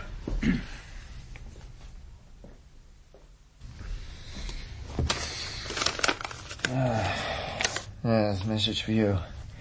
My wife called earlier, asked if you bring her back. Yeah, once I get this lot sorted out in my mind. Yes, I thought you'd been pretty quiet. What's bothering you? Sit down. It's your iceberg case. What's on top's obvious. It depends whether we've uncovered all that's in under. And if it's relevant. It's always relevant. I thought it'd be all wrapped up by now. I wasn't expecting this. Just it's a fair cop, Gov, and big saving of taxpayers' money. You should be so lucky. Could be holding on for a spot of plea bargaining later. He hadn't even seen his solicitor. I doubt Jack's up with the legal dodges. Anyway, he'd be unlucky. We've got enough. Unless it's a funny jury. Forensics drew a blank? So, the oil wasn't from his car. He's a handyman, always tinkering around with someone's engine. He helped a neighbour out. Maybe. What about the gloves? They wear out, even industrial rubber. Or he chucked them out after the murder. It's possible. Look at what we've got. He planned to disappear on the day she was killed. He discussed leaving her with his son. He says he discussed a bit more than that. He knew she was dead when he phoned the house. He admits to tinkering with the machine. To mend it. And the belt, not the wiring. But would you let your daughter marry him? It doesn't look sunny for him, does it? OK, on balance, 12 good citizens would stick him away for life. But did he do it? You've really got doubts. I don't know. Come on, spit it out. Well,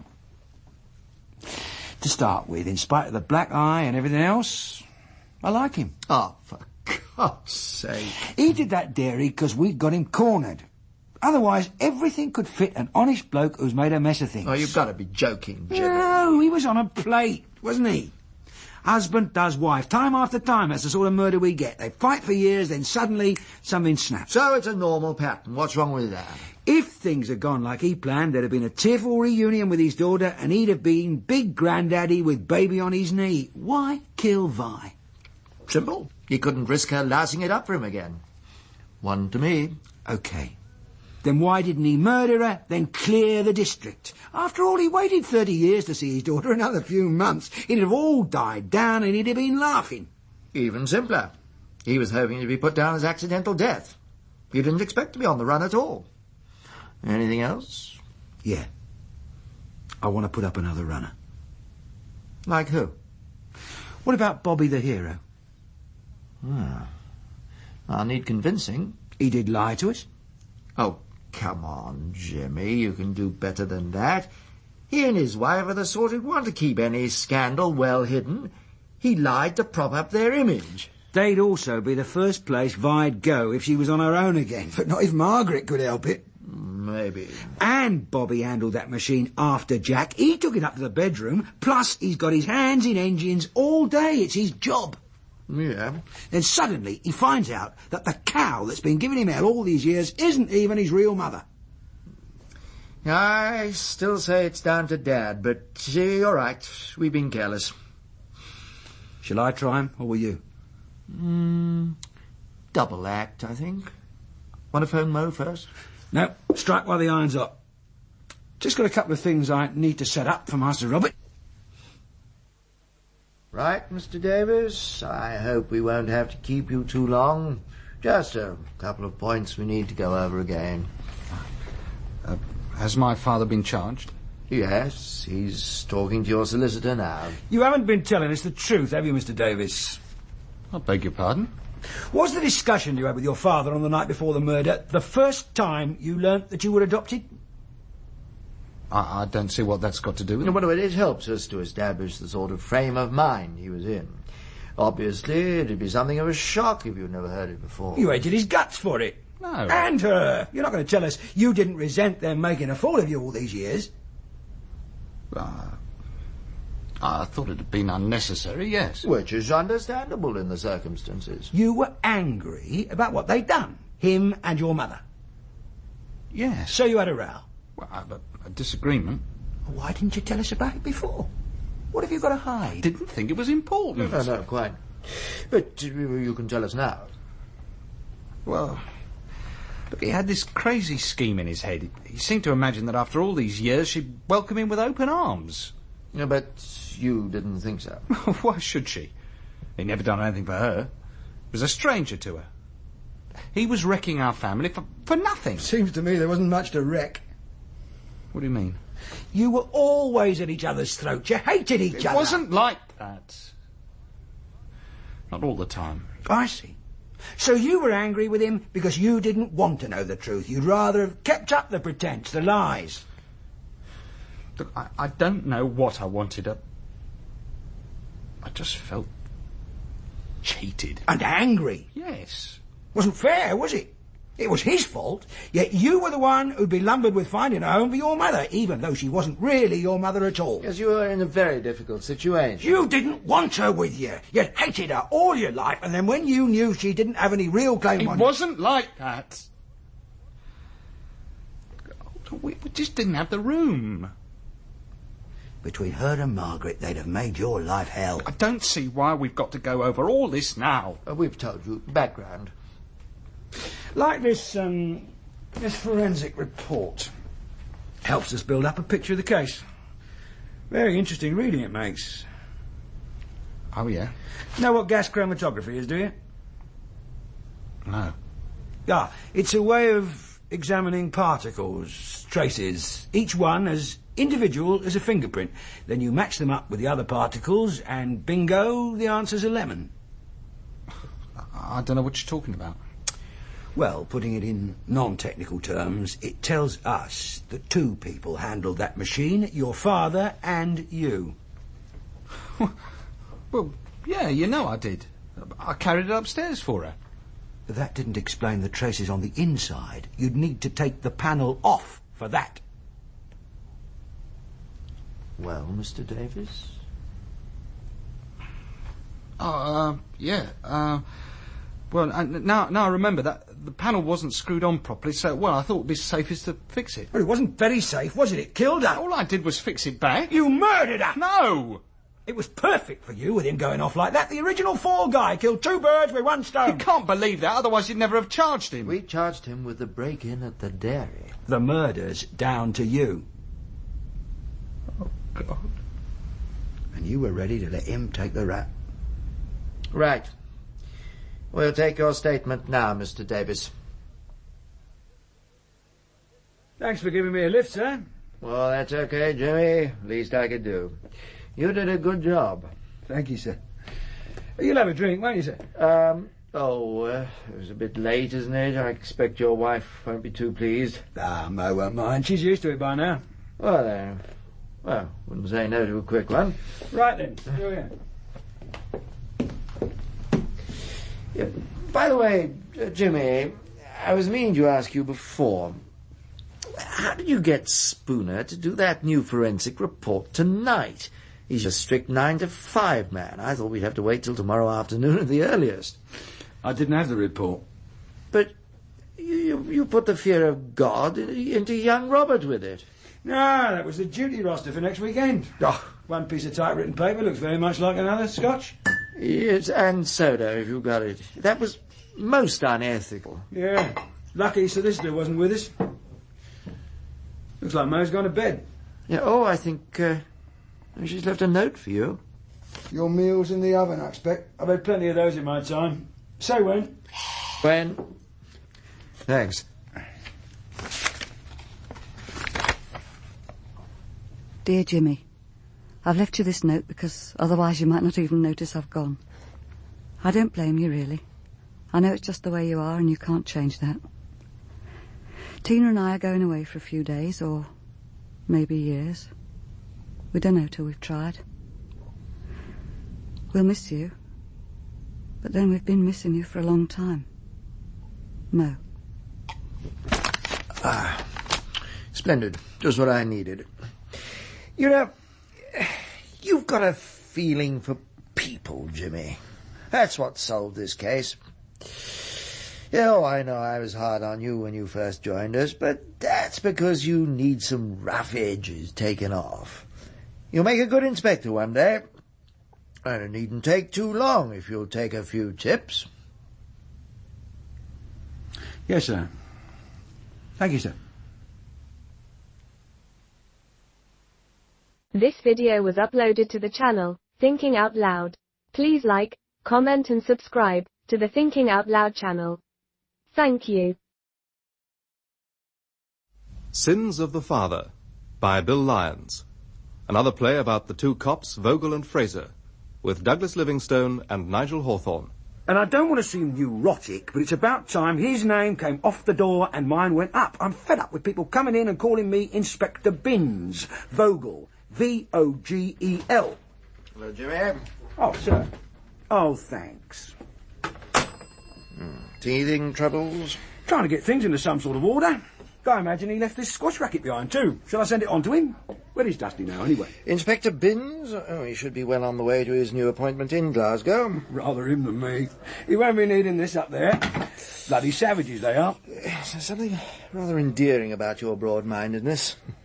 Oh, my God, how long are you going to keep this up for? Eh? This office. It's so tidy. It's not you, Jimmy. It's the new me. See, all the files in order, too. So you'll never be able to find anything now. They used to be indexed by the dust. Rubbish, it's all worked out. I've got a system. Bit of a contrast to your home life, isn't it? What do you mean? Well, you seem to be in danger of disappearing under an avalanche of baked bean tins there. They've overrun your dustbin already. You been checking up on me, sir? No, of course not, Jimmy. I just happened to be passing your place on my way to visit a sick auntie. I see, and how was she? Who? Your auntie. Oh, sick. Shame. Yes, you heard from Mo? We spoke on the phone last week. But no prospect of you two getting together again? No. Pity. Yes. Of course, it's very sad for your daughter. Tina. Yeah, Tina, yes, right. Yes, I always think it's the children that suffer. Mo says she's quite cheerful. Damn shame, though. The whole business.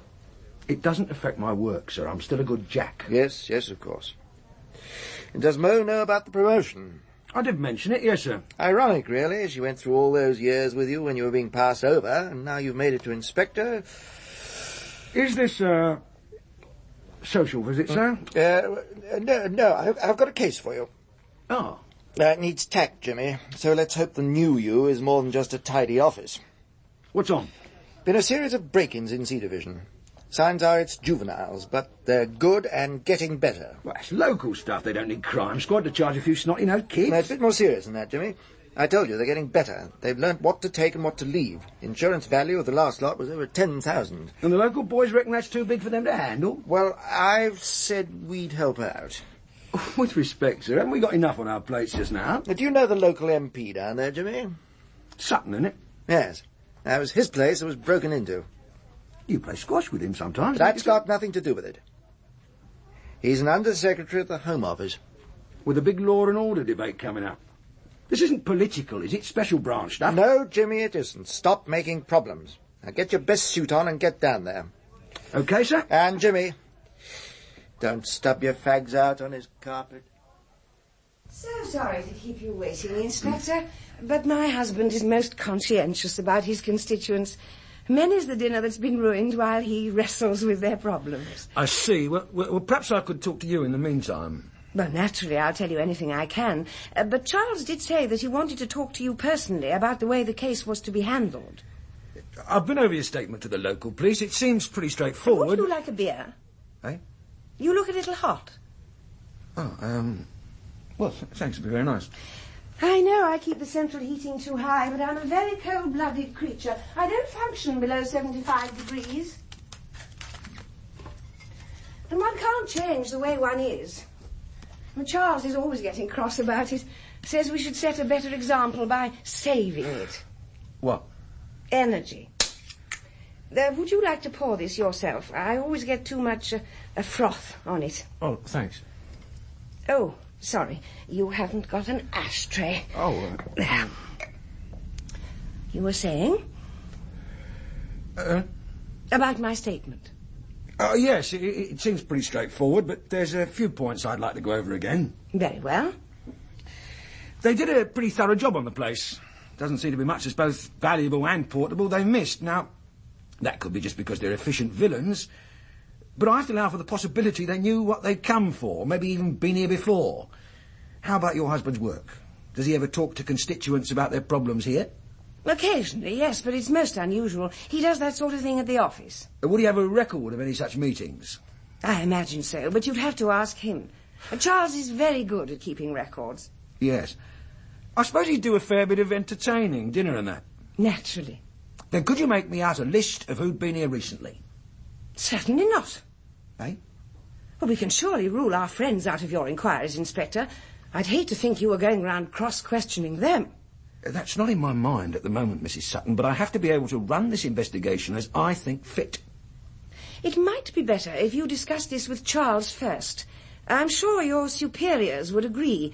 After all, Mr. Fraser has had dinner here himself. How about your son? I beg your pardon? Does he have his mates over? Most kids do. Of course.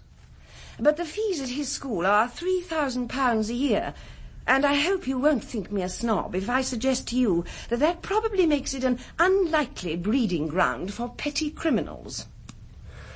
It's a fair point, I suppose. How about the servants? The days of butlers and under-footmen are now gone, Inspector, but we do have a daily, a chauffeur and a gardener, all of whom are beyond suspicion, and I don't want them bothered. Sorry.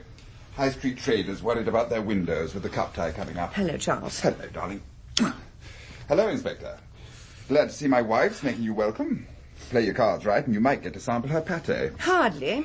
The Inspector regards anyone who eats here as a potential suspect. What? It's not that. I just don't like being told how to do my job. Any more than you would. You didn't exactly make a big hit with the Suttons, Jimmy. Well, if you want to know, they weren't exactly number one in my charts either. Tact, I said, remember? I had a call from them this morning. I was just doing my job. Yes.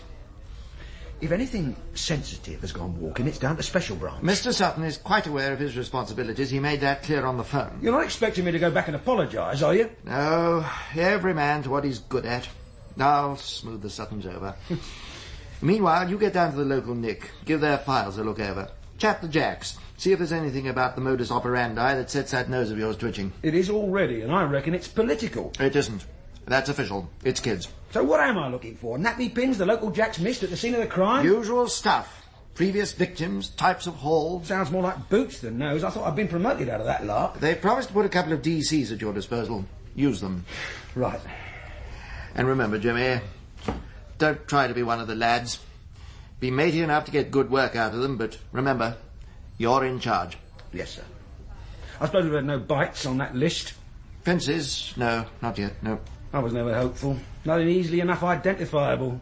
They're not going to tell us they've been offered it if they reckon they can get away with selling it. Besides, if it's juveniles, they'd be unlikely to go through known dealers anyway. Depends how professional they are. And how much we buy the juvenile idea in the first place. We can't take the local Jacks as gospel. They may not be too bright. Well, there's quite a lot of points that way. A curtain twitcher who thought she saw some boys hanging around a house that was later burgled. Entry through a skylight, which seemed too small for a full-grown man. Some footprints in a flower bed with a size 5 shoe. Not exactly red hot, is it? OK, we can't rule out a group which includes a girl or a small man. Or a trained monkey with size 5 shoes, I suppose. But on balance, I think kids are more likely. Dead cunning, them monkeys. Off you go, Jimmy. They're expecting you. Morning. I'm Detective Inspector Vogel, Crime Squad. This office has been assigned to me. That's right, sir. There's supposed to be 2 DCs for me, too. I suppose the lazy sods are late. Well, I'm not, sir. Hey? I'm one of them, Joe Blackett. I see. I wasn't exactly expecting it. Still, never mind. I'm sure you're very capable. I do my best, sir. How about the other one? Dave Walker. He's entirely male, to the best of my knowledge, sir. I see. Well, it might be useful to have a woman police officer along when there's maybe kids involved. I can do the same work as Dave, sir. You reckon? Where is he, anyway? Would you like me to ring the duty officer and see if he's reported in, sir? Yeah. Pleasant as it is, sitting here, staring at your legs, I reckon we ought to get some work done. Right, sir. Sorry I'm late, sir. DC Walker. Yes, sir. You were supposed to be here at 10, lad. Yes, sir. Sorry, sir. Didn't come off duty till past midnight last night, sir. Then you must be knocking up enough overtime to afford a decent alarm clock. Yes, sir. Get down to work then, shall we? 12 break-ins in 3 months. Nearly one a week with a blank in early September. The last one big. Big enough for a lot of people to take notice, but your governor reckons it's down to the same team. You don't? I don't know. There are enough similarities in the MO for us to have to eliminate this team anyway, so let's concentrate on that and see what comes up. You've both got copies, have you? Yes, sir. Right. As you can see, not much of a pattern to days, but they've never done one on a Tuesday or a Thursday. Friday's favourite with 4 out of 12. I wouldn't give much significance to that, other than it being a good night for going out and leaving your house invitingly empty. We're looking for links, but to be honest, it seems pretty haphazard. Method of entry is fairly constant, though. Upstairs window in 8 out of 12. One of our villains is small and agile, probably a juvenile. Mind you, he's good. A pro. We think there's 2 of them. They're both efficient and they don't panic. They're not your average run of yobbos either. They don't bother with messing the place or daubing rude words on the wall. They're in and out quick. And they only stop long enough to lift what's valuable and easily disposed of, which brings us to the one confusing point. It smells of inside work. They often seem to know what they're after, yet there's no link that we can see between the victims. How about insurance? 4 of them didn't have any, the others are with different companies, so that's a non-starter. I've divided the list into 2, and you're going down to get fresh statements from all of them. Oh, what's the point? They're hardly going to remember anything now they didn't think of 3 months ago. That depends how good you are, doesn't it, son? Yes, sir. 3 months ago, you thought you were looking for a yobber who suddenly took it into his head to turn over the nearest house. A one-off. So if you didn't catch him at it, there was practically no chance. Now we know different. Chummy's got a mind. These break-ins were well planned and well executed. Learn how he thinks, and we've as good as got him. Would you like a Danish pastry? No, I don't think so, thanks. Well, I'm afraid I'm rather more easily tempted. Yes, I'll have that one there, please. Splendid, thank you very much. Now, shall I be mother? Why not? I get bored with it. Yes, it must be difficult as a one-parent family. It was a joke, Mr. Fraser, just a joke. Tina and I get on fine, thank you. I'm sure you do. Much better than Jimmy does without you. Sorry, sugar. No, thanks. I like this place. You have your tea in comfort. No one ever bothers you. It's full of old ladies in hats. Yes, well, of course, they're the backbone of this country. Dreadful thought. Well, why? I don't see that they contribute anything to the country by sitting here all day spending the interest on their shares. Well, they do no one any harm. They never come out on strike. At Christmas time, they're wheeled out to deliver presents to pampered grandchildren. I consider that a most worthwhile existence. We didn't come here to discuss old ladies anyway. No. Just what did you ask me here for? Oh, nothing sinister. Friendly chat, that's all. Did Jimmy put you up to it?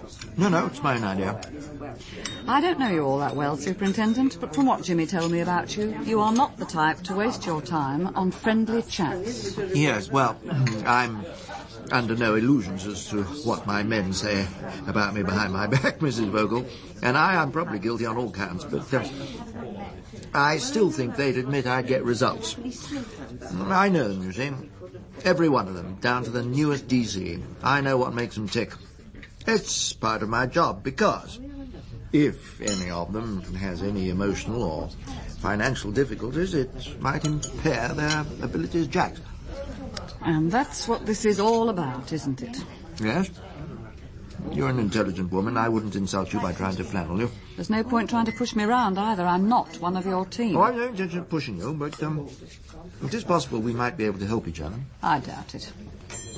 Now, quite apart from the job, I can honestly say I rather like Jimmy. As a colleague, he can be infuriating, but he has a certain indomitable spirit one cannot help but admire. Now, as you already said, we don't know each other all that well, but working with him, I formed the impression that you two, well, probably are. Very fond of each other. Drop dead, Mr. Fraser. He needs you with him.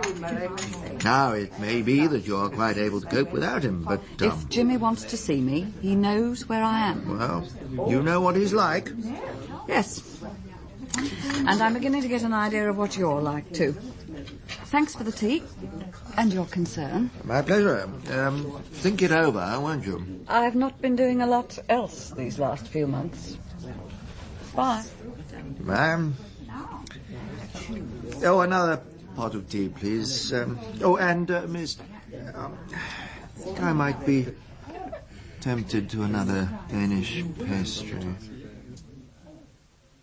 We don't seem to have got very far, do we? The only thing they all have in common is that they're fed up with the police. OK, I'll admit there's not a lot to go on yet. There's not really anything new at all. Maybe it's been there all along and you haven't seen it. Maybe. Did you, for instance, notice that they're all families with children? Ah, which is also to say that they've all been houses with 3 or 4 bedrooms, which is probably more significant to our villains. But all with teenage boys, now I come to think of it. Oh, you reckon we might have some local Fagin, do you, sir? It might help us to find where they're getting their information. No, they all go to different schools. Inspector Morris checked that one out early. Boys don't only meet each other at school, you know. And anyway, Mrs. Bowles hasn't got a teenage boy. Unless her Sylvia's had a sex change. Oh, Jay. It is not unknown for a 15-year-old girl to tag along with some lads. Remind me to give you a lecture on that one day. And I still think 11 out of 12 is a bit more than coincidence. Vogel? Where? I'll be right over. Tell him not to stamp on anything with his big boots. Been another break-in. Looks like our team. Homebeat man's there. The owner's your mayor. And he's going bananas. I don't think he's got a teenage son. Pity. Maybe not. But he has got a nice little alarm system and they bypassed it with no trouble. Walked off with another 4,000 quid's worth. Oh, they really are improving. Yep. We better knock 'em off soon or they'll be into Buckingham Palace. Come on, Batman and Robin. Let's go and shut the stable door. Bag's-eye Batman. And how many people would have known you'd be out tonight, sir? Anyone that took the slightest interest in local affairs. The twinning committee had this date penciled in a year ago. Oh, yes, that's right. It's down here. You're entertaining some high-powered frog. We were returning the hospitality we received in France last year. Yes. I suppose Mr. Sutton would be there for a do like that. Charles was present, yes. Why?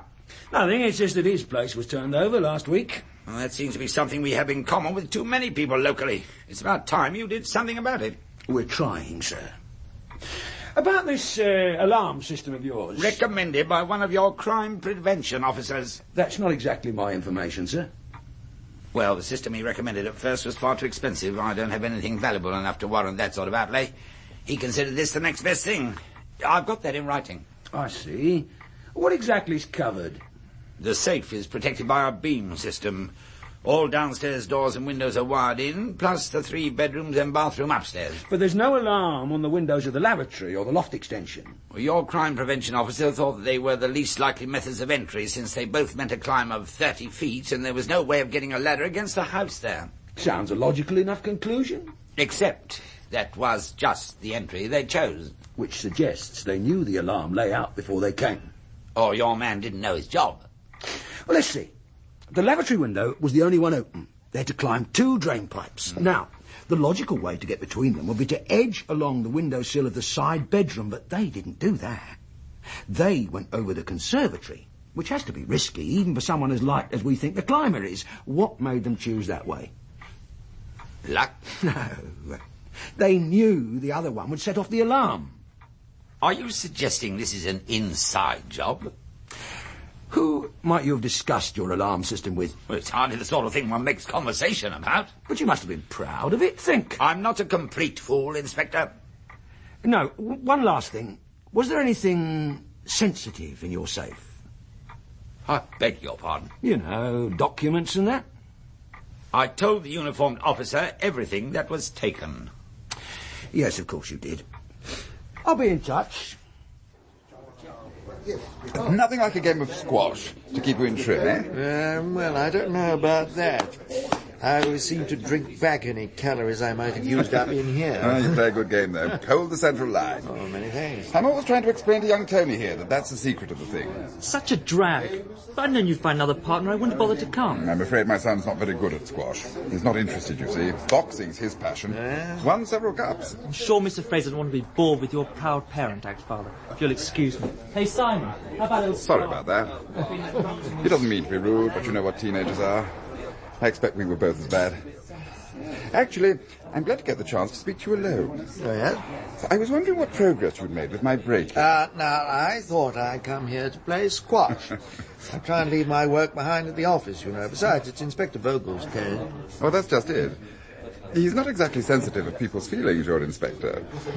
I was talking to Dennis Pritchard, the mayor, and he's formed the same impression.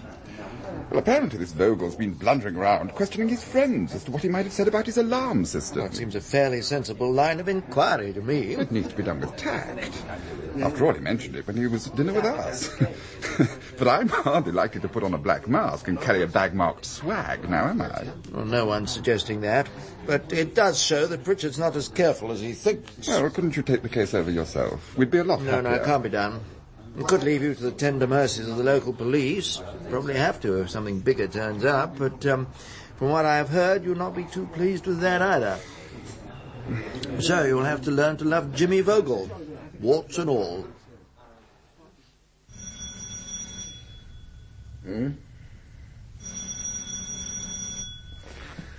Oh, all right, I'm coming.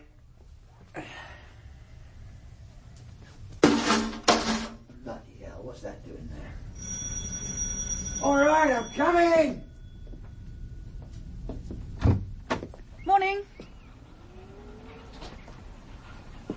What the hell do you want? Sorry. What time is it? Late. Can I come in? Yeah, you better. I was a bit tired last night. Went to sleep in the chair. Yes. Have you had any breakfast? Eh? I could fix you something if you like. What's going on? You were supposed to be at a meeting this morning, sir. 9 o'clock, Superintendent Fraser. Ah, bloody stupid time for a meeting anyway. Have to get an alarm clock. Oh, very sharp. It's through there. What is? The kitchen. Oh, thanks.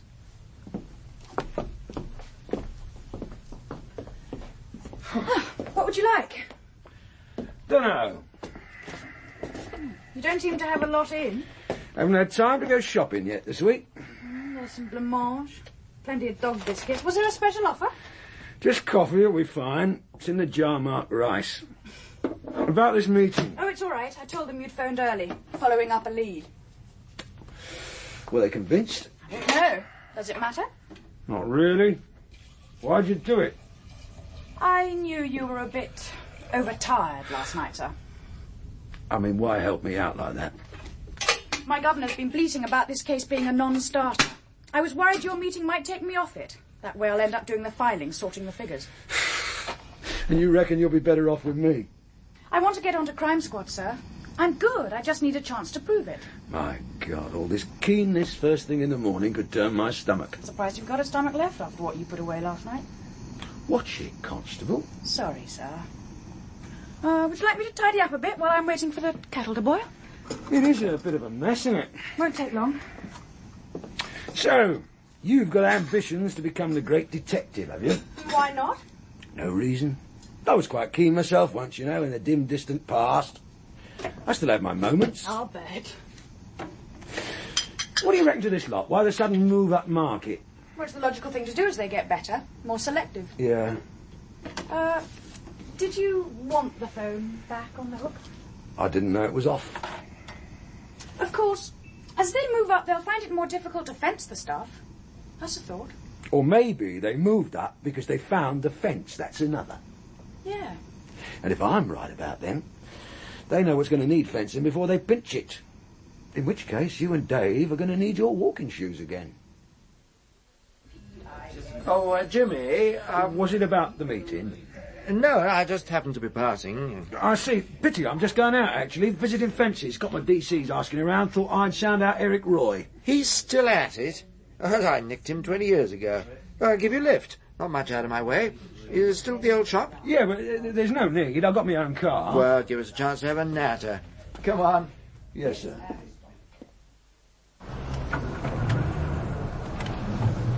How's it going? What? The case? Making progress? Yeah, I think so. New developments? I'm not about to make an arrest, if that's what you mean, sir. Nobody's pressuring you, Jimmy. I'm just interested. Yeah. I saw Mo the other day. Oh, yeah?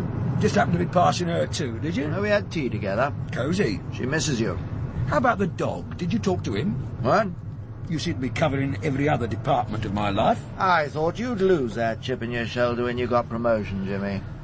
I'm coping very well with work and with life, thank you, sir, but I'm grateful for your interest. All right, Jimmy, we'll leave it at that for the moment.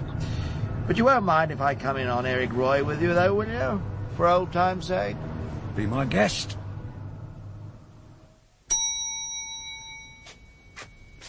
Hello, Eric. What you been doing out the back there? Unstitching labels off fur coats? Still the same sense of humour, Mr. Vogel? You know I've been straight for years now. Oh, hello, Mr. Fraser, too. What's up? Crown Jewel's gone missing. Have you had this list, Eric? Bit the fire with it on Sunday. Lovely blades. I always think toast tastes better done in front of an open fire. Don't you, Mr. Fraser? Oh, quite frankly, I prefer to see you roasting on one, Eric. Nasty. Anyone been offering you any of this gear? I told you. You've been straight for years, eh? But you've surely not been totally forgotten. We know you're too pure and lily-white to take it, but people must still ask. It's a new generation now. You should know that. I work with the best, the cream. You've got to admit that. Fencing in evening dress, was it? And what you got now? Lunatics with sawn-off shotguns. They're so jumpy they'd blow your face off if you as much as sneeze. What else? Spotty kids who'd smash a window with a Ming vase because they're too lazy to use the door. Yes, you're right. Things aren't what they were. I don't think they ever were. What? What they were. No. You don't need to protect scum like that. Eh? Lunatics with shotguns. Spotty kids. Who's trying to shift this stuff, Eric? They'll have been here for sure, because you're the best. You met my wife's mother? Fat woman owns the fish shop on William Street. The very same. I hate her more than anyone else on earth. So? I wouldn't tell you if her Rotex was out of date. Understand? How many times have I nicked you, Eric? Twice. So you know me by now. You come second to my mother-in-law. Sometimes it's quite close. But you know the way I work. I don't offer bribes or incentives. No. You're all stick and no carrot. Exactly. Tomorrow morning, I'm going to go round and find every bright young DC who wants to impress me and get on the squad, and tell him your number's up.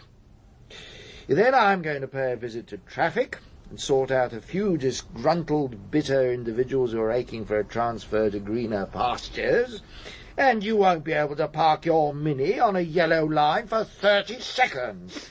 That's always supposing it survived its spot checks for tyres and the like. By the time I'm finished, you won't even trust the lollipop man to see you across the road. That's harassment. Is it worth going through all that to protect someone you've got no respect for anyway? And they call us villains. I may be hard, Eric, but I'm practical too. I'd never try and put you in a witness box. Look, nobody need know you told us anything. We just want a lead. Come on, Eric, get it off your chest. Yeah, I sent them packing. Didn't take anything. We believe you. Thousands wouldn't. And I don't know any names. Descriptions would be a start. 2 of them. Kids. I blame the parents, you know. What they look like? Kids. They're all the same. Jeans, scruffy hair. Kids. That's not enough, Eric. One's small, skinny, 14, 15, maybe younger. Cockney. The other one's older, quite well spoken. 5'7" or 8. Nice jacket, hand-stitched. Anything else? Nah, I told him to clear off. Same as I would you if I could. But there must be some way you could contact them if you decided you had a buyer later. I told them I wasn't interested. They wouldn't have given up that easy. And neither will I, remember? That was the only funny thing about it, really. They said I should put a lost budgie card in Carter's newsagent's window. Not that old dodge. Exactly. Your boys would be round in 10 minutes. But it shows that, young as they are, they've got connections with someone who was active when that was a villain's postbox. Okay, I'm going up. Usual signal if you spot anyone. Bit of rust on the fixings there. Better watch it doesn't give way. Ooh. Easy does it. Easy does it. Don't like the feel of that. I wish that cloud would go back over the moon. Still, I'm glad of the light for the moment. Now that moss will be damp with the rain from last night. Better be careful. If I ease my foot onto that ledge... That's the way. Now, the question is the pipe going to take my weight? Oh, just about. There. Right.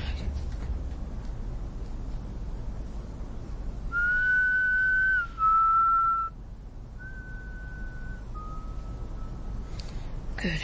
Now for the catch. I slip my penknife down that crag. Nearly. Come on, beauty.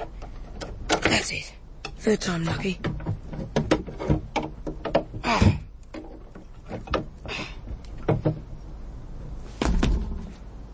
Right. Bedroom, second door on the left.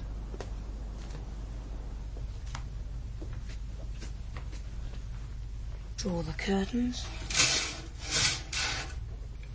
Start at the bottom and work up.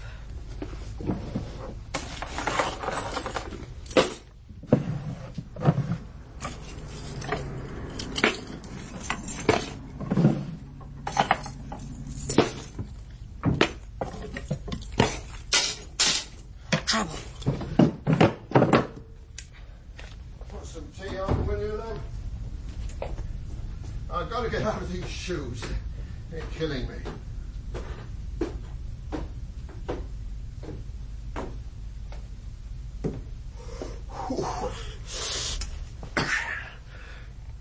Oh, that's better. I would have taken them off in the club, but Dad, I'd have never have got them on again. Yeah, Mavis, did you shut the curtains before we left? Because I'm damn sure I didn't. There's been someone in while we've been gone. Mavis, we've been burgled. Oh, hell. And one of the little toe rags is still here. Catch the bag, I'm coming after. Stop where you are, Sandy, you're not going anywhere. Don't you touch me!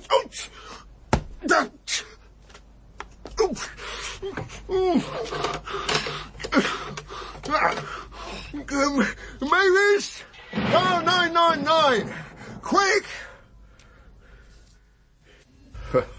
To be honest, I wasn't expecting it. I mean, he was only a slip of a kid, and he caught me with a real one, too. Right and left to the stomach, and then bang. Lost 2 front teeth. He certainly got a hard head. Nerves of steel, too. I don't think I'd have tried getting down that way. Blokes our age got a bit more weight to carry, eh? He was still lucky. He'd have busted his leg for sure if your carport hadn't broken his fall. And left a nice dent in the roof of the car, too. Did he get away with much? Oh, he didn't do too bad, I suppose, catching him at it. Lost a bit of jewellery of the wife's. It was given to her by her mother, so she's a bit upset, I'm afraid. Yeah, DC Blackett's looking after her. I don't think it's anything a nice cup of tea won't cure. Did you see the other one? Only a clean pair of heels. You can give us a good description of Henry Cooper, though. Well, afraid not. Had a spurs scarf round the bottom of his face. Blonde, small. I don't suppose that helps much. How about his voice? You said he shouted down. Cockney. His mate, did he answer? No word. What's the chances of getting the jewellery back? I'll tell you that when we catch him. Blackett! Sir? Well, thank you for your cooperation, sir. We'll be in touch. Right.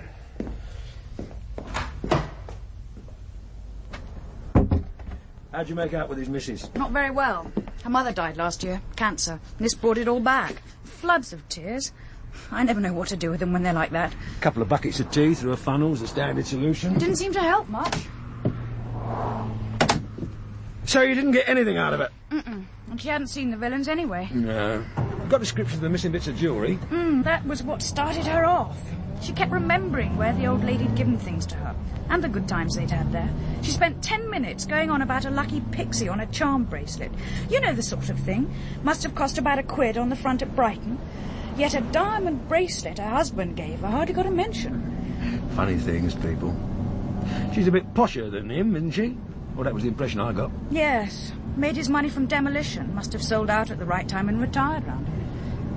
You're the one with the local knowledge. Anything to connect him with the others? Well, they haven't got any children. And the mayor's in construction, so there might have been a connection sometime, but that's a bit thin when we're talking about jewellery. Yeah. I'll get this list circulated in the morning, shall I? Yeah, for what it's worth. They don't seem to be using any fence we know. Right, sir. Hey, we going back to the office now? Yeah. DC Walker can show the flag tonight.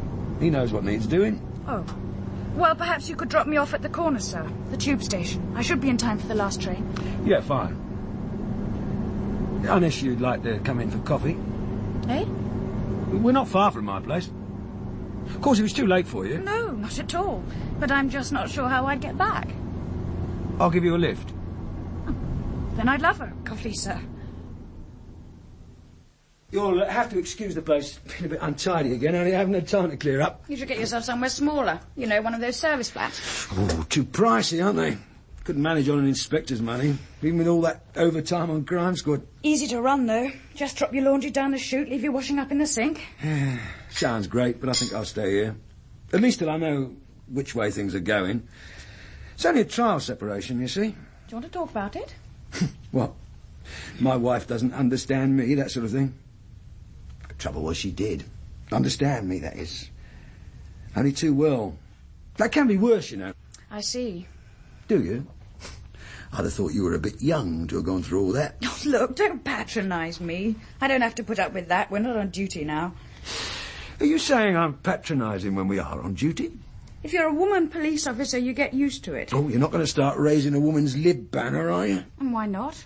When whatever exalted rank we reach doesn't raise us off our backs, in the imagination of the average policeman. We can only have one ability which is of any interest, and if you don't seem inclined towards that, you're written off as a lesbian. It's not that bad. No? I mean, you don't think I asked you here just because... No, it's not unknown. I felt like some company tonight. Like you said, this place is too big for me on my own. I get lonely, I suppose. Aww. It's all right. I'm not looking for sympathy. But after you've been married 14 years, you're bound to notice a difference. Like your socks aren't washed and your meals aren't made. No, it's not that. I can always buy a new pair. There's a good Chinese takeaway on the bridge. Well, I got in about 11 last night, put on the late night horror. Somehow it's only half the fun when you've got no one to pull it to pieces with. Do you mean that thing where the boy came roaring out of his grave on a motorcycle? That's the one. Terrible, wasn't it? I watched it on my own, and it didn't spoil it. I fell off my chair laughing. Maybe it's an attitude of mind, then. Yeah. You've got to stop thinking of women as just an extension of you.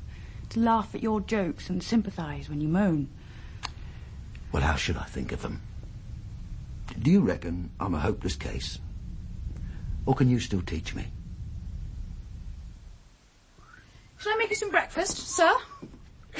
You can't keep calling me sir. Not here, anyway. Oh, I see. It's darling between the sheets and sir or Mr. Vogel in the office, eh? I'm getting too old to cope with this sort of thing. Well, you realise in your male chauvinist pig way you've never even told me your first name. Oh, it's Jimmy. Do you want any breakfast, Jimmy? I do know where everything is. Just coffee. Well, I hope you won't mind if I make myself something. I'm starving. I think there's a frozen pizza in the fridge. Would that suit? Got any cornflakes I can put on it? Hey? Forget it. That'll be fine. You didn't happen to notice where I left my razor? On the bookcase and the boxes by the loo. Oh, tar. Live with your parents, do you? Not anymore. Needed to be independent, I suppose. That's why you moved out. I didn't, they did. To the cemetery. Died within a few weeks of each other. Oh, sorry. It's all right. Happens to us all in the end. So you're all on your own? Not quite. My sister shares with me. She'll be worried about you not coming home last night. I doubt it. She's in Delhi. Jet setter? Air hostess. How long have you had this pizza? Dunno. I never eat 'em. Mo got it in for Tina. That's my daughter. Sell by December 78. Don't think I'll risk it. You're probably right. Shove it in the bin. God, when was this last emptied? I forgot to put it out last week. Is that how you usually carry on? Hey? Blowing hair all over the table? God, it's no wonder your wife couldn't stick you. Need taking in hand, do I? I'd say you were a hopeless case. Who the hell's that? Oh, don't worry. I'll do something tactful, like hiding under the sofa or climbing up the chimney. It's probably the milkman. Can't remember when I last paid in.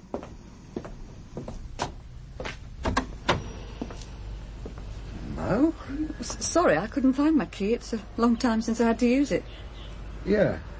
Hello, Daddy. Hello, love. God, you get bigger every week. You haven't forgotten, have you, Jimmy? What? I've got my driving test this afternoon. An hour's lesson before and then the test. You said you'd have Tina today instead of Sunday. Yeah, no, I hadn't forgotten. I just didn't expect to see you so early, that's all. Good. So you're all fixed up. You're not expected at the office. It's fine. Perhaps you'd like to come in for coffee. I can't stop long. Got any orange? I don't think so, love. Sorry. Well, if you're happy with these statements, sir, I'll get them typed up. Only the superintendent wanted you to see them first. Oh, yes, thanks, Blackie. This is my wife, Mo, and my daughter, Tina, by the way. Pleased to meet you. This is Detective Constable Blackie. Hello. Can I have some money to go and buy some orange from the shop? Later, darling. I'll leave you some spending money. But there's no need for that, Mo. I can pay the kids orange. I prefer to do it myself. We manage all right, thanks. Yes. Well, I ought to be getting back. We know you won't be in the office today, sir, but we'll phone you if there's any developments. Yeah, thanks, Blackie. Goodbye, Mrs. Vogel. Tina. Bye.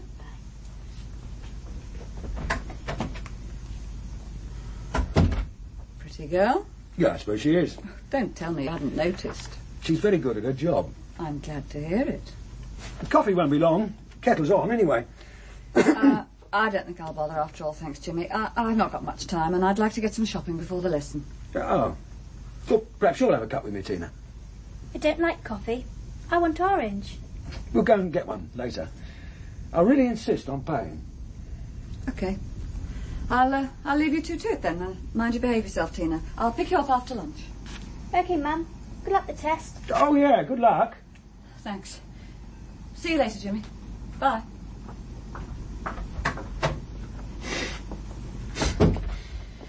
Well, then.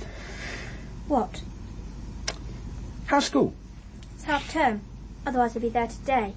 Oh, yeah, but you getting on all right? I suppose so. Good. Good. You still mates with that girl with the pigtails? What was her name? She still come calling for you? No. Oh. Well, I never liked her anyway. What are you going to do? Do? This morning. What would you like to do? Dunno. It's up to you. How about the Science Museum? Mum took me there in the holidays. Ah. Boring. There's an Italian ice cream place just opened by the station. We could stuff ourselves full of 15 different flavours. How about that? No, thanks. You can't be worrying about your figure at 11. You've got your whole life for that. If I start now, it won't be so difficult later. There's a certain chilling logic in that. You've got a lot of your mother in you. That's funny. She says I've got a lot of you in me. I think you both just mean I'm irritating. Miss you know. Both of you. Do you? Do you think... Kettle's boiling. Yeah. Doesn't matter about the orange. I'll have coffee with you instead. You don't like coffee? I don't mind it sometimes. 2 coffees coming up then. I was going to ask... What case are you working on now? Hey? We were chasing some lorry hijackers last time we talked about it. Have you got them? Nah. They're still on the books, but they seem to move their attentions up country now. One case might interest you. Series of break-ins. We reckon it's kids. Probably not much older than you. Girl in my class had her dinner money pinched a couple of weeks ago. Kept the whole class in, but no one owned up. Yeah, well, this is a bit more serious than dinner money. Stealing, whatever the amount. That's what Mummy says. She's right, of course. Your mum usually is. Even when she's talking about you? Especially then. She talk about me a lot. Sometimes. What's she say? Why don't you ask her? Because it's easier to ask you, I suppose. Then you ought to ask her. You should never take the easy way out. She's that too. She would. Are we going to do anything, or are we just going to stop in, talking all day? Yes, well, it's very, very kind of you to come in like this, Mr. Harris. I'm sure you're a busy man. Don't worry. I want to see them put away. Too many kids round here think they can get something for nothing. They got to be taught a lesson. Yes, well... what was going on to my missus about it? They have it too easy these days, you know. It's not like when I was a lad. No, it's quite. Well, but what do you think of the picture now? Has our resident Picasso done him justice? Yes, well... Well, like I told the inspector, it was all over in a few seconds, but... Yeah, it's a pretty fair likeness. Oh, good. I always think it gives our lads a boost to be looking for a face instead of a vague description. Well, thank you again for your help, Mr. Harris. Is that all? Yes, I think so, for the moment. You'll let me know what progress you're making? Yes, of course. I'll try to do better. Get your property back. Your inspector didn't seem to think there was a lot of chance of that. I suppose they might already have flogged it. Well, it depends how professional they are, what contacts they've got. Oh, then we've got no chance. I watch them hanging about on street corners, and those sort of yobs have got nothing to do but learn villainy. I reckon that's half the problem. Yes, I suppose so, yeah. Devil finds work for idle hands. That's as true now as when I was a boy. Now, you take the lads I was with last night. Salt of the earth. They've too many interests to be getting into mischief all the time. You know what I mean? This would be the prize giving you mentioned. That's right. The Morgan Street Boys Club. No, I'm on the committee.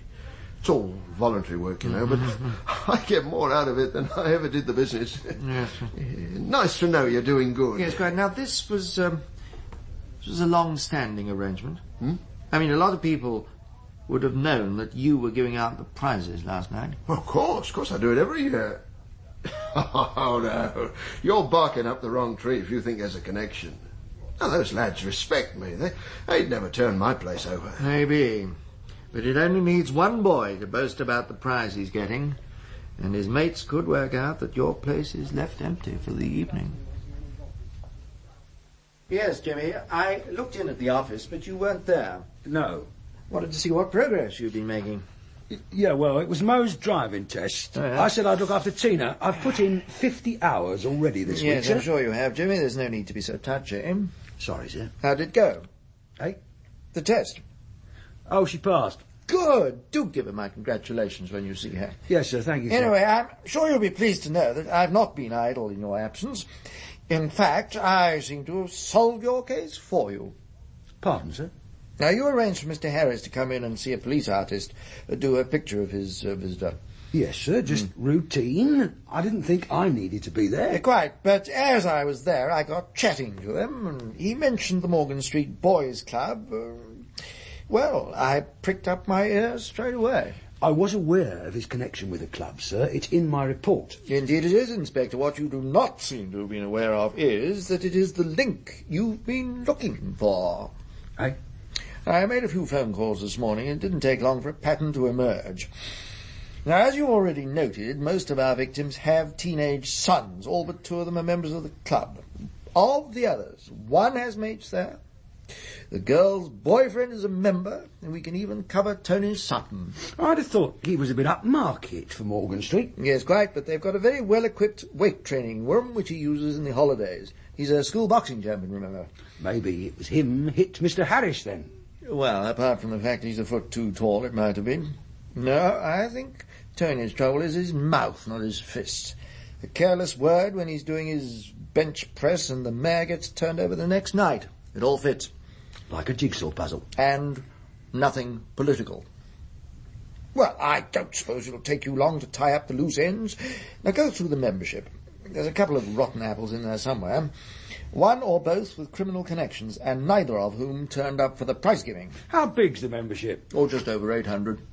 Be a doddle then, wouldn't it? Well, if you could get things sewn up for the weekend, I'd be grateful. We need you back. We're snowed under at the moment. I'll do my best, sir. Sure, go. Now, delegate as much as you can. Especially the legwork. That's what the DCs are for. And don't let them take advantage of you. Keep your distance. I know how to handle DC, sir. I was one myself long enough. Now, you're very sensitive today, Jimmy. I thought you'd be grateful for my help and advice. Well, never mind. I'll see you at the weekend, I hope. So, only about 60 kids turned up for the prize giving, eh?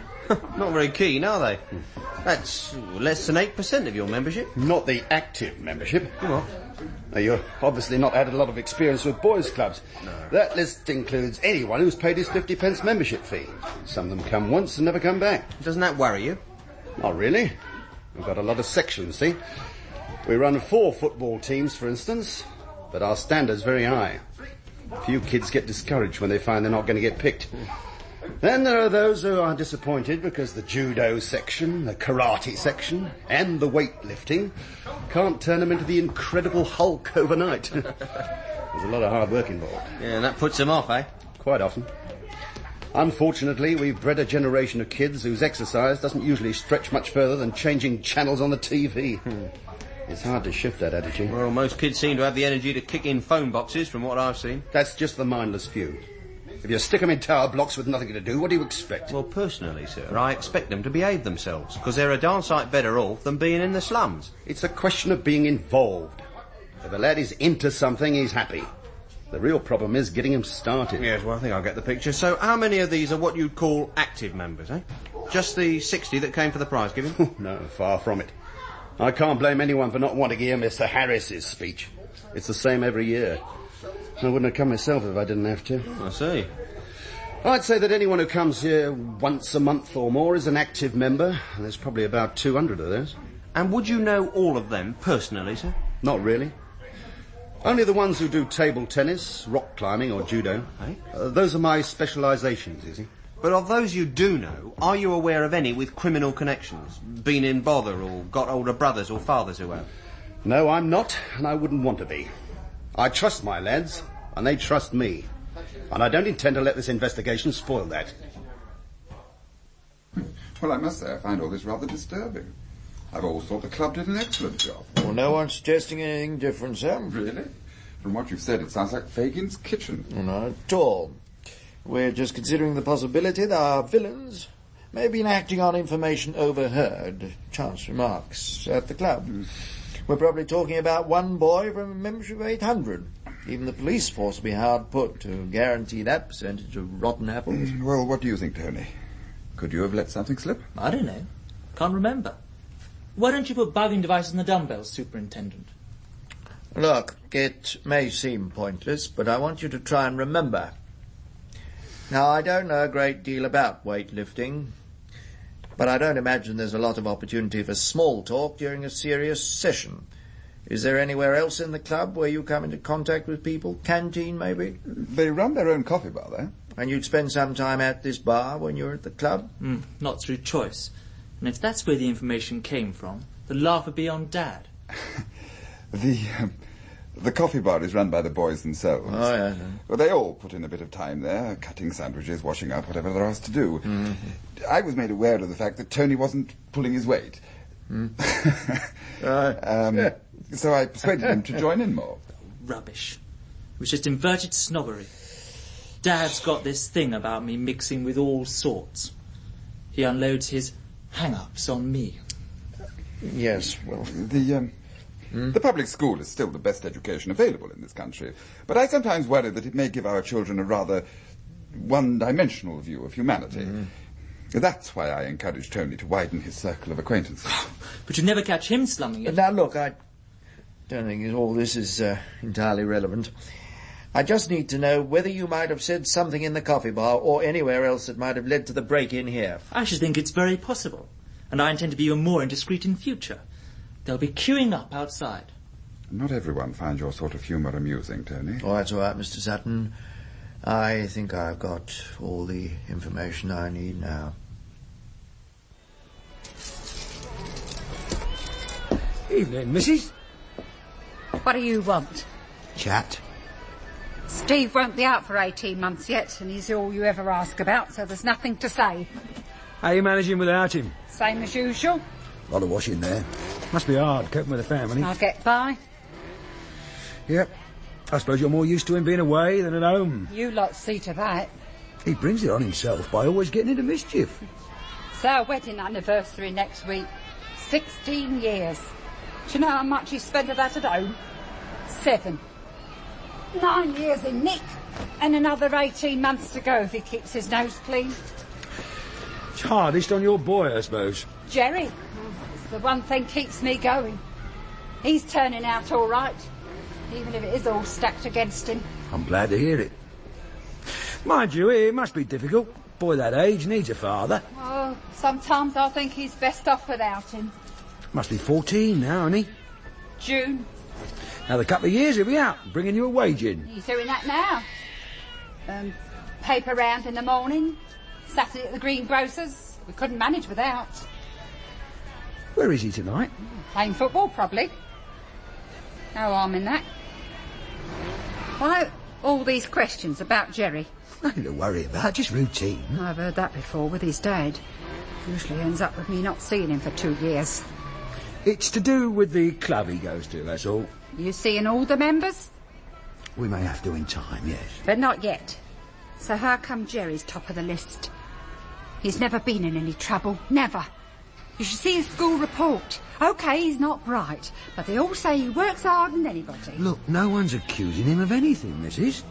The sins of the father, eh? Just tell him we'd like to talk to him. I'll call round again.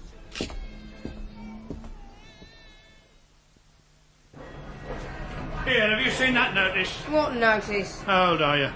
18. What happened? Gin stunt your growth? Runs in the family. Mum's little, Dad's little. Only one's got any size as my Uncle Albert. And he looks like a Milton. Well, that's enough of your cheek on your bike. Got any jobs want doing? No. It doesn't take Bulgarian coins, just 10p bits, okay? I'll drop there. Yeah, about the jobs. You still here? I could be useful around the place. Sweeping up, cleaning up.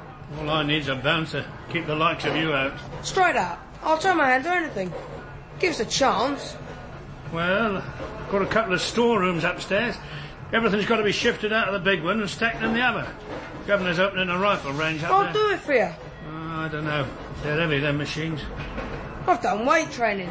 Look at that muscle. At least give me a try. Well, if anyone comes round, parents, law, anyone, I don't know you. I don't know how you got in here, right? Suits me. Can I keep in the storeroom? Blimey, give him an inch, he wants a flaming mile. I really won't be no trouble. All right, as long as I don't know about it. Thanks. What's my wages? Wages? I'm not doing it for charity, you know. They put that bloody machine down, Thomas, and all that, understand? Oh, yeah, you who's our man? 2 quid if it's done neat, quit round the year otherwise. $2.50. I don't haggle, sunshine. 2 quid and nothing. Now, come over to the cash desk. You mean I get it in advance? You must be joking. I'd never see you again. No, thought I'd unload me sandwiches on you. Didn't fancy them tonight. Cheese and pickle again. Cheers. I'm starving. Now, up the stairs, you'll see the storerooms on your right. You might as well get started straight away. Thanks. Got a watch? Yep. If you come down about 10, I'll be brewing up. You can join me in a cup.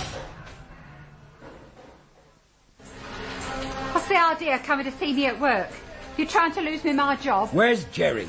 At school, I imagine. No, he isn't, and you know it. They phoned you this morning and you said he was down with the flu. But there's no one at your place either. You told him to clear off, didn't you? I never even saw him. No. He didn't come home last night. I was worried sick. Then why didn't you report him missing? Because it's obvious what's happened, isn't it?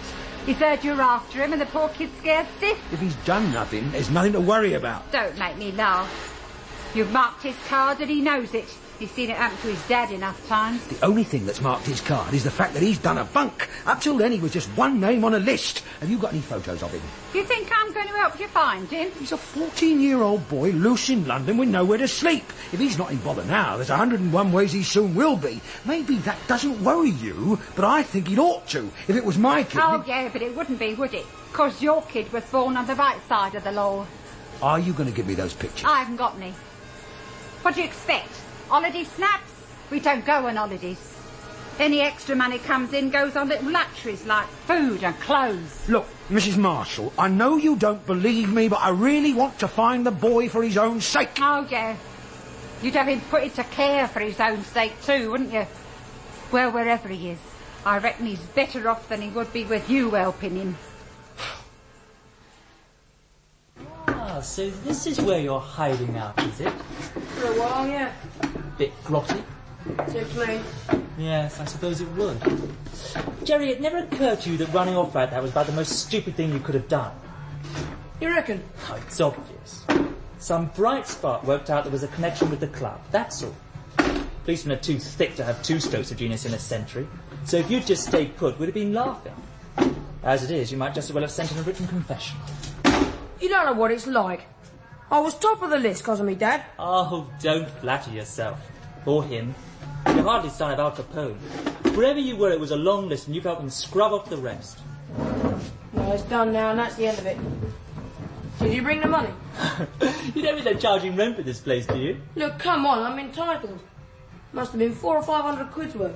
Yes, well, that's a bit on the optimistic side, I'm afraid. How much then? I don't know yet. I'm seeing him this afternoon. Well, I need something now. Well, you'll have to wait. Unless you want to take over the fencing arrangements again. I can't afford the risk now, you know that. Yes, well, not to mention I'm much better at it. I'll give you your share tonight when we turn over the Fergusons. You what? You hadn't forgotten about it, had you? We can't do it now. Why not? Because they're on to us, that's why. They're not on to us. They're on to you. And since you've done your disappearing act, they're unlikely to expect you to pull a job locally.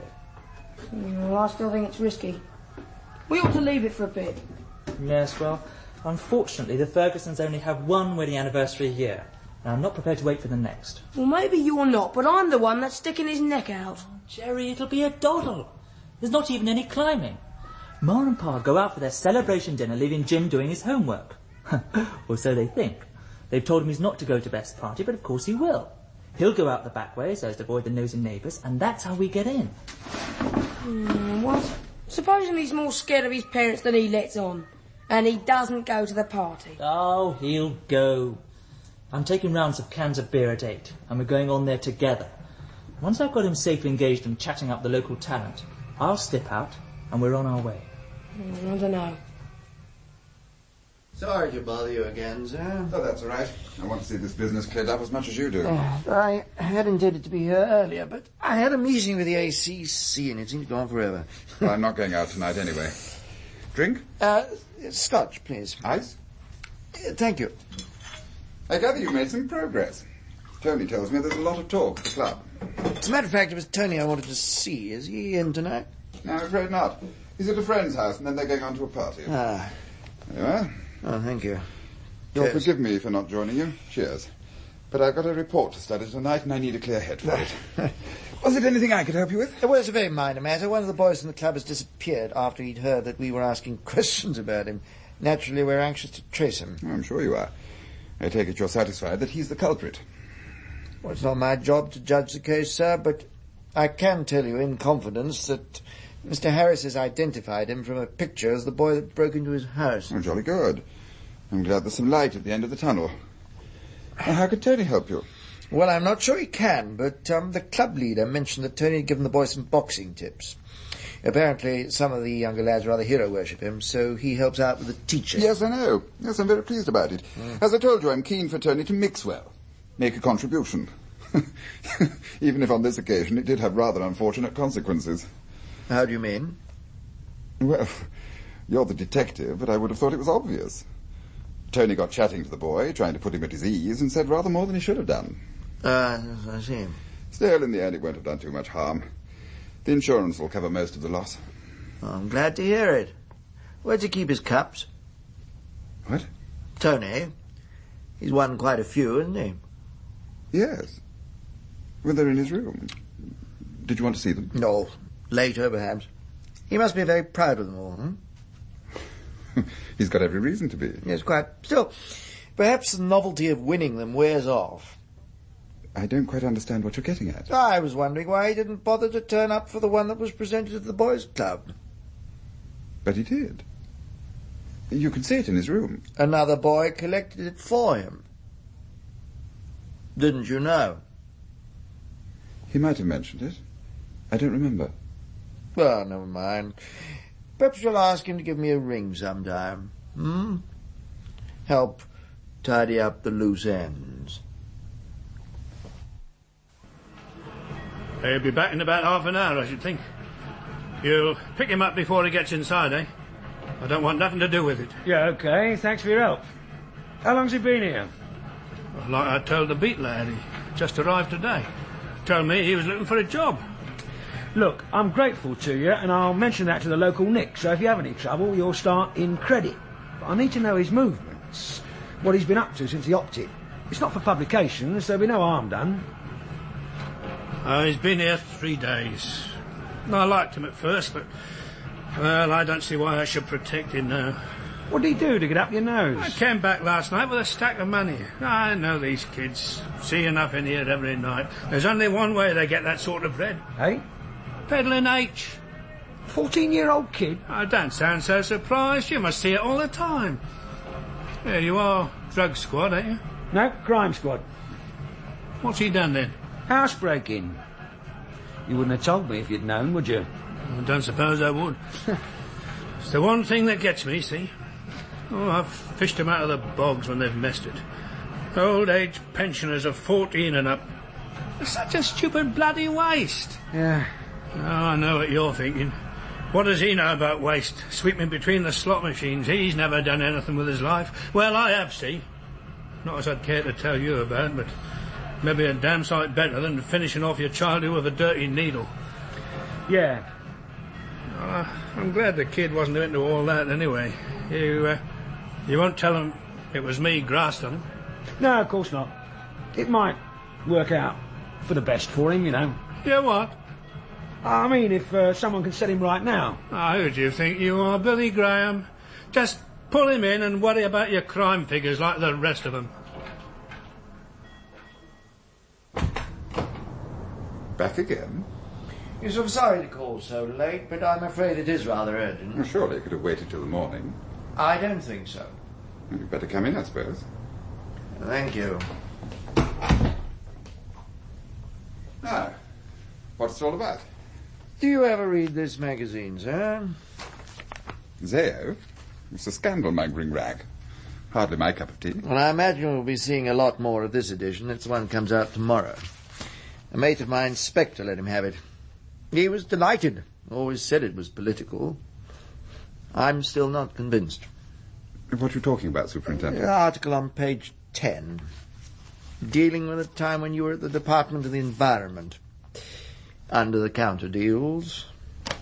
The coincidence is that 3 of the people named had their houses broken into recently, including yourself. Now, have you any idea where the magazine got their information from? Yes, well, thank you very much for bringing this to my attention, Superintendent. But as it's obviously a matter for my legal advisers, I think we'll leave it there. Well, as you wish, sir, but there is another matter I have to deal with. Really? Yes, there's a boy at the police station at the moment helping us with our inquiries into your and other break-ins.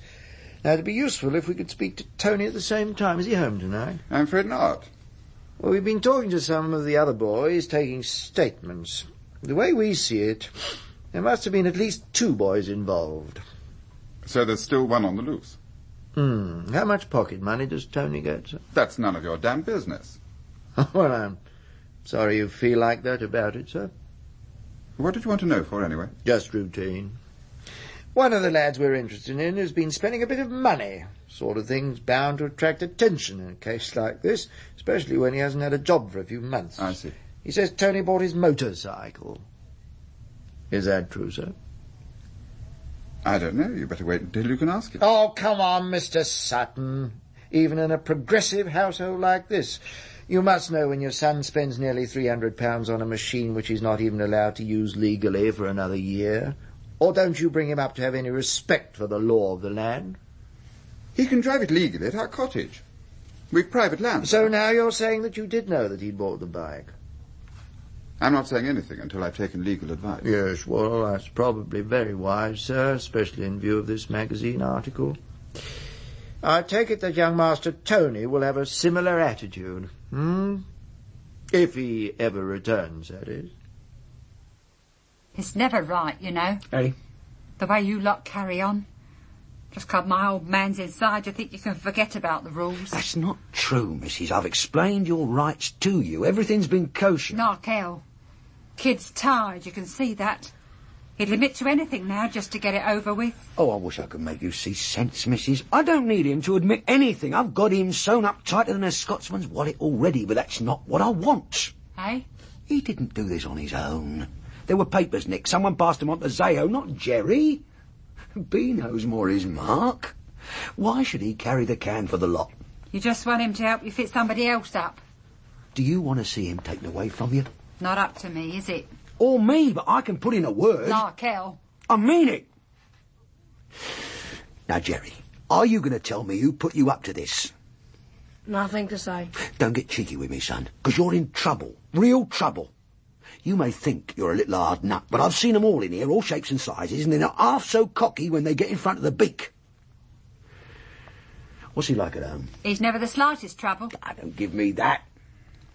It's not easy keeping him in hand with his dad inside. Well, someone's got to do it, or he'll be spending the rest of his life in and out of Nick, just like his old man.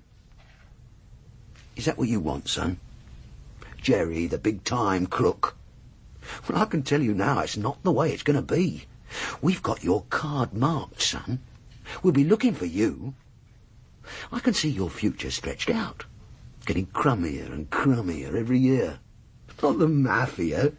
You'll be a gas meter specialist, a handbag snatcher, a bloke who'll nick a radio and a handful of coppers when he spots the kitchen door open.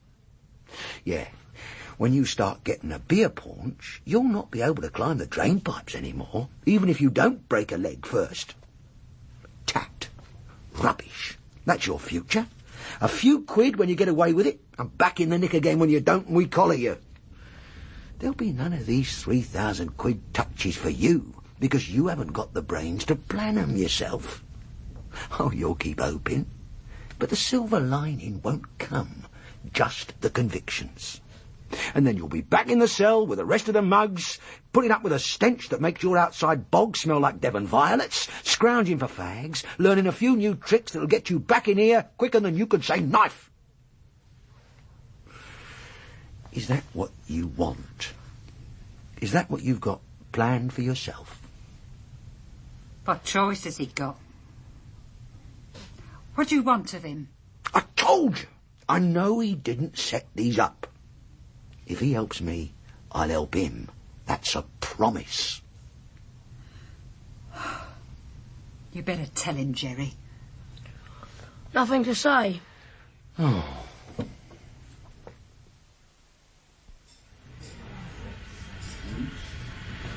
Penny for him. Not much of a bargain, I'm afraid. Is it all right if I join you, sir? Pull up a chair. Don't usually see you in the canteen, sir. You usually eat in your office or the pub. I've had more hot dinners in police canteens than you've had hot dinners. Yes, sir. Oh, I wish they'd turn the eggs. I hate to see the yolk staring up at me.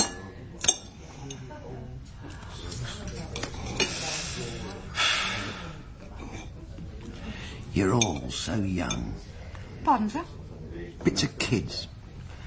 PCs, DCs, even flaming sergeants. So young. Not especially, sir. I was never that young, you know. Not even when I was on the beat. In fact, I don't think I was that young at school. Not that my memory works well enough to be sure these days. But I have a sneaking suspicion I'd ducked PE to hide my middle-age spread. And I saved my pocket money for the mortgage. I'm going on a bit, aren't I? Perhaps you got out of bed the wrong side this morning. Yep, perhaps I did. You ought to be cheerful. After all, we've cracked the case. You reckon? Definitely.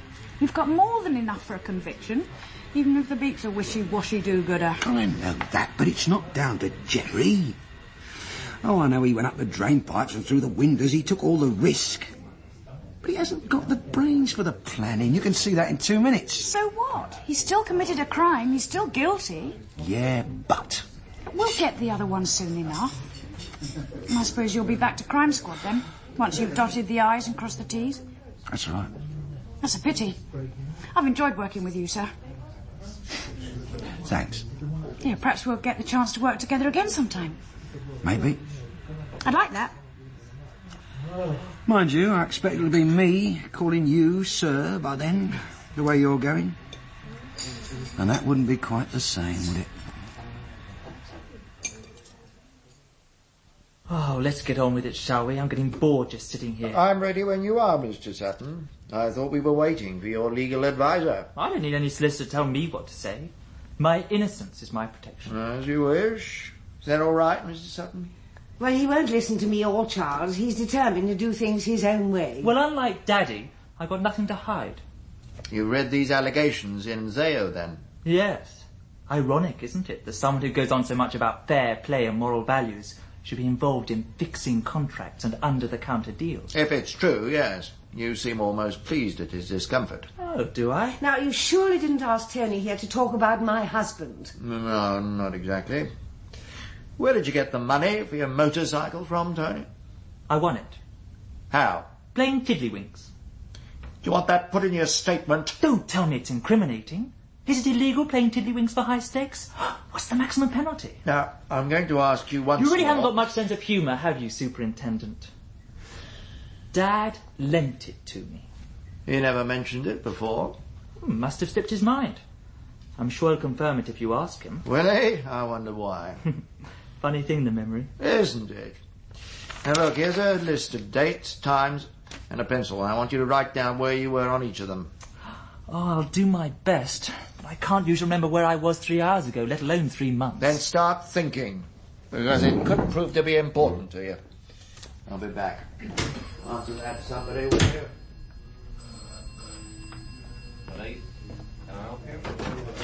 Just had Inspector Vernon on Special Branch. Got to pass everything over, have we? Just the opposite. We've got a free hand. They've been aware of the Sutton material for a while. Apparently it was peddled around Fleet Street straight after the break-in. No takers. What is that? Well, it may seem mucky, but there's not enough to stand up in court. I see. So if Sutton doesn't sue, which he won't, it might all die down quietly. That's about it. Of course, if he was a real gentleman, he'd resign. But Vernon doesn't reckon that, so he'll be safe till there's a reshuffle or an election. Can Special Branch confirm that it was Tony who was trying to sell the story? Description fits, but that's no help to us. After all, if Sutton never admitted any letters were stolen, we can hardly do his son for nicking them. Especially since he now seems keen to alibi Tony for anything. I don't get that. If it was me, I'd wring the little blighter's neck. Except he's clever. I reckon he's got a bit more up his sleeve, and if Dad doesn't play ball, that goes to the papers too. Insurance.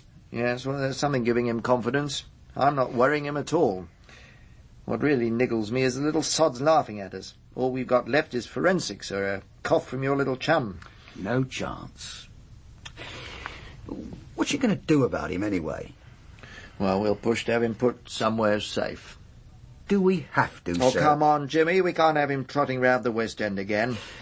Yeah, I know how you feel, but it's a tough old world. Some people have to learn that younger than others.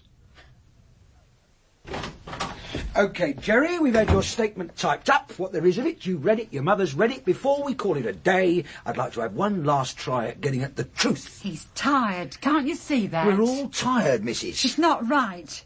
You keep badgering him till he won't know what he's saying. There's rules about that sort of thing. All right.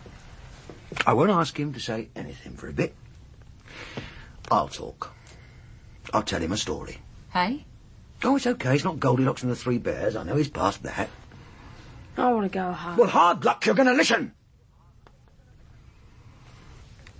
I know how you feel about Jacks, because I was brought up to feel the same. Oh, don't get me wrong, my family weren't villains. Not really.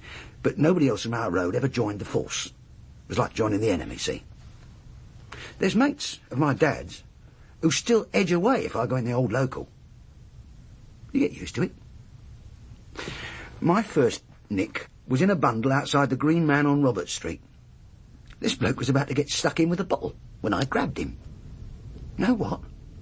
The other one gets off the floor and hits me after I'd just saved him. Funny old world, isn't it? Hilarious. I'd have been in real trouble, but an old fellow helped me out, name of Bernie. Another funny thing, I nicked him that night too. You what? Had to, really. He asked me to. Drunk and disorderly that time. But over the next few years I did him for all sorts. Gas meters, handbags, TDA. Always very polite, you know, never any trouble. Of course, nowadays the force is dead modern and we learn about psychology and the like, so now I could tell you that Bernie was a recidivist, a habitual criminal. Couldn't cope with the pressures outside, you see. So he kept heading back to prison like an old home in Pigeon. No, I didn't know that then. I just thought he was a poor, tired old fellow who wanted somewhere warm to sleep with regular meals thrown in. What's all this got to do with me? When I got into CID, I lost touch with Bernie. Well, I'm not pretending that worried me. I didn't think about him at all. I imagined he was snug in his job in the prison library or someone else was nicking him for petty offences. It was a bad winter in '63. Before your time, of course. Lots of snow. I was out looking for a kid who'd absconded from Borstal. I saw something by the road. I thought it was a dog. People often throw them out after Christmas, you know, unwanted presents. It wasn't a dog. It was Bernie. Stiff as a board and dead as a doornail. For once, he'd not had the money to get drunk and disorderly, and not even got the strength to break a window. I couldn't get time off for the funeral, so I don't suppose anybody went. Tony Sutton's next door, Jerry. He's going to get the best legal advice going. And I can tell you now that the word will be to drop you in the shit. No one's going to help you, son. Like my mate Bernie. Like your dad. You've got to learn to help yourself.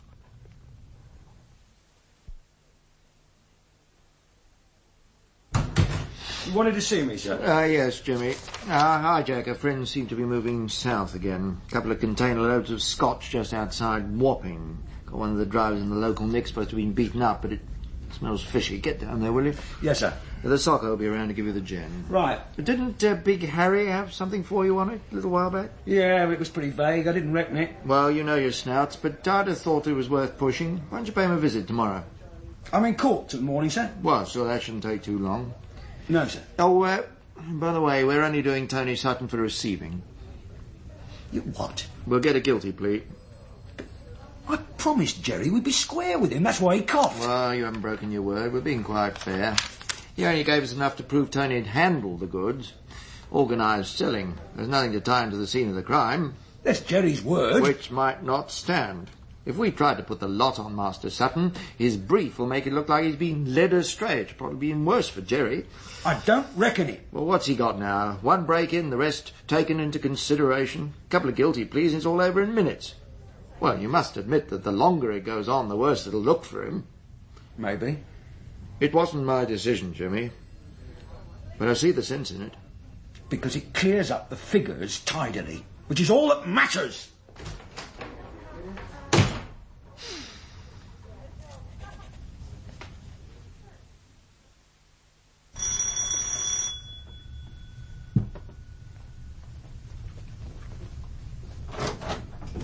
Jimmy?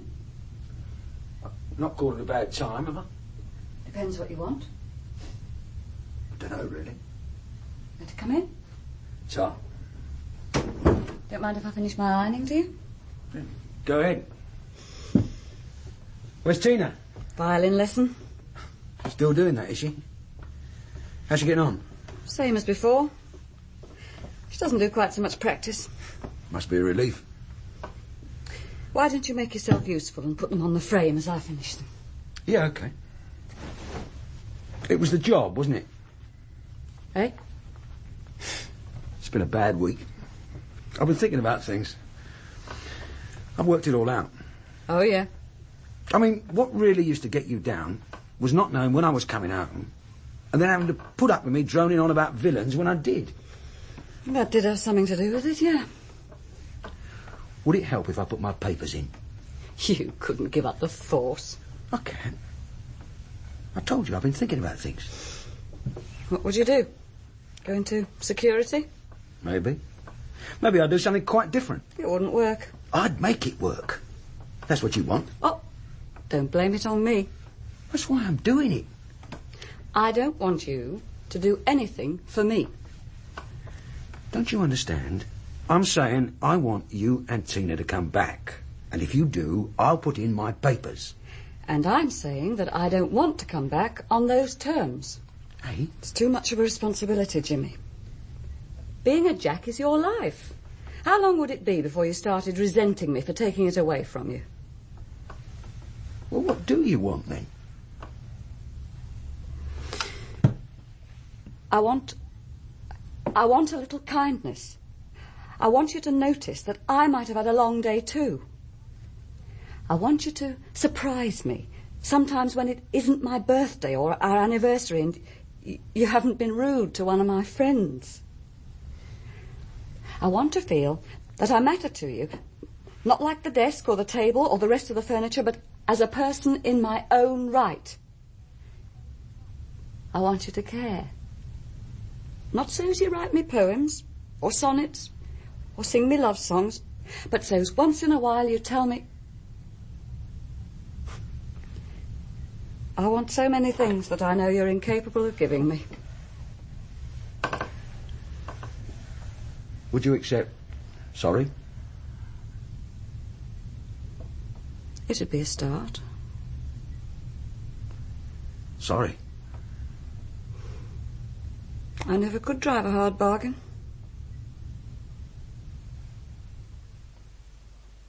In Sins of the Father by Bill Lyons, the part of Superintendent Fraser was played by Nigel Hawthorne and Inspector Vogel by Douglas Livingstone.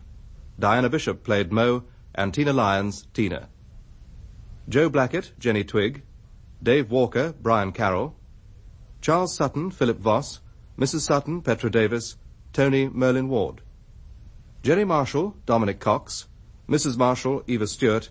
The Gaffer, John Bott. Harris, Geoffrey Siegel. Walt, David Sinclair.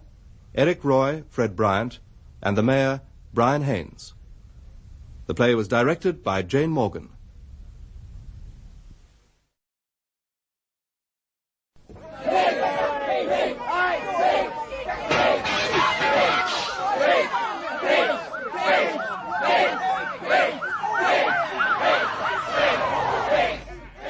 Background by Bill Lyons, with Nigel Hawthorne as Detective Chief Superintendent Fraser and Douglas Livingstone as Detective Inspector Jimmy Vogel.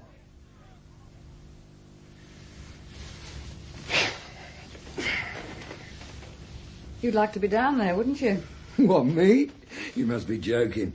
Leave it to the wooden tops. I'm paid to use my head now and I'll get it kicked in. Well, I wish you'd stop fidgeting and settle to something then. Anything on the telly? Play school? Probably a repeat anyway. I could clean out the garage. Well, it needs it.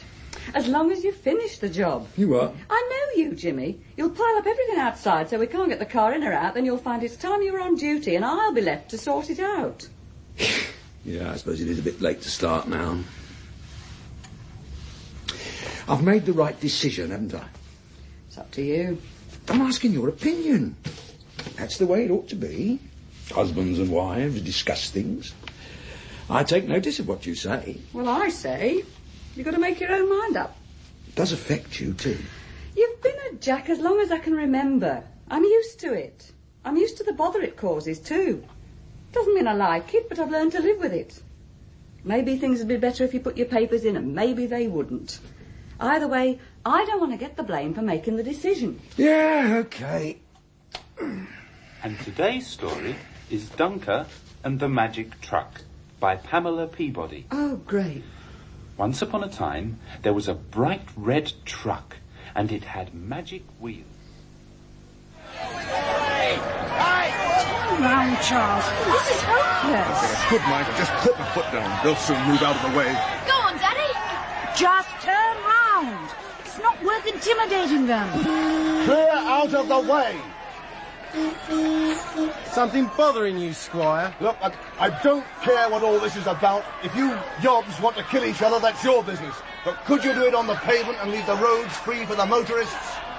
You want to be careful what you calling a yob, Squire. Yeah, if I was in a nice, shiny new car like that, I'd be worried about yobs damaging it. I've told you I want nothing to do with your battles. I just want to get to the other side of town. Well, if I were you, I'd go back the way you came and take the bypass. And add 6 miles to the journey, no thanks. This is a public road and I'm going to use it. Then you'll have to go through us, sunshine. If that's the way you want it. Oh, my blood! Are you all right, Charles? Just about. You could have killed him! Oh, don't go out there, darling. I'm not scared of them. Charles! I told you to go back and take the bypass. Now look what's happened. Just what do you kids think you're rioting about? Jobs, is it? I run Ornham's Fabrics. If I pulled out of this area, there'd be another 200 jobs down the drain. Look, mate, you might not have noticed, but there's all hell breaking loose round here. If you want a law and order discussion, take it to the Women's Institute. If you want your car and your family in one piece, then turn round and get out quick. Oh, I haven't interrupted anything, have I? Only play school. We'll never know what happened to Dunker and the magic truck now. Life is full of little disappointments.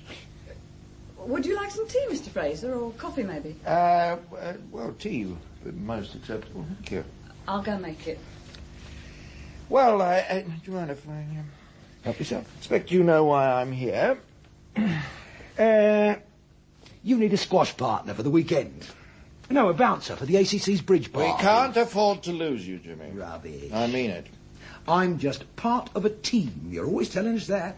None of us is indispensable. Not even you. You should have come to see me first. Eh? Talked it over. You owe me that much at least. It wouldn't have made any difference. I don't think you really thought this through properly. I have. And I'm still going. Right. It's not your fault, Mr. Fraser. You're the ideal chief super. You know your job, you know your men, you know how to handle them. That's why you're here now. That's more than that, Jimmy. Maybe. Now, don't make me out to be some desk-bound old idiot going through the motions. I understand how you feel. Do you? That's more than I do. What? I'm 42. Mm-hmm. Either all my trousers have shrunk or I'm beginning to get a bit of a beer gut. Oh, I'm slower off the mark than I was, and that doesn't bother me either. Well, that just means you need a holiday, that's all. You don't give up a career for that. Except I've got this vague feelings at the back of my mind that I haven't done it. Done what? Whatever it was I was going to do when I was 18. And quicker off the mark than you'll ever be. Cards on the table, Tom. If you like. You leave the force now or at 55. You're never going to get above inspector. I know that. And the Summers reckon I shouldn't have got that far. You're a bloody good inspector, and you know that too. Maybe there's more to life. You're not the only one who's had disappointments, you know. Oh, don't you worry, sir. Now you've done your Angela Rip-On course, you're bound to make Chief Constable. Just a matter of time. Television training's part of the new police force, Jimmy. We may not like it, but we've got to live with it. 90% of my job these days seems to be making sure no one treads on anyone's toes. Then maybe you should be putting in your papers too. You'd still be a jack even if you do leave. You wouldn't last 10 minutes in some corkscrew security firm. Ah, that's just a start. There's other jobs. Not for you. You don't even know how often I've smoothed things over when you put your foot in it. I've carried the can for you, Jimmy, more than once. All right. Now, I did it because you're the best thief catcher I've got. Now, I'm not going to stand by now and watch you chuck it just because you started the male menopause. Easy tea. Oh, yes. Thank you very much. Lovely, lovely. You'll be itching to come back within 3 months. But then you might find yourself on traffic. Oh, yeah. There's plenty who'd like to see that, you know. And I might not have the muscle to stop 'em. Well, I still don't think we should have backed down. We'll be half an hour late now. We wouldn't have got there at all the other way. Are you looking at the map? I'm sure I've got to take one of these turnings here. You keep following the one way. It's the only way you can go. So, it's down Archer Lane, then? That's right, dear. Oh, that is the limit! It looks like there's been an accident. No, that's no accident. It's those yobs again. They've overturned a milk float. Well, do you think we can get by? We might, if we were on bikes. Can we push it more onto the pavement? It can't weigh that much. I think we ought to report it to the police. And waste another half hour waiting for some bored copper who doesn't want to know? Now, Tim's right. Let's shift it and get on. I really don't think we should touch it, Charles. Don't be so silly.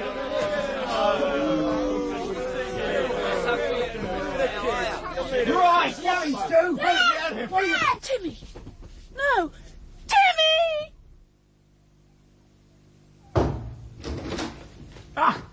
Wondered how long it would be before you popped your head round the door. Well, I'm just delighted you saw sense at last. Oh, yeah. But there's an official reason for my visit, too. Aftermath of yesterday's riots. Hey? You're not putting me on nicked televisions and broken windows, are you? I didn't stay on for that. That's a bit more serious. Sounds like a kidnap. There was nothing on the news. By agreement. We don't know exactly what we're dealing with. It could be straight villainy for cash, but there's been no demand. Could be a political gesture, the parents of big local employers, or it could be some sort of grudge. Anyway, it'll need careful handling. Sounds more your scene than mine. You know those streets better than anyone, Jimmy. You were brought up in them. Well, they might be anywhere by now, out of the country even. No, I doubt it. There was the biggest police presence ever in the area last night. They'd have to be pretty cool to get through that. Now, you'll need to liaise with the local force. I spoke to Inspector Gardner at Mission Street. Pete Gardner? I thought he'd have retired by now. Oh, you know him, do you? From years back. He told me I'd never make a policeman. You sure you don't want to send someone else? Well, do you want me to? No. I think I'm going to enjoy this. You're parked in my place. Ha! What a greeting after 16 years. I've been parking there longer than that, and you know it. Well, I suppose I should have expected it when I heard they were sending you. You were an ill-mannered slob when you left, and I don't suppose you've changed much. Wrong about me never making it as a policeman, though, weren't you? What do you mean? You're on crime squad. I don't count them as policemen. At least we get up early enough in the morning to get the best parking places. I've got a lad on my team wants to get on crime squad. I keep telling him it's just for kids who never get tired of playing cowboys and Indians. But he won't listen. I've been told to liaise with you, Pete. I've been told you're going to give me full cooperation. You'll get what you're entitled to. You know me. I played by the book. Always have, always will. You never played cowboys and Indians, though, did you? Rule books and filing cabinets, more like. You're entitled to cooperation and you'll get it. But don't expect us to be grateful as well. We've seen it all before. You get my lads to do all the legwork and then depart in a blaze of glory when we've solved it for you. At least you'll be sure of getting your parking place again, then. I'll be sure of that tomorrow. Because if I find your car in it again, I'll have it towed away. Cooperation or no cooperation. We have been over all this before. Several times. Still, if it's going to get Timmy back... Quite, Mrs. Ornham. Makes me sick, you know. What? Now, these kids, they don't know they're born. They see someone in a nice car and it brings out all the envy, all the greed. I work for what I've got. So you'd say it was a spur-of-the-moment thing, not premeditated? What? And I thought that was what you were implying, the riot going on.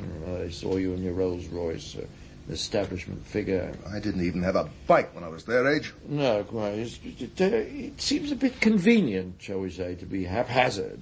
The milk float being turned over, you having to stop in that particular narrow stretch of road. Sounds like planning, to me. Maybe. I don't know. I've told you, I don't understand kids. If they're bright enough to plan something like that, why don't they get themselves a job? Start a business up. Well, it's not impossible even now. I think the superintendent just wants us to tell him what happened, darling. Yes, thank you, Mrs. Ornham. Perhaps if we could stick to the facts. If you like. They're exactly the same as when I told your constable and he wrote it all down. Yes, of course. But you might remember something new. Well, it all happened very quickly. Yes. Did they say anything to each other when they grabbed Timothy? Maybe. I don't know. You could have heard something. A name, maybe. Think. Stu. What? One of them said, "Watch the alley, Stu." I'm sure of it. Yeah. It's not much to go on, though, is it?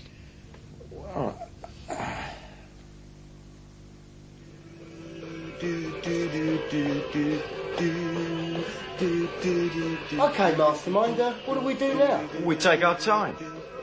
Ornham's going to be getting really panicky by now, and the more worried he gets, the more likely he is to pay up. He's probably down the police station now. The streets will be knee-deep in coppers. So what? There's nothing to connect us. You hope. I'm telling you, I've got it all worked out. None of us has got a record. None of us is political.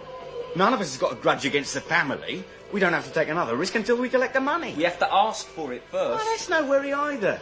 I've got the message timed and ready. And they'll be tracing calls, but 90 seconds won't give them long enough to find anything. You're enjoying this, aren't you? Why not? Well, because it might get us locked away for about 8 years. That's why not. They've got to catch us first, Sunshine. It's about time one of you went and had a look at little Lord Fauntleroy.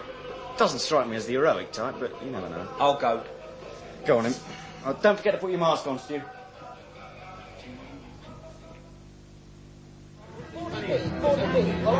Oh, my God, this place has changed. It used to be a decent pub when I was in Mission Street. What's wrong with it now, sir? Just about everything. The barmaid looks like a Mother Superior. The beer's lousy. You can't hear yourself think about that jukebox and these infernal Space Invader machines. Ah, you get used to them, sir. I don't want to get used to them. They're not civilised. Now then, DC Young. What's your first name, anyway? Eric, sir. OK, Eric. What do you want to get on Crime Squad for? There's nothing wrong with being ambitious, is there, sir? Nothing you can't be cured by experience, no. Inspector Gardner says you're bloody useless. What? It's all right. He said the same about me. It's the only thing in your favour so far. Thanks. Yeah, get another round in, will you? Same again, I'll give you the money. Shouldn't we be getting back to the office, sir? What? Well, we left before 1, sir. It's nearly 2:15. Shock, horror, amazement. What are we going to do in the office, old son? Well, forget it. I'll tell you what we're doing. Your mate Charles is going to sit at Mission Road waiting for the ransom demand to come in, if it ever does. If that happens, all hell will break loose. Meantime, we're going to do a bit of visiting. After we've had another drink, of course. Who are we visiting, sir? Jobs, commies, community leaders, anyone who got nicked on that riot. And you think they'll be able to give us a lead? Don't know. You got any better ideas?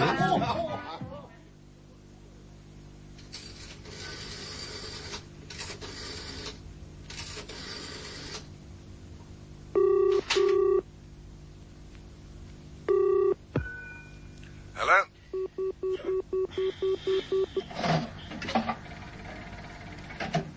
Double 935. Mr. Ornham? Yes. Who is that, please? That doesn't matter, and don't bother to say anything. All you've got to do is listen. We got your son. You probably want proof of that. It's all right, we're not going to cut off his ear and send it to you. Nothing dramatic. I've been chatting to the lad. Seems sensible enough. He doesn't want to get hurt, and I'm sure you don't want him to either. He mentioned it's his grand's birthday next week. I'll say congratulations from me and the lads. Anyway, he's got a little perfume set. Talc, eau de cologne and soap. It's in the top drawer of his wardrobe.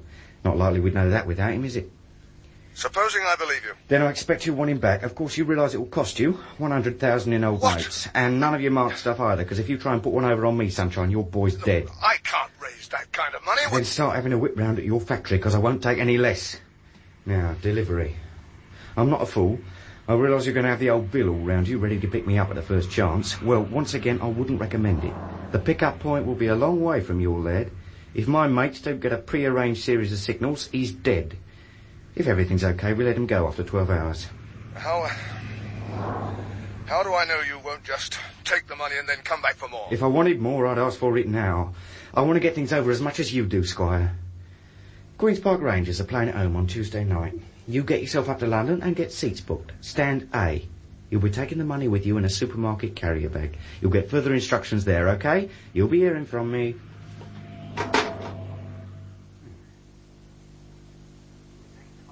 Supermarket carrier bag. You'll get further instructions there, OK? You'll be hearing from me.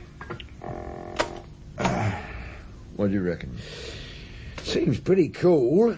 He's taking his time making the demand. He's taking his time fixing the handover. If he's an amateur, he's a good one. What did the experts make of him? Oh, not much more than you or I would have done. Probably born and bred in the home counties. Lived in London for a while. 18 to 23 years old. Size 10 shoes. Good limp. Smart boy, though. If we descended on QPR in force, he's bound to notice. It will double the crowd. Well, I've had to work at Scotland Yard. Hanging out the welcome mat, are they? Not exactly, no. You surprise me. How's Ornham taking it? He's nervous. Doesn't want to take any risks, only to be expected, I suppose. I don't know. With his background, I thought he might have wanted to tough it out. Well, if it was his wife, he might. No, the lad's different. He's his life. He's going to inherit the business, the name, the lot. Huh? Yeah, it's funny, isn't it? What? How people want to live their lives through their kids. Ornham can make money, but he can't make him what he wants to be. What's that? Your 18-carat acceptable at Ascot gentleman. So, he sends his kid to an expensive school, with the result that he'll probably grow up despising his dad for using the wrong knife at dinner. Way things are, he might not grow up at all. We're going to get these jokers, Jimmy. You'll see to that. I'll do my best, sir. We'll have to get them. If we don't start getting results soon, then someone will be put in over our heads. Eh? It's a dodgy business, kidnapping. Never been much of it in this country. Don't want it to get like the Italians. Ah, no chance. Different temperament, your eye tie. Well, it's still something that worries a lot of people. Important people. Oh, yeah. Scene 1, boy recovered. Kidnappers caught and sentenced. No money lost, everyone happy. Except the kidnappers. Scene 2, boy killed. Kidnappers caught. Bit of mud thrown over police handling, but murder charge and life sentence. Discourage copycat cases. Scene 3, kidnappers get money. Doesn't matter whether the boy's alive or dead, because we've got another half-dozen cases before the end of the year. I'll get the picture. I'm glad to hear it. Whatever our personal feelings may be, the priority is to nail the bastards to the floor. There's a lot of police in the area. What do you expect? There was a riot here last week. They're showing a flag. Maybe they're looking for us. Don't kid yourself, sunshine. You're no one special. Why should they be interested in you? They'll be interested in him next door, though, won't they? Oh, I hope so, otherwise he won't be worth much. I'll turn that thing off. Oh? What'd you get at the shop? I'm starving. Tin stuff, mainly, and some biscuits. There's enough for 3 or 4 days. We could be here longer than that. Why? I thought you were getting the money on Tuesday. Yeah, well, that depends. On what? How safe it looks. For God's sake, this place is giving me the creeps already, Chaz. Every time I hear someone walk past, I think it's the law. I told you, there's no reason they should suspect you or this house. Yeah, you told me. Won't help me much if I get 8 years in a nick, though, will it? You won't. Look at the crime figures. It's only a mug's game if you're a mug to start with. Every job you do, the more chance you've got of getting caught. The more they know, the more they watch. For a one-off, the odds are in your favour. That's why that one-off has to be worthwhile. The only job you ever need to do. I've waited for this chance, and when the chance came, I grabbed it. So I'm not going to waste it now. How is it? Asking a lot of questions. Well, don't give him any answers. I'm not that stupid. Anyway, it must be time for one of you to sit with him by now. I've done 4 hours. I'll go. Hang on a minute. What? Your dad had to work years to make what you'll get for every day you're in here. Just do what you're told, and you won't have to work again, OK? OK.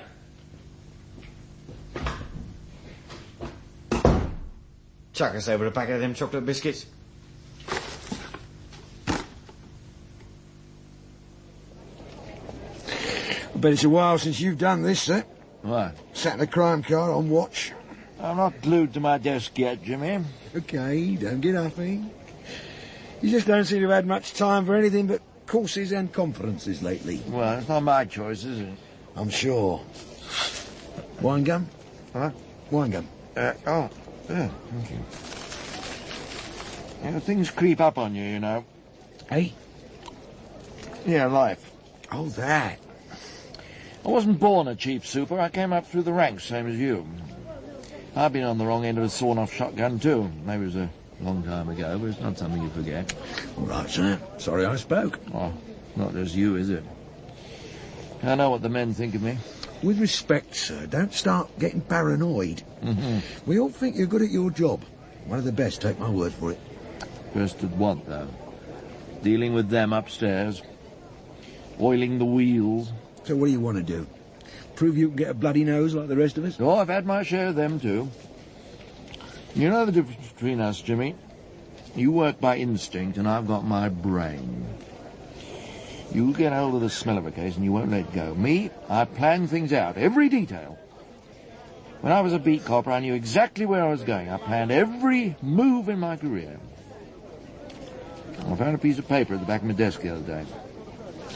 It was all there, every promotion, expected dates, the lot.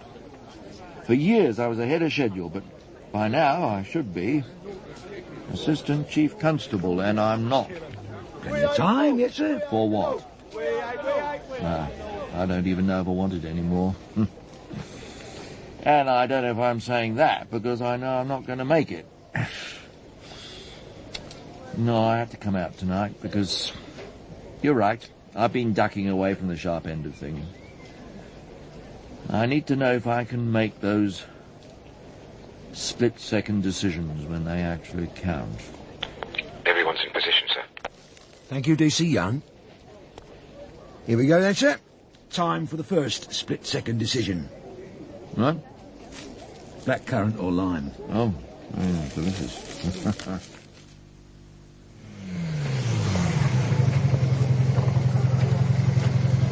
Want a rosette? Eh? Come on, enjoy yourself. I reckon we're going to see a few goals tonight. Be a good game. It's all a bloody game to you. Oh, no, mate. It's deadly serious. But then, as Terry Venables will tell you, the preparation's been right, so I'm quietly confident. Come on. Ornham's car has arrived, sir. Traffic have managed to park in where you suggested. Anyone made contact? Don't think so, sir. He stopped by a programme, gave the exact money, said nothing. The programme seller's worked here about 30 years anyway. Was there a queue? Yes, he didn't speak to any of them either, and no one went near the bag. He's waiting at the ticket holder's entrance now. DC Peters is right behind him, and Charlton's on the turnstile. Okay, thanks, sir. I'd say by the shouting, the teams are out on the pitch now, sir. We're not here to watch the football, Young. No, sir. Paper had it down as a banker home. You what? 3-0. Don't see it like that myself. Do you want some coffee? What? I've got a flask. Always come prepared for a job like this. Coffee, sandwiches. Oh, of course. I enjoy them, really. I thought you were fed up with police work. Ah, desk work. Yes, leg work. Yes, filing. Definitely. Court appearances with bells on. But not this. I've always enjoyed this. Well, some people would say this was the most boring of all, sitting about in cars. But they don't know what it's about. Instinct, you called it. I call it nose. I try to put myself in Milado's shoes. What would I do if I were him? And what's the answer? I'm not sure. I don't know him well enough yet.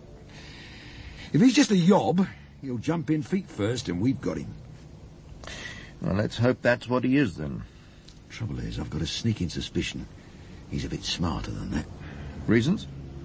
I haven't got any, really. Except instinct. Nose. And if you're right? They've kicked off, sir. And we still had no one make a contact. Bloke went up to him a few minutes back, but it was just to ask about team changes. Any score? No, Rangers are all over him. This bloke, you're sure he didn't make contact? Quite sure. The bag's still intact and there's been no signal from Ornham. Right, thanks, Young. Keep your eyes open. Will do, sir. If I am right, we could be in for a very long wait. Blimey, what's this lot? Local police band. Now, you might think they're half-time entertainment, but they're really secret agents. They got blow darts in them tubers, knock you out at 20 paces. Shut up, will you? Well, they've been practising all week.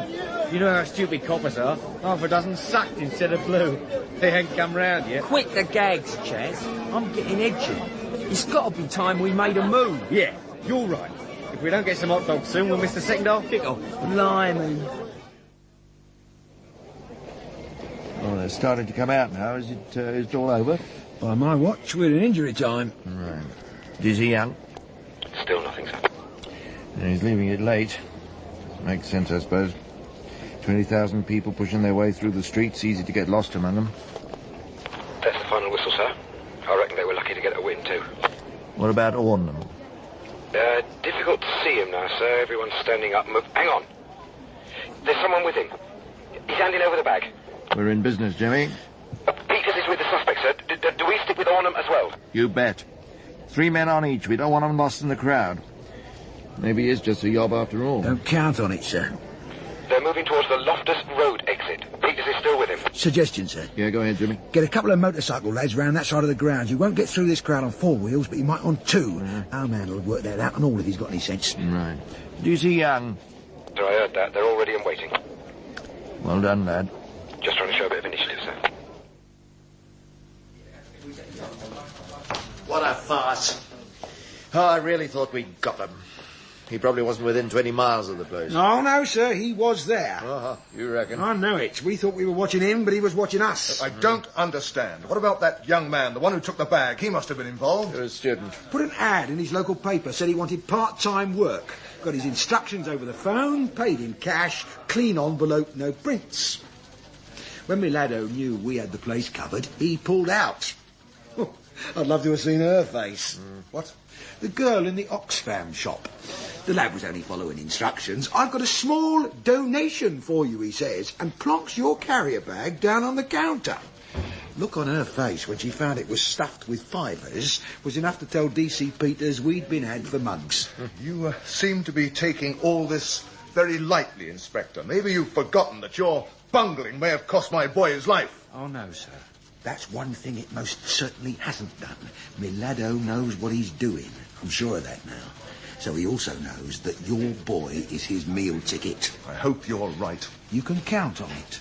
Meanwhile, Mr. Ornham, all we can do is wait for the next time. Huh? I don't know what you're looking so smug about. You've blown it. You're joking. We still got the boy. We haven't been arrested. Big deal. We've got nothing to show for it. Everything comes to him who waits. Including 10 years in Nick. Hang on a minute, though, Rick. There's no point you going on at Chaz unless you got a better idea. Him? He hasn't got any ideas. He's too busy doing press-ups and shifting weights. Built lovely. Muscles right up to his brain. Yeah, I might just use some of them to knock your teeth out. Oh, just the sort of subtle approach we're looking for.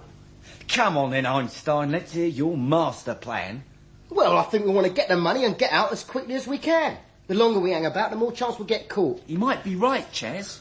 Trouble is, we can't get near Ornham's money with all the police around it. So, we've got to frighten them off. How do we do that? Simple, like you read about. We phone him and tell him.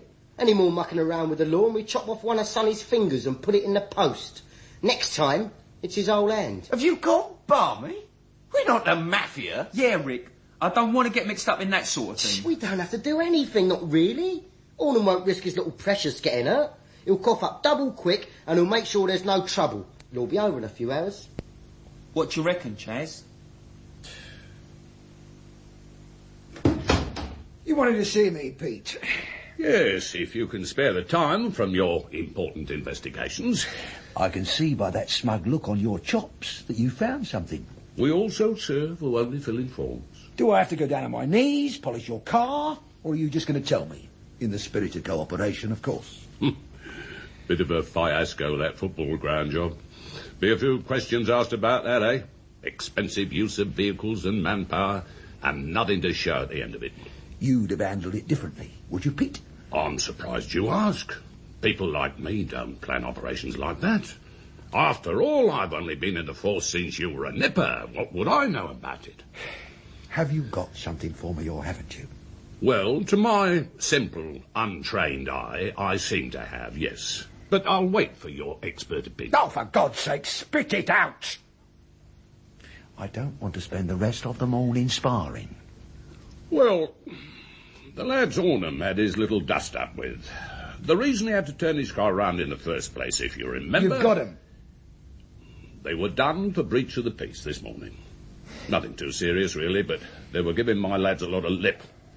Now, there's those that say, understand them, listen to their problems. But they only take that as weakness.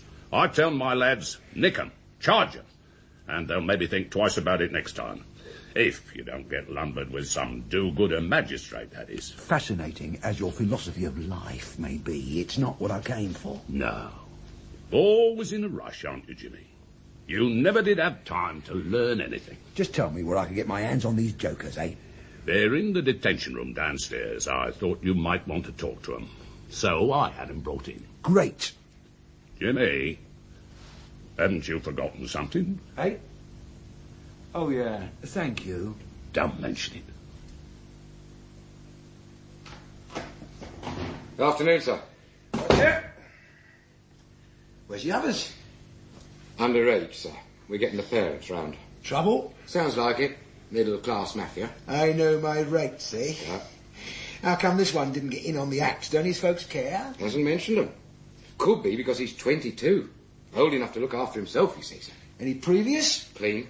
Which just means we haven't caught him before. Student, is he? Oh, yes, sir. Economics. Mark him down as the ringleader, then, sir. Eh? Well, the other two being underage. You being older.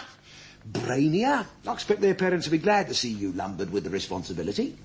Am I supposed to be scared? Depends how stupid you are. Not that stupid. What am I going to get for breach of the peace? This isn't Iran, you know. They don't stone you to death. Could be a bit more than breach of the peace, old son. No way.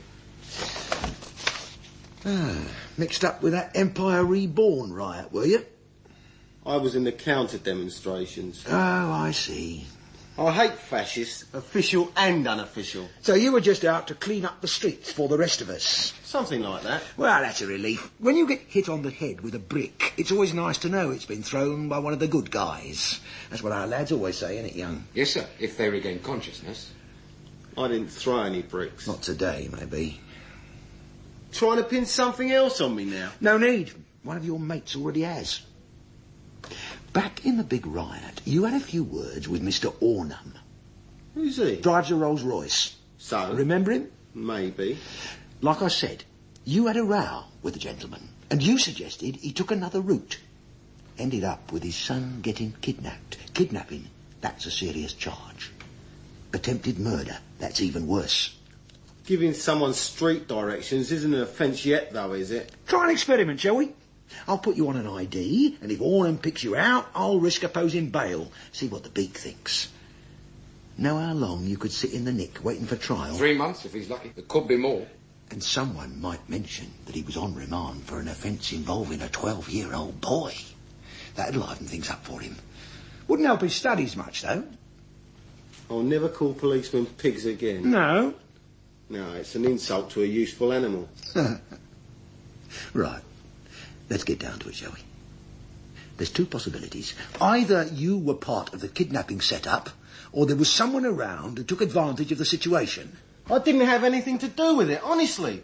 But I don't suppose facts make any difference to you. You're not going anywhere till I've finished, OK? Now, I know you aren't in on the kidnap. Even you couldn't be stupid enough to get nicked on a duff charge like this when you're sitting on a gold mine. Then why can't I go? I want some names. You know who was on that riot. Drop dead. Look, I'm not interested in minor charges, just the kidnapping. If you go all strong and silent on me, I'll nail you to the floor. I want names and addresses. You quiet tonight, Eric? A bit hard on that lad, weren't you, sir? You ain't seen nothing yet, son. It's not like in your Observer on Sunday, you know. Look at the crime figures. There's a bloody war going on out there, and we're losing. That kid won't want to see the inside of a nick again, so I've done him a favour. Yes, sir. I did him a favour, and I got my names, but you're still not convinced. It is like Inspector Gardner says, sir. Effective policing should be based on the respect of the public. Inspector Gardner wouldn't recognise the respect of the public if it got up and bit him. He's living 20 years back. When I was on the beach, we did road safety chats in schools. The kids used to open and shut the doors for you.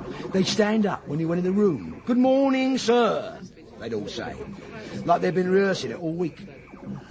Nowadays, you go into a school, you see the door open, you duck out of the way before the little sods trample you underfoot. Yes, sir. I don't say I like it. That's the way it is.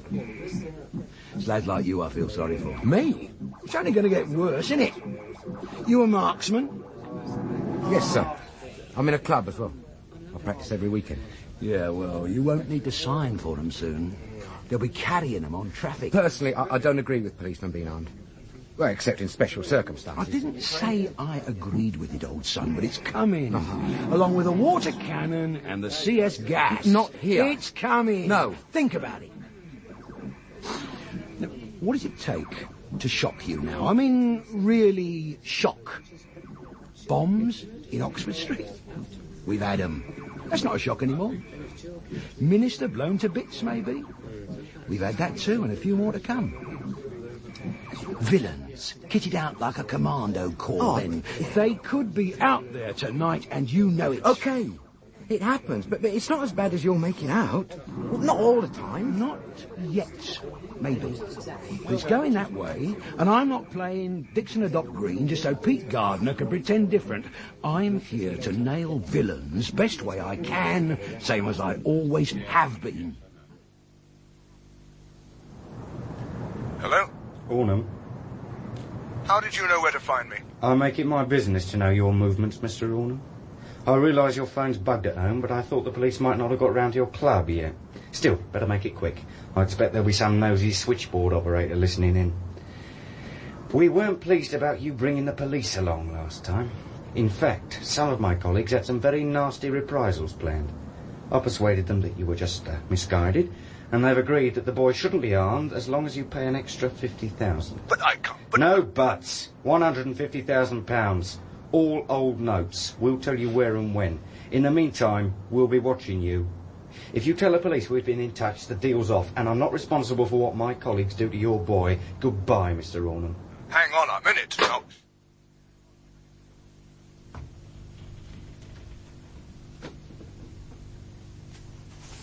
Homework? Not exactly. What then? Just some research I think I ought to do. For college?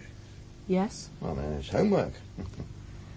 Why do you always have to make me feel like I'm still in the third form? I'm doing it because I want to. Sorry. How's your mother been today? You're not very popular. Well, I couldn't help being late tonight. You never can. Besides, you should tell her that, not me. Bad day? She wanted to go shopping this morning. Got some bee in her bonnet about needing proper coffee cups. Christ knows what for. Nobody ever comes here for coffee. Mm-hmm. Well, couldn't you ask Mrs. Marlborough to get them? Mum wanted to pick them herself. Oh, yes, of course. We went to Dearmont's in the High Street. Mm-hmm. Household is in the basement. You can't get a wheelchair down the escalator. The bloody lift seemed permanently stuck on the top floor. Eventually a very kind man carried her down the stairs. I think she quite enjoyed the attention. She looked a bit incongruous, though, sat in a garden deck chair in all her coats and mufflers, while we went back for the wheelchair. Well, never mind. At least you got there in the end. Did she find something she liked? No. Do you want a drink? Go and see Mum first, eh? Yes. Right. Of course.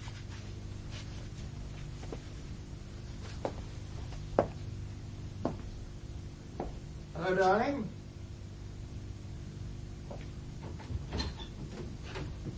Oh, hello. Here you went shopping. Does you good to go out? You're stuck indoors much too much. Hello. Mind you, I'm not sure I'd have chosen the High Street. It's far too crowded. You should take advantage of Sharon while she's on holiday. Get out into the country. Open fields, fresh air. Oh, you don't usually buy coffee cups in a field. No. But, I was talking about going out generally. You're very late again. Yeah. I'm sorry. There's something wrong with the tank. What? Well, it seemed to be constantly filling up. I could hear it all day. Well, I expect somebody's left the tap on or something. Oh, no. I think there's something wrong with it. You should take a look. Well, I'm not a plumber, am I? Well, besides, you couldn't have heard it all day. You weren't even here. You went shopping. Just a couple of hours. It was filling up again when we got back. Well, I'll have a look at it later, shall I? You don't know how obtrusive noises can be when you're in a house by yourself. Well, Sharon was here. She went to see a friend. Do Do you feel like a drink? No, thank you. Well, I think I'm going to get one for myself. It's been a difficult day for me. Still, I think we're making progress on this kidnapping, at least. You'll come back and sit with me, won't you? Well, yes, darling, of course.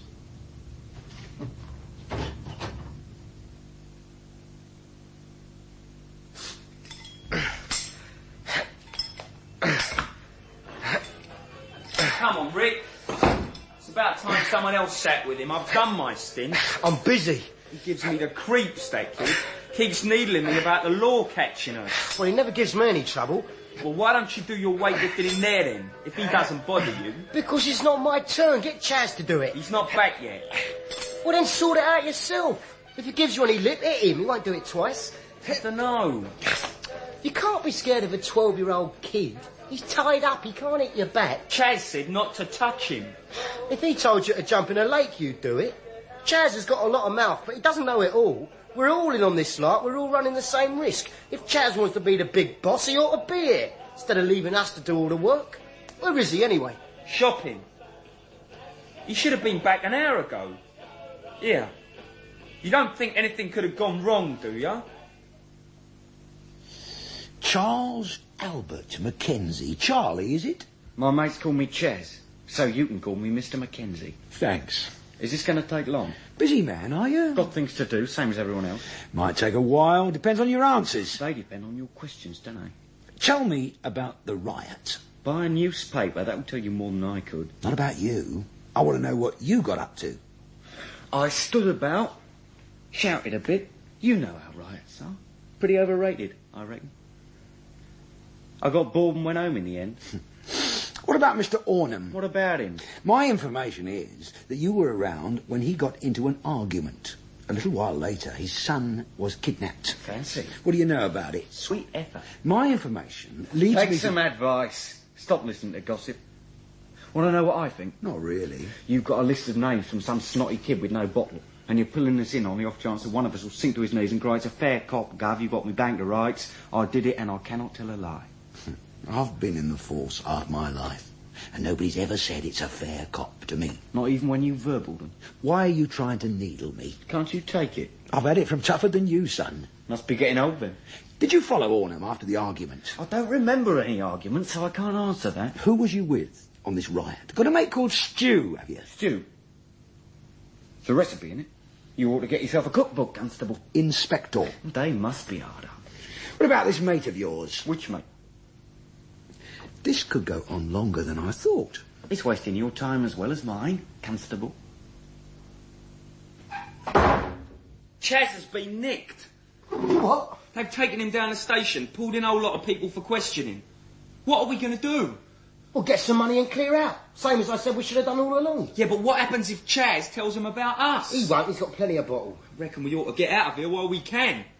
As soon as it's dark. You start packing up, I'll go and have a word with the kid. OK, Rick. Could you untie me for a minute, please? I've got cramp. Tough, we're moving out. Now, I don't want you getting ideas about trying to attract attention. You'll only get hurt. Where are you taking me? No questions, no lies. Has my father paid the ransom? Not yet, but he will. Then what are you moving me for? I told you, no questions! If you don't stop crying, I'll really hit you. I said shut up! I'm sorry. What's going on? I told you to get things packed up. Yeah, OK. What about the kid? I'll handle him. Take it easy, eh? Of course. He's just got to learn to do what he's told. That's all. How'd you get on with the kids you brought in, Jimmy? Yeah, nobody coughed, if that's what you mean, sir.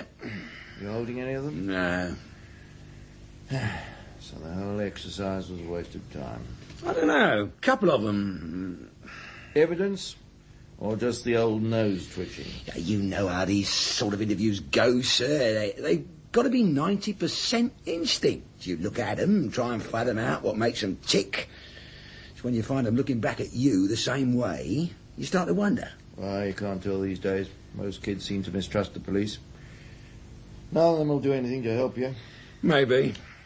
Jimmy, Pete suggested the investigation hasn't made a lot of impact yet. Oh, I get it. They want us to march around knocking on doors with a police band playing. Public confidence is important, Jimmy. It leads to public cooperation. That's what they told you on your course, was it, sir? Don't put your luck, Jimmy. You remember my rank, and yours. I'm supposed to be in charge of this investigation, you know. Yes, sir. I'll be holding a press conference tomorrow morning. Oh, you don't need me, do you, sir? Well, you're on the team, aren't you? There's a couple of things I'd like to follow up. I'm never going to make you a team man, am I, Jimmy? I want to crack the case as much as you do, sir. But you want to do it your own way. I'd probably only put my foot in it. Well, we're going to have to risk that. You'll be there with your best bib and tucker on. That's an order. Understood? Yes, sir.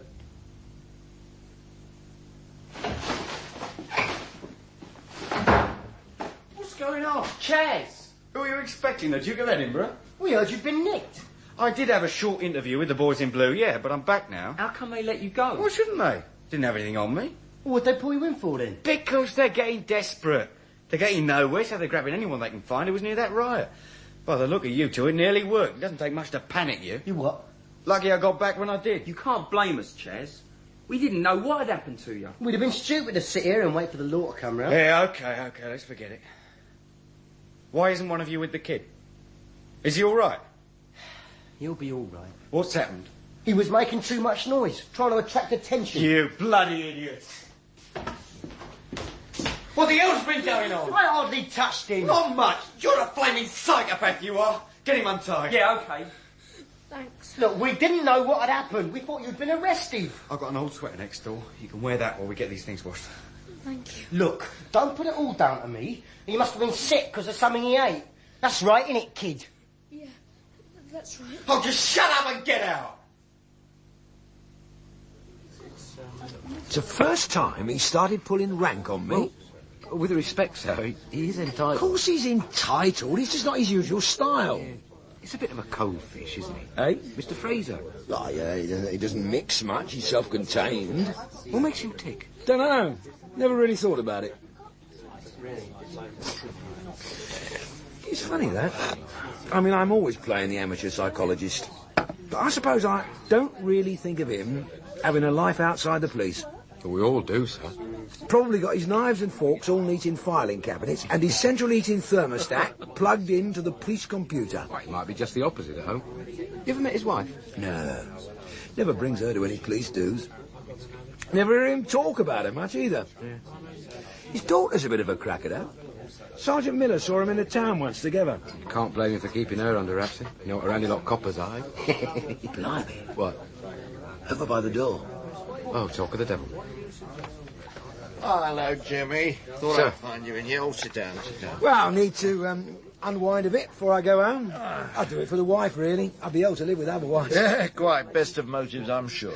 Don't often see you in here, though, sir. Not in the evenings. Well, I thought one wouldn't come amiss tonight, Jimmy.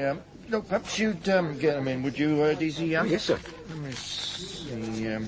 There, scotch for me, and I think that should cover it. Whatever, you're two having. Right, sir.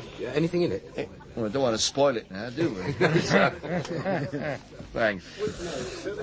All set for the press conference, sir? Yes, I think so. Thanks, Jimmy. We've got ITN and BBC coming down, too. Training calls will come in handy, then. Yes? Lads will be after you for your autograph. Now you're a That'll star. be the day. Look, about tomorrow. Yeah. All be over in 20 minutes. Won't stop you following up your leads. I thought perhaps I didn't make that quite clear. Fair enough, sir. Need to present a united front, you know? Yes, sir. Right. Here, drink, sir. Oh, good. And your change. Right. Thank you very much. Yours, Jimmy? Tar. Well, here's to crime. Solving it, I mean, of course. Cheers, sir. Yeah. Blimey. You knocked that back quick enough. Want another? No, I really ought to be getting back. I just wanted to explain about tomorrow. Go on, it's not after 7 o'clock No, yet. I promised my wife I'll be back early tonight, Jimmy. Don't tell me you're under her thumb, sir. No, it's not that. It's just, I've been working late most nights recently, and... That's what a Jack's wife expects, sir. I mean, you've been married long enough. She must know the score. Well, I... You married, Eric? No, sir. More sense, eh? Yeah, well, I'm engaged.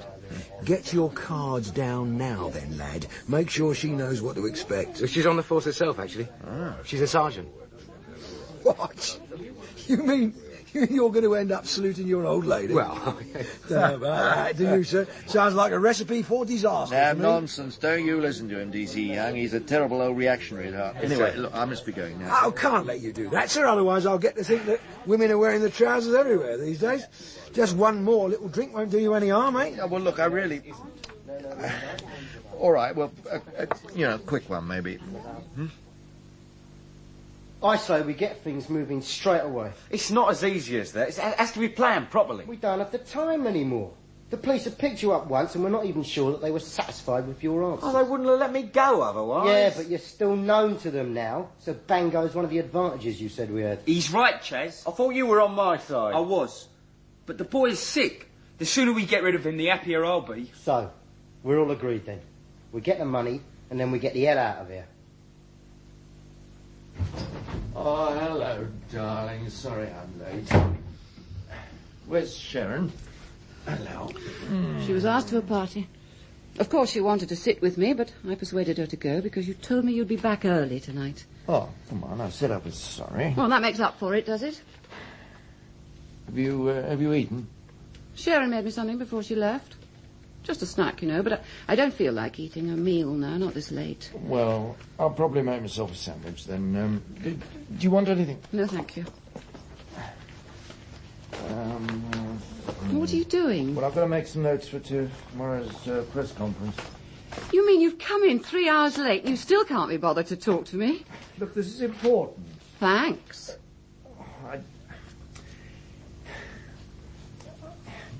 Okay. What do you want to talk about? Well, it depends how much time you can spare to listen. Look,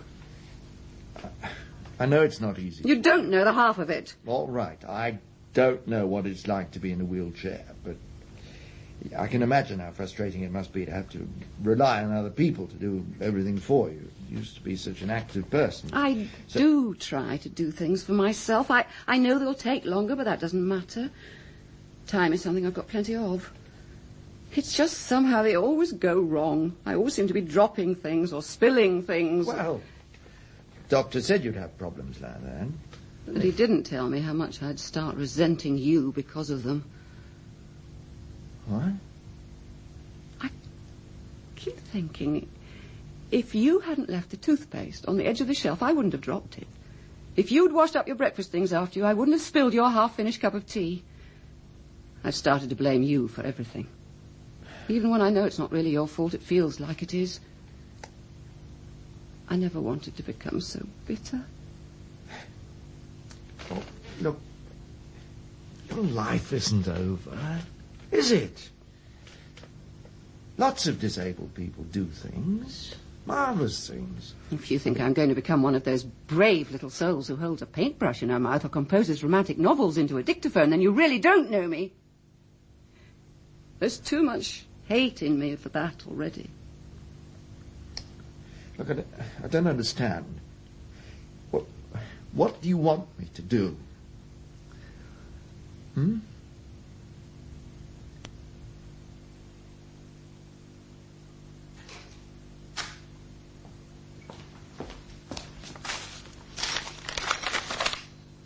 It's here. Are you going to contact the police? Nope. Well, they told us to get in touch with them as soon as we heard anything. I want Timmy back alive. If I have to pay for that, then I will. I don't want anything going wrong this time. Don't you think the police might handle it better? I haven't shown much signs of it so far. I've been in business all my life. I know how to buy and sell. We're in a seller's market. That's where they're asking a steep price. If we pay it, it's all over. We don't know that. They just want money, and I'm prepared to give it to them. Once Timmy's home, we'll bring the police in. If they catch him, then, well, that's the icing on the cake. But getting him home's what's important. Well, that was a fiasco. Hey? Your press conference. Best you can hope for is a lot of news. Then they might tuck it away at the bottom of one of the middle pages. Wasn't that bad. Pathetic. Wouldn't inspire confidence in a Boy Scout. Still, like I say, you could be lucky. It might be a war breaking out somewhere or an assassination. I must admit I was hoping for a bit more out of Fraser, especially after the course he's been on. You don't need courses, just a bit of common. Look at D.I. Thurley. No one had to teach him how to deal with reporters. He was a joke, always saying, "We're expecting major developments in the next few days." And when they asked him if that meant an arrest, he'd tap the side of his nose and say, "I'd rather not go any further just now, lads." The press loved him. They'd have loved him even better if he'd got results. Come in. Oh, DC Young. What do you think of your new bosses then, lad? Oh, I'm learning a lot, thank you, sir. I'm surprised to hear that, especially after that press conference. Right roasting the chief super took. Well, you expect that from the press, don't you, sir? They don't know the score.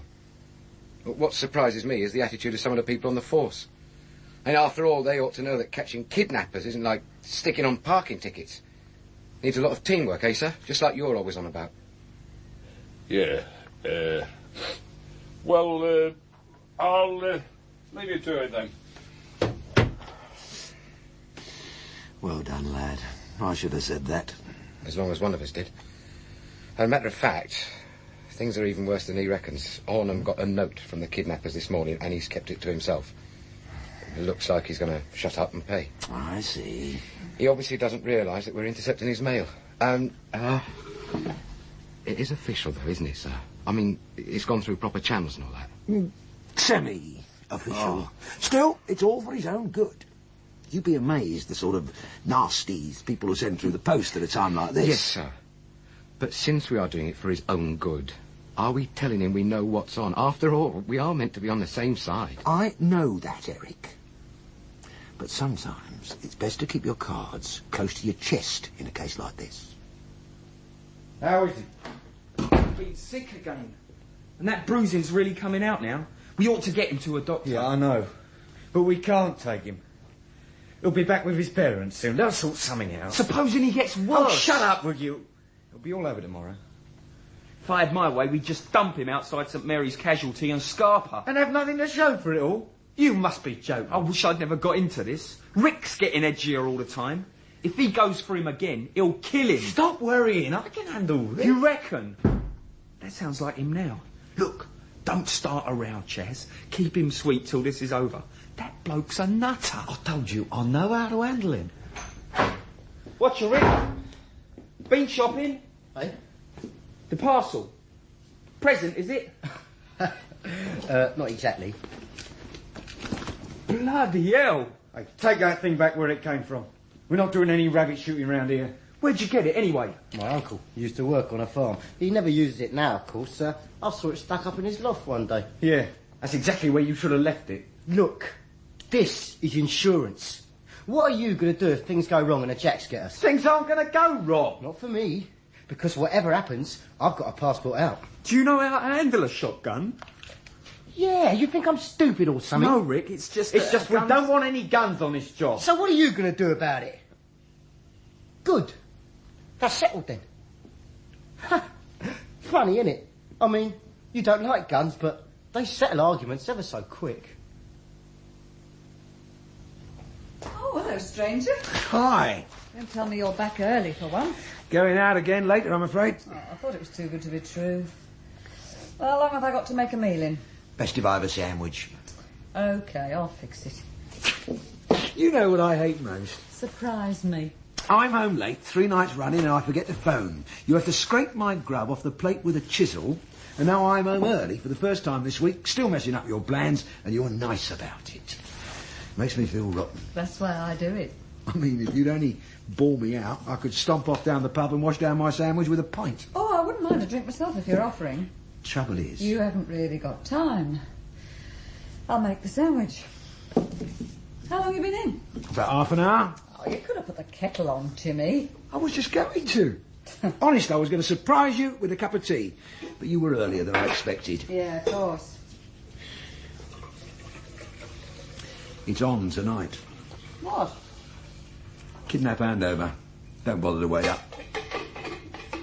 There's a late film on. I'll probably watch that anyway. One of those Hammer horrors. Always good for a laugh. Yeah. Is it going to go this time? I don't know. Hope so. You don't seem too confident.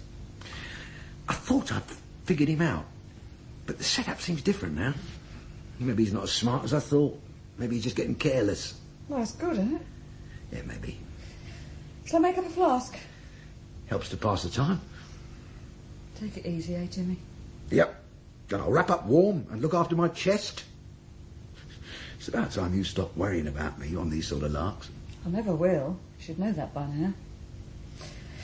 Egg or ham?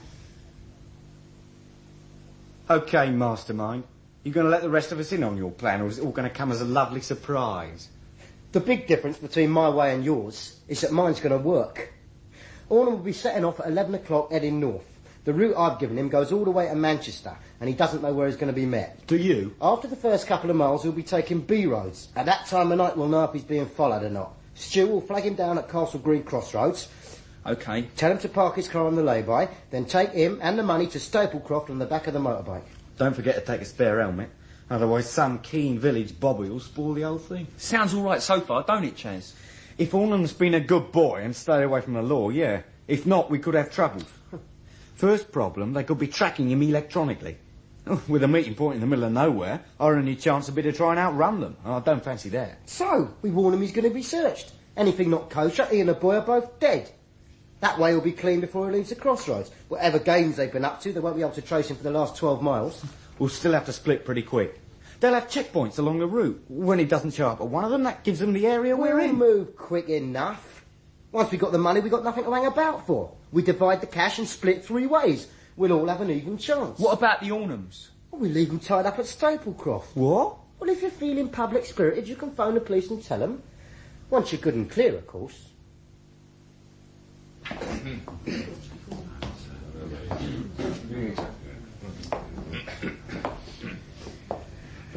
Now, if there's one word to describe good policing these days, it's teamwork. And that's doubly true tonight.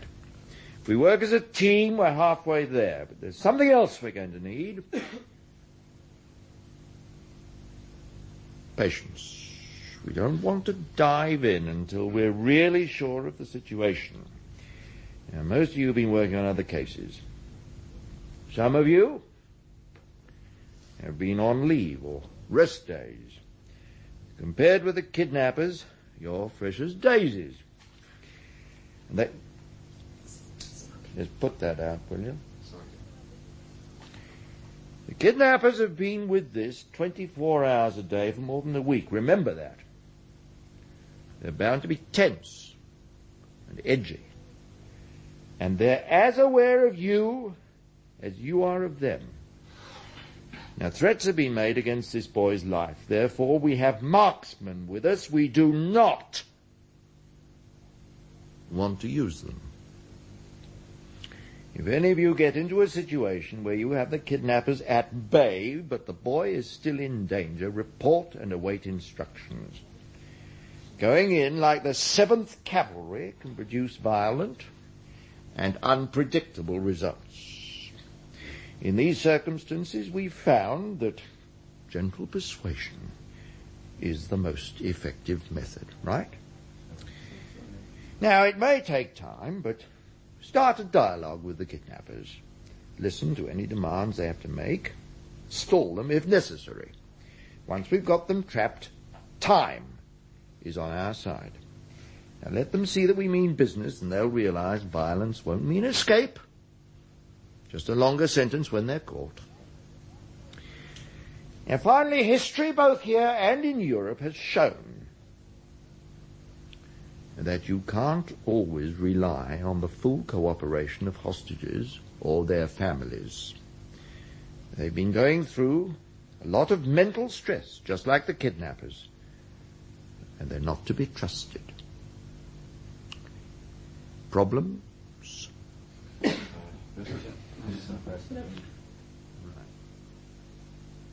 It's not too late to bring the police in. I have had to back my own judgment all my life. We don't seem to have done too badly out of it. This isn't profit and loss. It's Timmy, your son.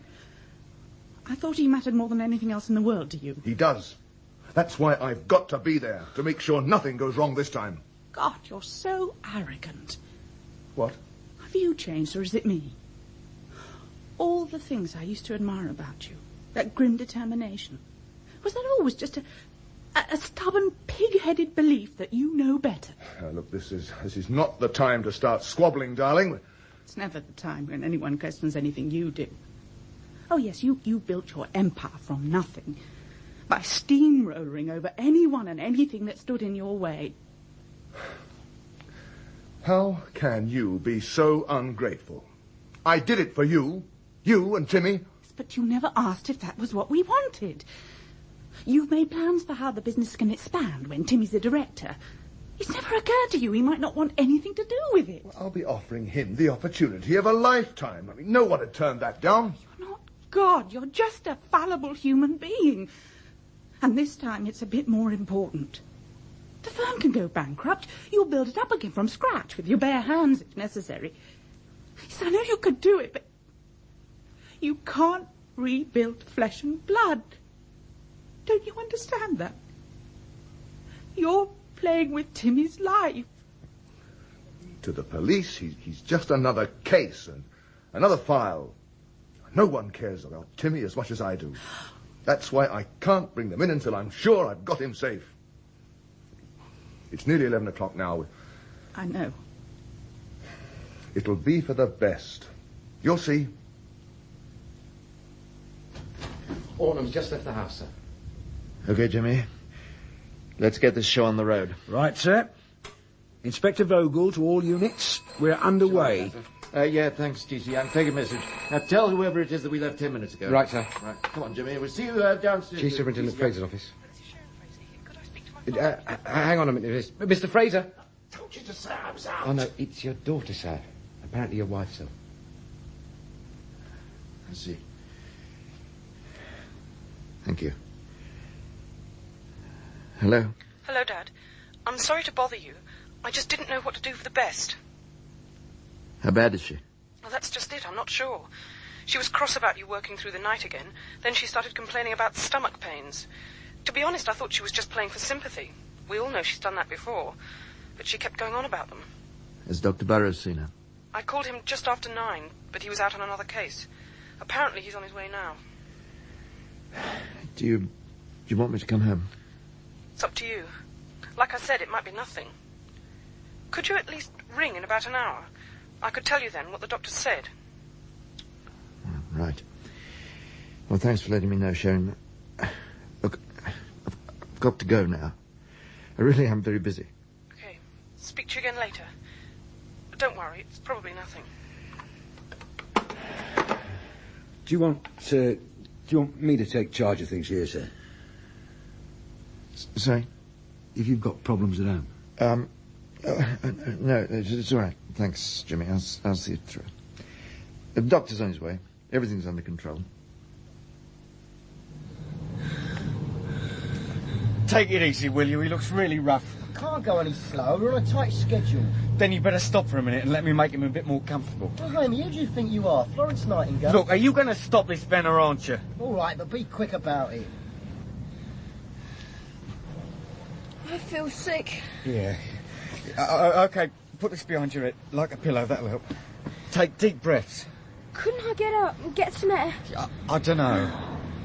I'd probably feel better if I could just walk around outside for a minute. He doesn't feel sick, he's just putting it on. I'm not. I feel really bad. It stinks of petrol back here, Rick. It's enough to make anyone throw up. Just for a couple of minutes. I'm not that stupid, even if he is. Hey? Don't you see? It's just an excuse to get out, so he can draw attention to himself and get us nicked. That's not true. Think about it. His face has been in all the papers. If he flags down a car, we've had it. I wouldn't do that. I just want to get some air. To stop me feeling sick. I'll tell you what you're going to do. You're going to sit down and shut up moaning, or else I'm going to hit you again. Understood? Yes. Listen, Hardnut. And you can shut up too. This would all been over by now if you hadn't been so soft. We're doing it my way now. You want to argue about it? Right. Let's get on then. We've lost enough time already. Control to Tango Charlie 4. Tango Charlie 4. Go ahead, Control. Control 1A OK. Tango Charlie 4. Thank you, Control. Understood. Out. He's passed the first checkpoint. He must be going pretty slow, then. He's waiting for him to make contact. When do you reckon it'll be, sir? Well, judging by that football ground effort, they want to be sure we're not around before they move. They'd have to be pretty clever to spot a jack out there tonight, sir. There's no one close to Ornham's tail, and radio contact's at a minimum. Yeah, well, what do you think, Jimmy? Have we covered everything? Well, Control to Tango Charlie 4. Tango Charlie 4, go ahead, control. Control, home base dark now. Tell them to maintain watch. Tango Charlie 4, message from Chief Superintendent Fraser, maintain watch. Thank you, Tango Charlie 4. Your message timed at 23:09 hours. Well, I know we're keeping radio contact to a minimum, but what was all that about? Well, it occurred to me that Ornham's run might be just a decoy. His wife might be dealing with the kidnappers. After all, it's clear neither of them are cooperating with us, so I've maintained a watch on Ornham's house. Home base. The dark means she's gone to bed now. Well, you may not have covered everything, but you're certainly learning, sir. Thank you very much.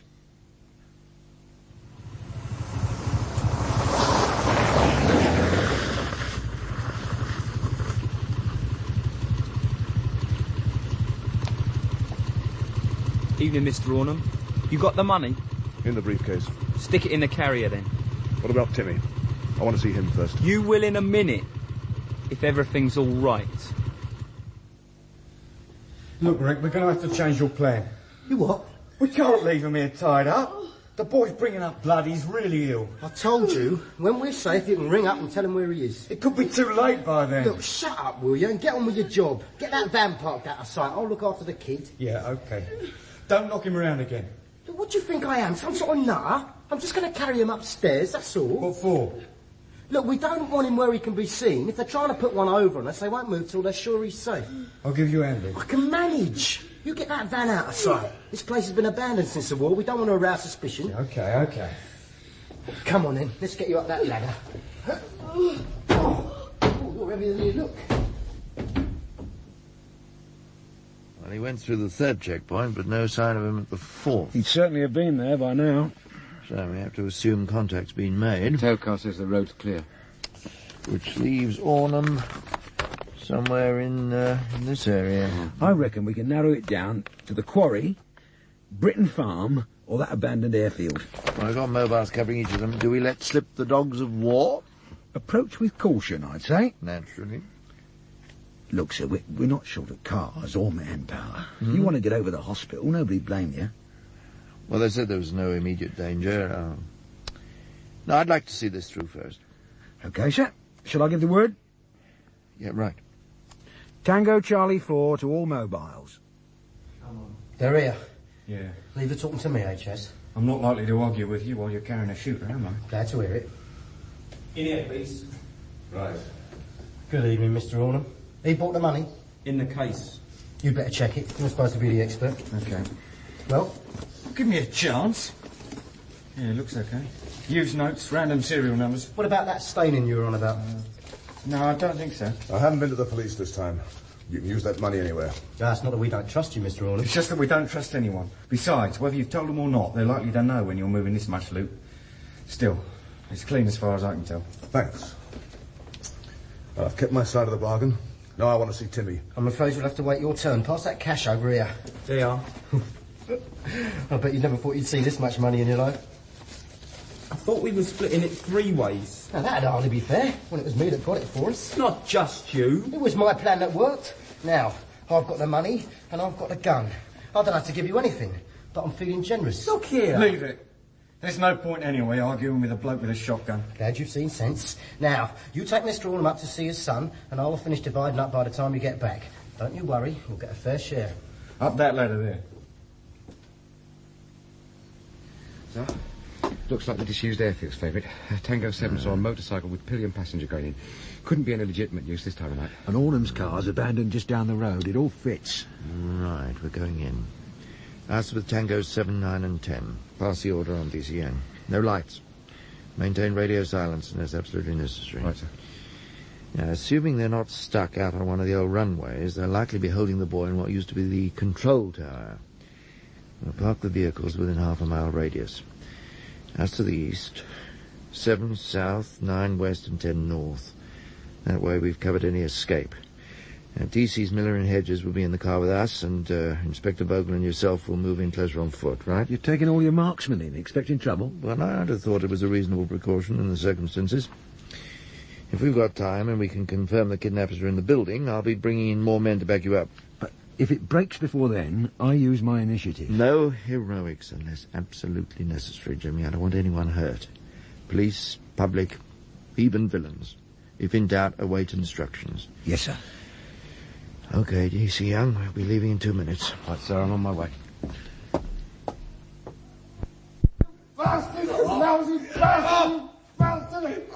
Rick, for God's sake, give us a hand up here. He saw them, he's going berserk.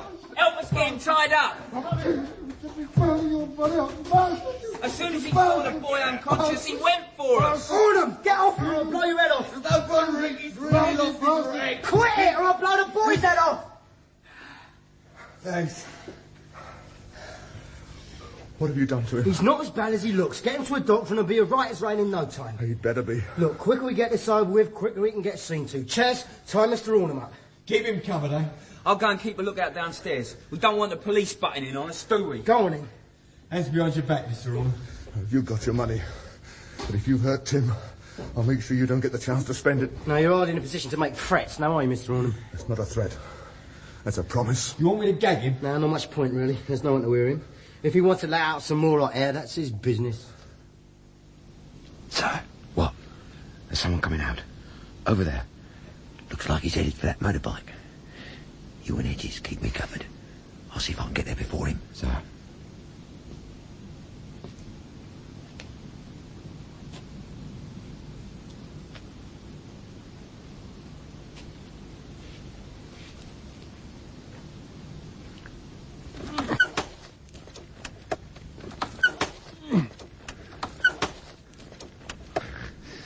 You won't get very far without this plug. Keep it quiet, Sunshine. You're nicked. You're not obliged to say anything, but anything you do say will be taken down and used in evidence. This way.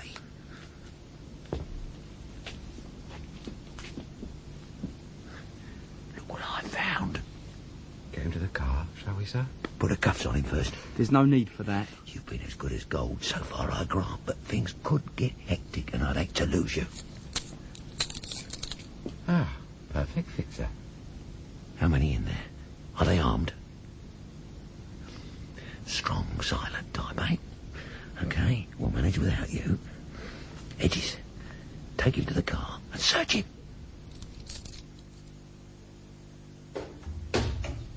Stu! Stu! The bastard's taken the money. What, are you sure? Of course I'm bloody sure. Wait a minute. You're in it with him. Oh, don't be stupid. It's obvious, isn't it? You planned it up there, the pair of you. No. He wouldn't have the sense to think of it on his own. You were knocked about to share out, you know you were. Maybe. But if I was going to swindle you, what would I stay here for? You didn't think I'd work it out. You had to keep me occupied while Stu got the money away, and then you'll meet him later and divide it up. That's rubbish. It's Stu. He's swindling both of us. No, it's been you all along. You had to be the clever one. You had to call the tune. So you found a way that you could get the last laugh. Only it hasn't worked. I'm not as stupid as you think. I've got your number.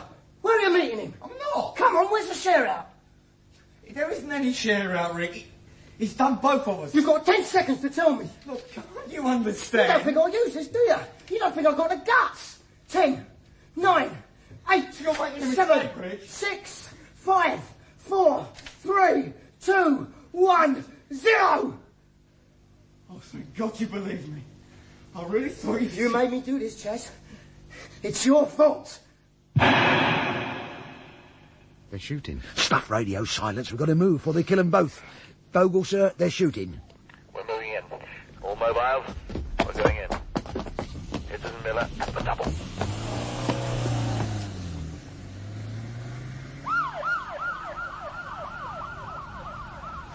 Bloody hell. I didn't know that. You shouldn't have swindled me. It was your own fault. Drop the gun, Sunshine. It was his fault. Yes. Of course it was, now. Give me the gun. He was trying to swindle me. Where's the others? Others? Mr. Ornham and his son. Upstairs. Good. Now, you're going to give me that gun, aren't you? Quiet and calm. He didn't think I'd use it. That's why he wouldn't tell me. Easy now. But I'm not scared. I'm not scared of you. You little bastard! Scum! That's what we got to deal with. Other people's rubbish. Leave him, sir! What? That's enough. Leave him alone. He was resisting arrest. Yes, sir. You have restrained him now. He won't be any trouble. All that won't help Jimmy Vogel now, sir. And it'd look bad in court. That's quite right, young. Thank you. That's all right, sir. Forget it, I have.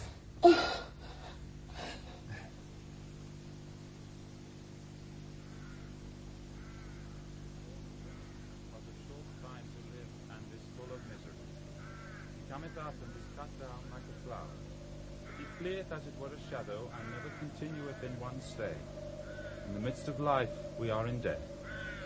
Of whom may we seek for succour but of thee, O Lord, who for our sins art justly displeased? The days of man are but as grass, for he flourisheth as a flower of the field. For as soon as the wind goeth over it, it is gone, and the place thereof shall know it no more.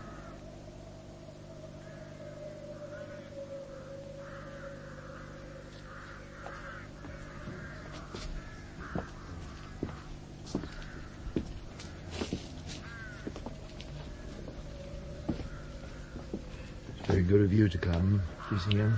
A lot of the lads wanted to, sir. Mark of respect. Thank you. Thank you very much, sir.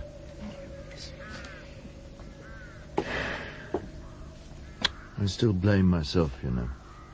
You mustn't.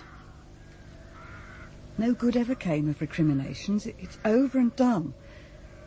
We've all got to think about the future now. Yes, well, thanks. Thanks.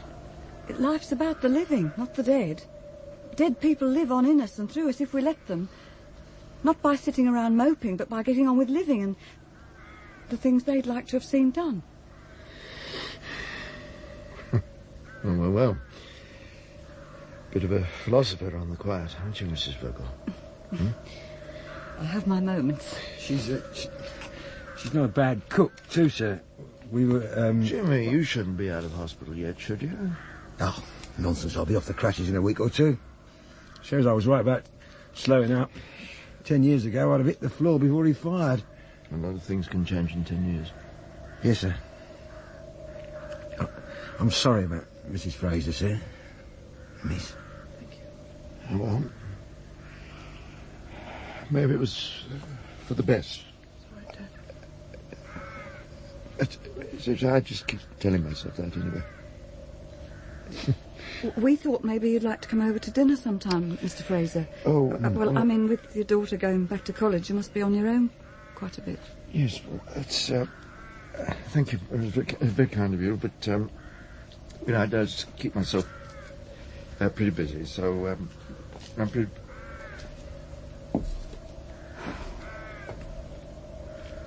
Policeman's lot. Something like that.